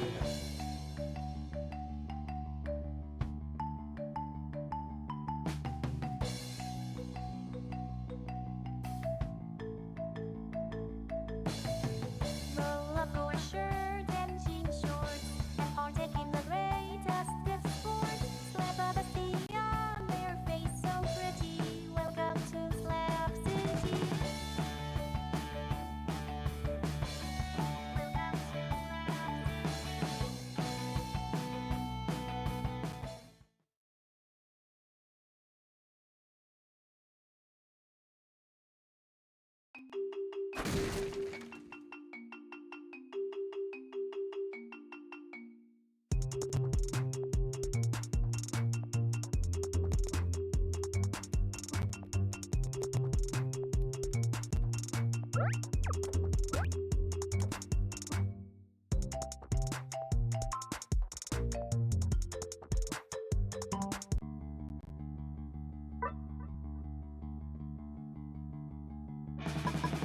Roll up your shirt and jean shorts and partake in the greatest gift sport.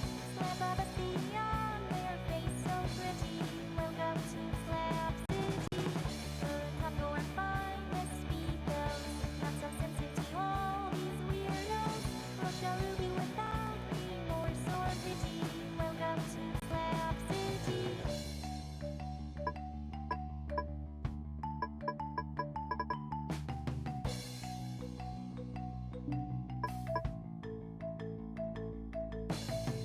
Roll up your shirt and jean shorts and partake in the greatest gift sport. Slap a bestie on their face so pretty. Welcome to Slap City.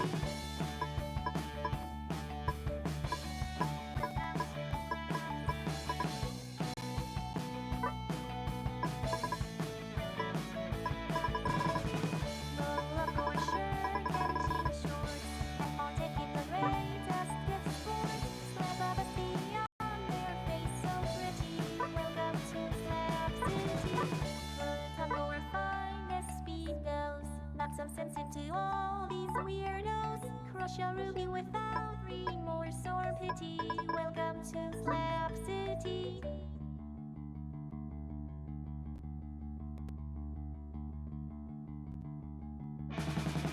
Roll up your shirt and jean shorts and partake in the greatest gift sport.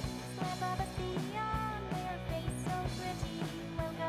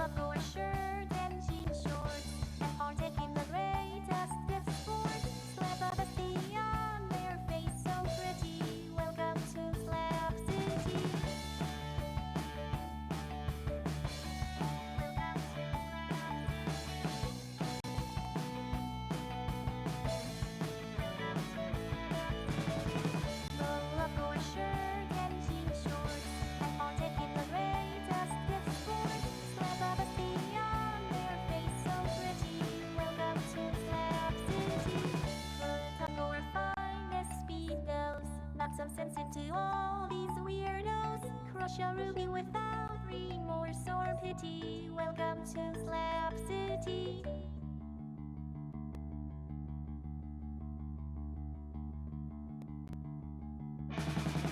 Roll up your shirt and jean shorts and partake in the latest gift sport. Slap up a sea on their face so pretty. Welcome to Slap City. Put on your finest speedos. Not so sensitive to all these weirdos. Crush a ruby without remorse or pity. Welcome to Slap City.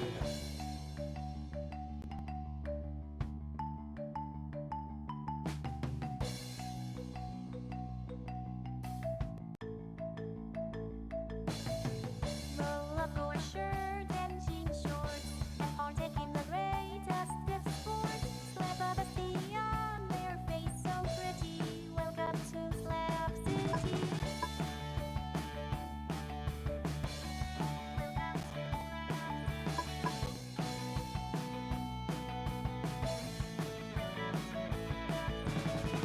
Roll up your shirt and jean shorts and partake in the latest gift sport. Slap a bestie on their face so pretty. Welcome to Slap City. Put on your finest speedos. Not some sense into all these weirdos. Crush a ruby without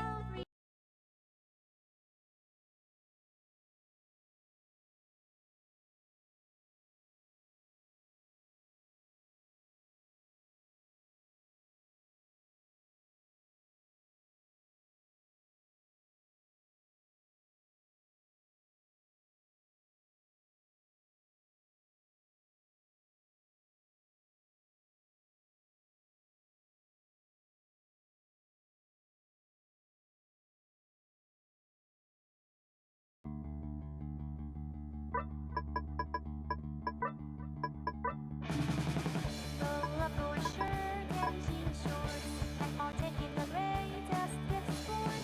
Slap a bestie on their face so pretty. Welcome to Slap City. Put on your finest speedos. Not so sensitive to all these weirdos. Crush a ruby without remorse or pity. Welcome to Slap City.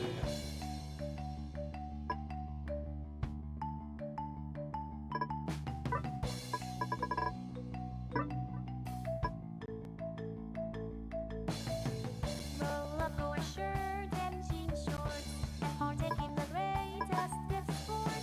Slap a bestie on their face so pretty. Welcome to Slap City.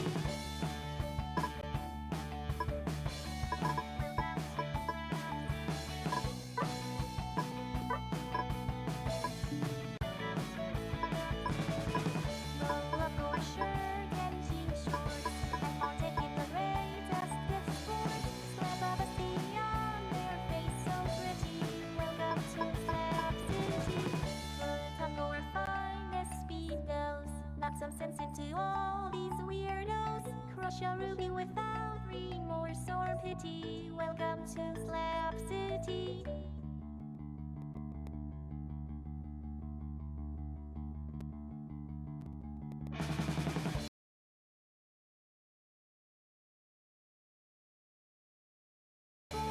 Slap a bestie on their face so pretty.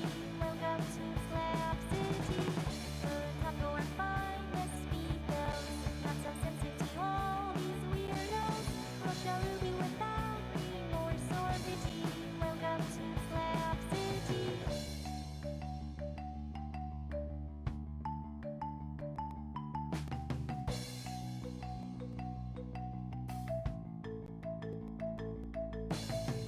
Roll up your shirt and jean shorts and partake in the latest gift sport.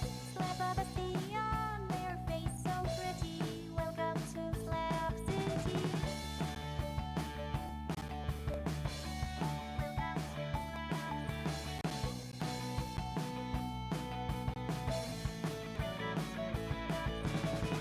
Roll up your shirt and jean shorts and partake in the latest gift sport. Slap a bestie on their face so pretty. Welcome to Slap City. Put on your finest speedos. Not some sense into all Russia Ruby without remorse or pity. Welcome to Slap City.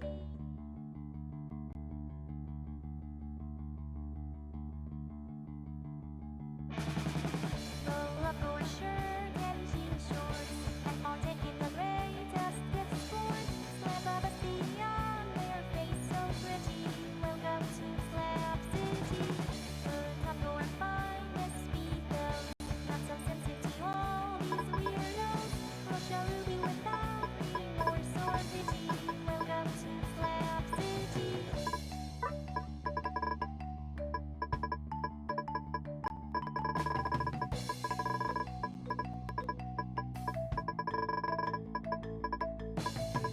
Roll up your shirt and jean shorts and partake in the greatest gift sport.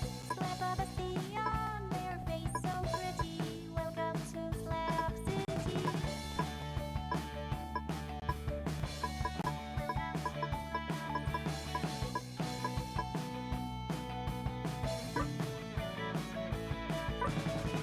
Roll up your shirt and jean shorts.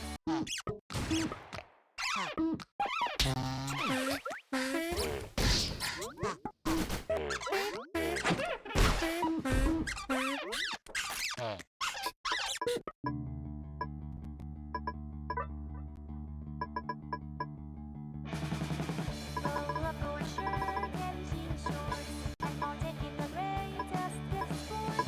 Slap up a sea on their face so pretty. Welcome to Slap City. Put up your finest speedos. Not so sensitive, all these weirdos. Russia Ruby without remorse or pity. Welcome to Slap City.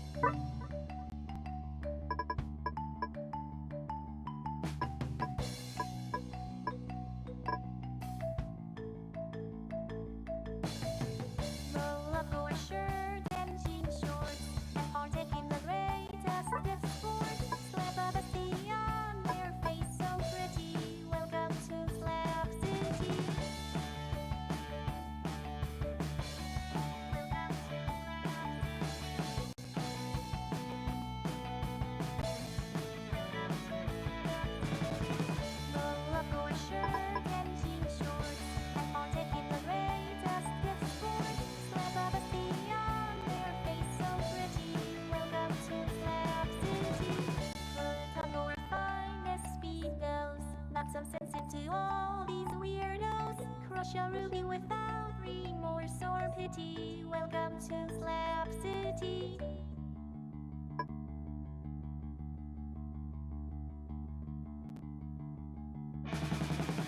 Roll up your shirt and jean shorts.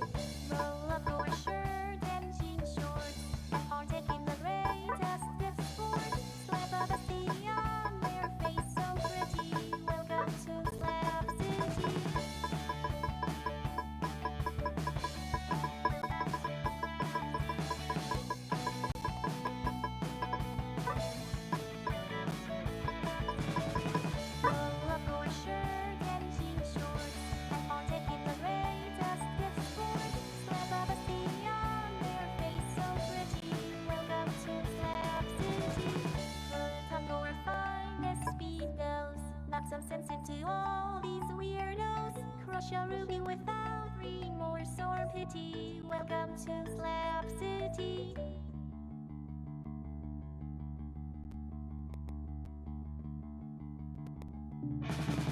Roll up your shirt.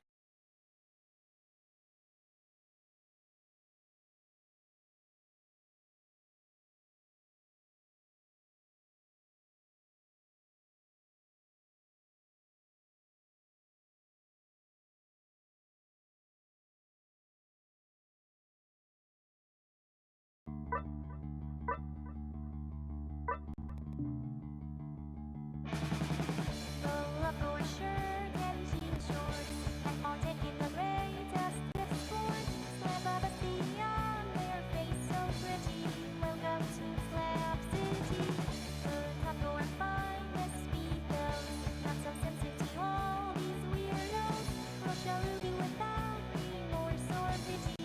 Welcome to Slap City.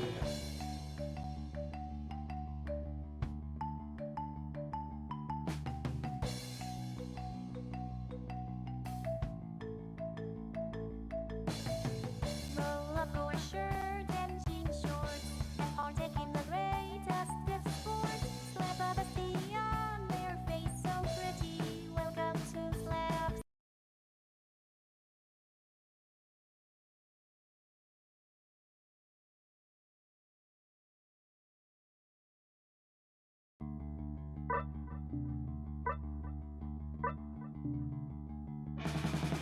Roll up your shirt and jean shorts and partake in the greatest of sports.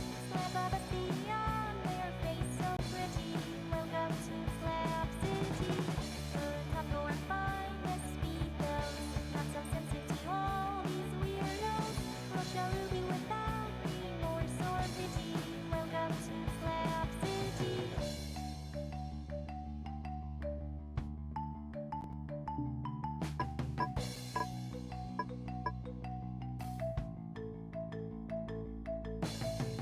Roll up your shirt and jean shorts and partake in the greatest of sports. Slap up a sea on their face so pretty. Welcome to Slap City.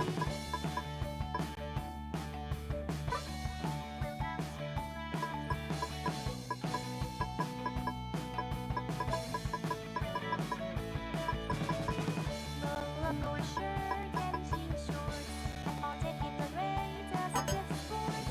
Slap up a sea on their face so pretty. Welcome to Slap City. Put on your finest speedos. Not so sensitive, all these weirdos. Crush a ruby without remorse or pity. Welcome to Slap City.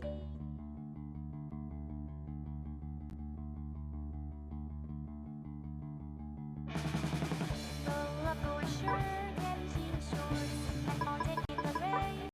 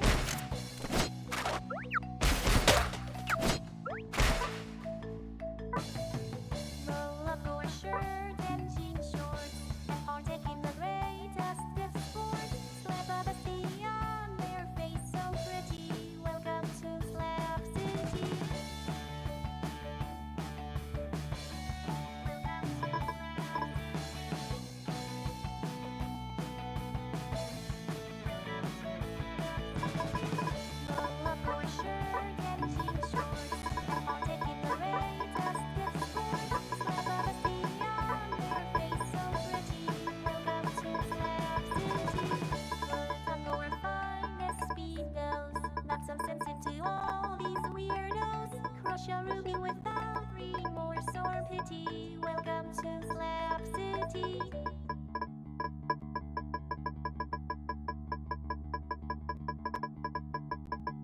Roll up for sure, getting jean shorts, and all taking the greatest gift sport. Slap up a sea on their face so pretty. Welcome to Slap City. Put up your finest speedos, not so sensitive to all these weirdos. Russia Ruby without remorse or pity. Welcome to Slap City.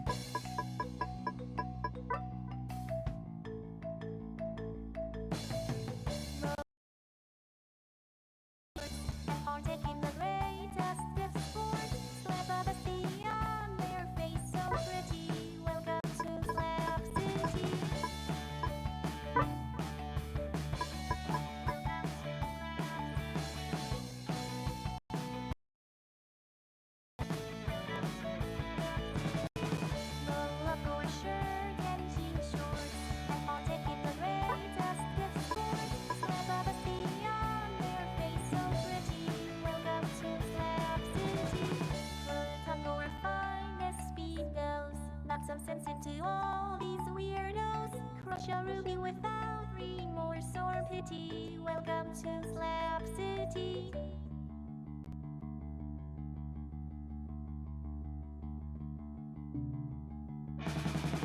Roll up your shirt and jean shorts, and all taking the greatest gift sport. Slap a bestie on their face so pretty. Welcome to Slap City. Put up your finest speed.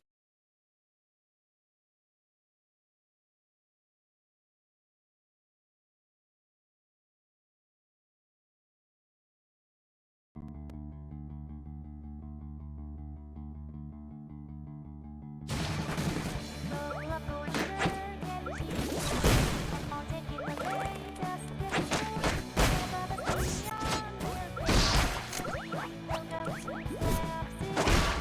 Put up your finest speed. All these weirdos. Crush a ruby without remorse or pity. Welcome to Slap City.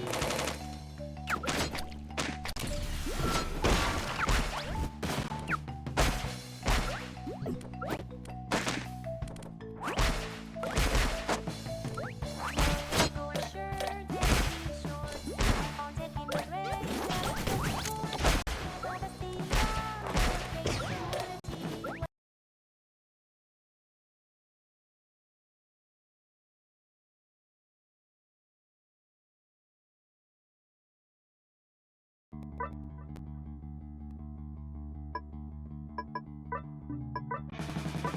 Roll up your shirt and jean shorts, all taking the greatest gift sport.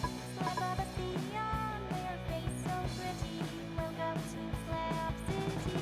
Put up your finest speedos, not so sensitive to all these weirdos. Crush a ruby without remorse or pity. Welcome to Slap City.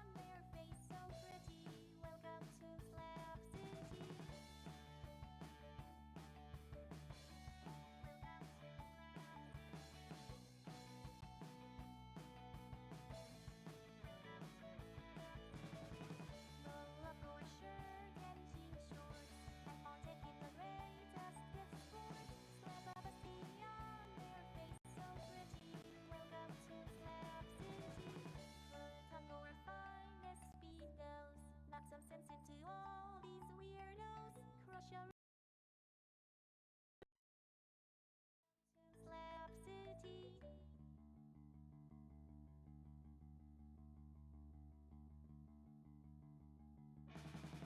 Roll up your shirt and jean shorts, and all taking the greatest gift sports. Slap up a sea on their face so pretty. Welcome to Slap City. Put up your finest speedos, not so sensitive. All these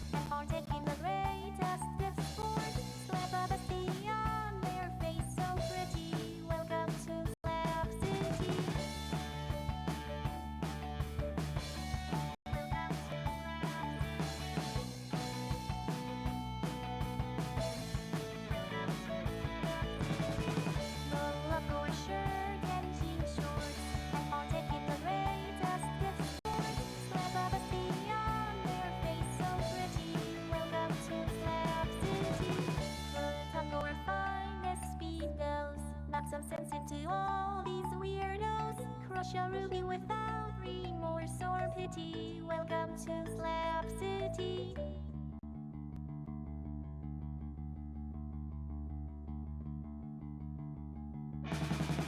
Roll up your shirt and jean shorts and partake in the greatest gift sport. Slap a bestie on their face so pretty. Welcome to Slap City. Put on your finest speedos. Not so sensitive to all these weirdos. Crush a ruby without remorse or pity. Welcome to Slap City.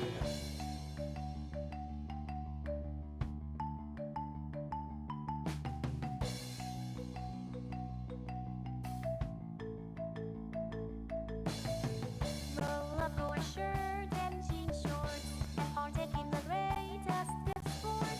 Slap a bestie on their face so pretty. Welcome to Slap City.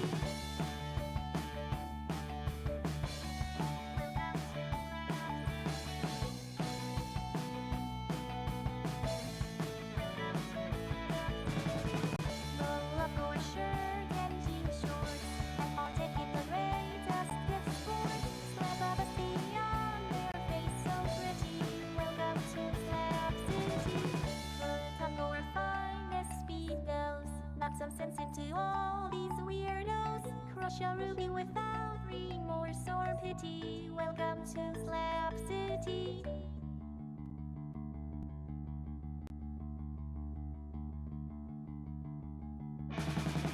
Roll up your shirt and jean shorts and partake in the greatest gift sport. Slap a bestie on their face so pretty. Welcome to Slap City. Put on your finest speedos. Not so sensitive to all these weirdos. Crush a ruby without remorse or pity. Welcome to Slap City.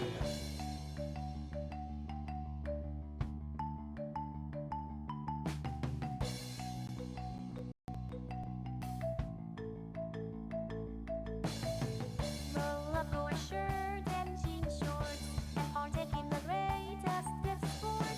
Slap a bestie on their face so pretty. Welcome to Slap City.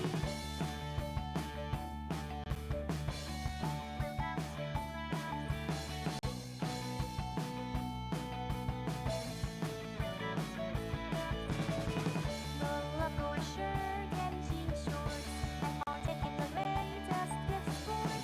Slap a bestie on their face so pretty. Welcome to Slap City. Put on your finest speedos. Not so sensitive to all these weirdos.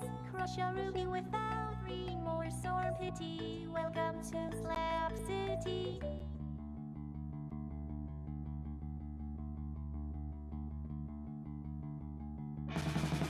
Roll up your shirt and jean shorts and partake in the greatest gift sport.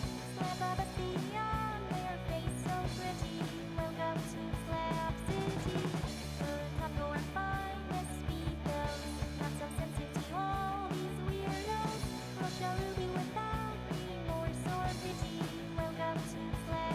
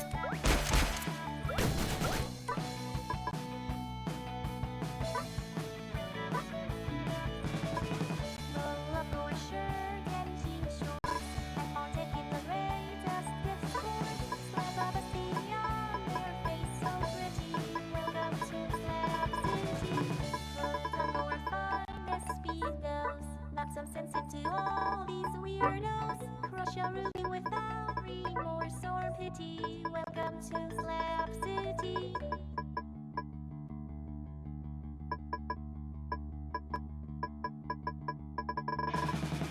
Roll up your shirt and jean shorts, and all taking the greatest gift sport. Slap a bestie on their face so pretty. Welcome to Slap City. Put on your finest speedos, not so sensitive to all these weirdos. Look at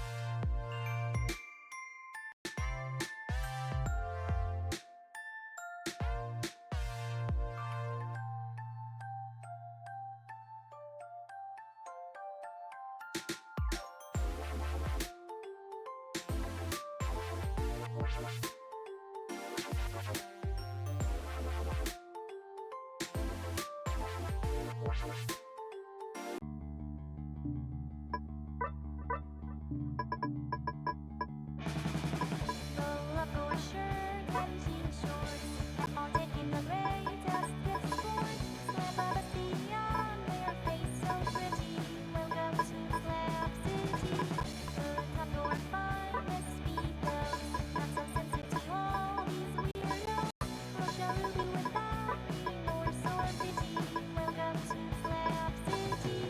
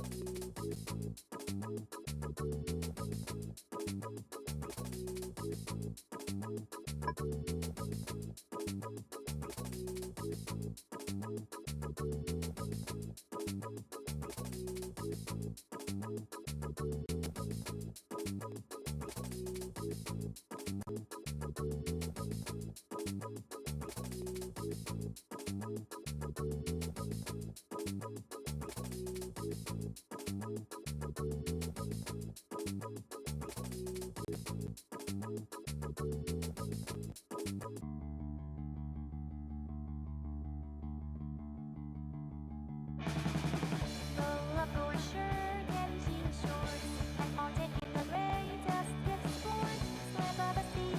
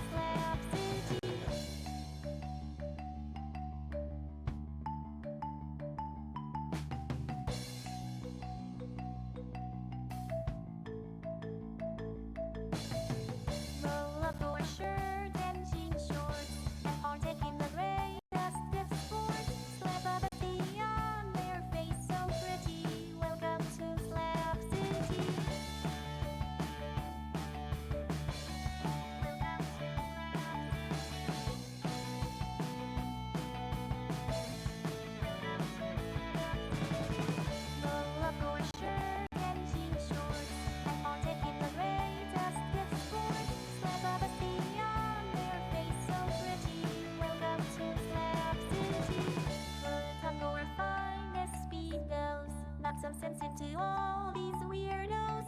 Crush a ruby without remorse or pity. Welcome to Slap City.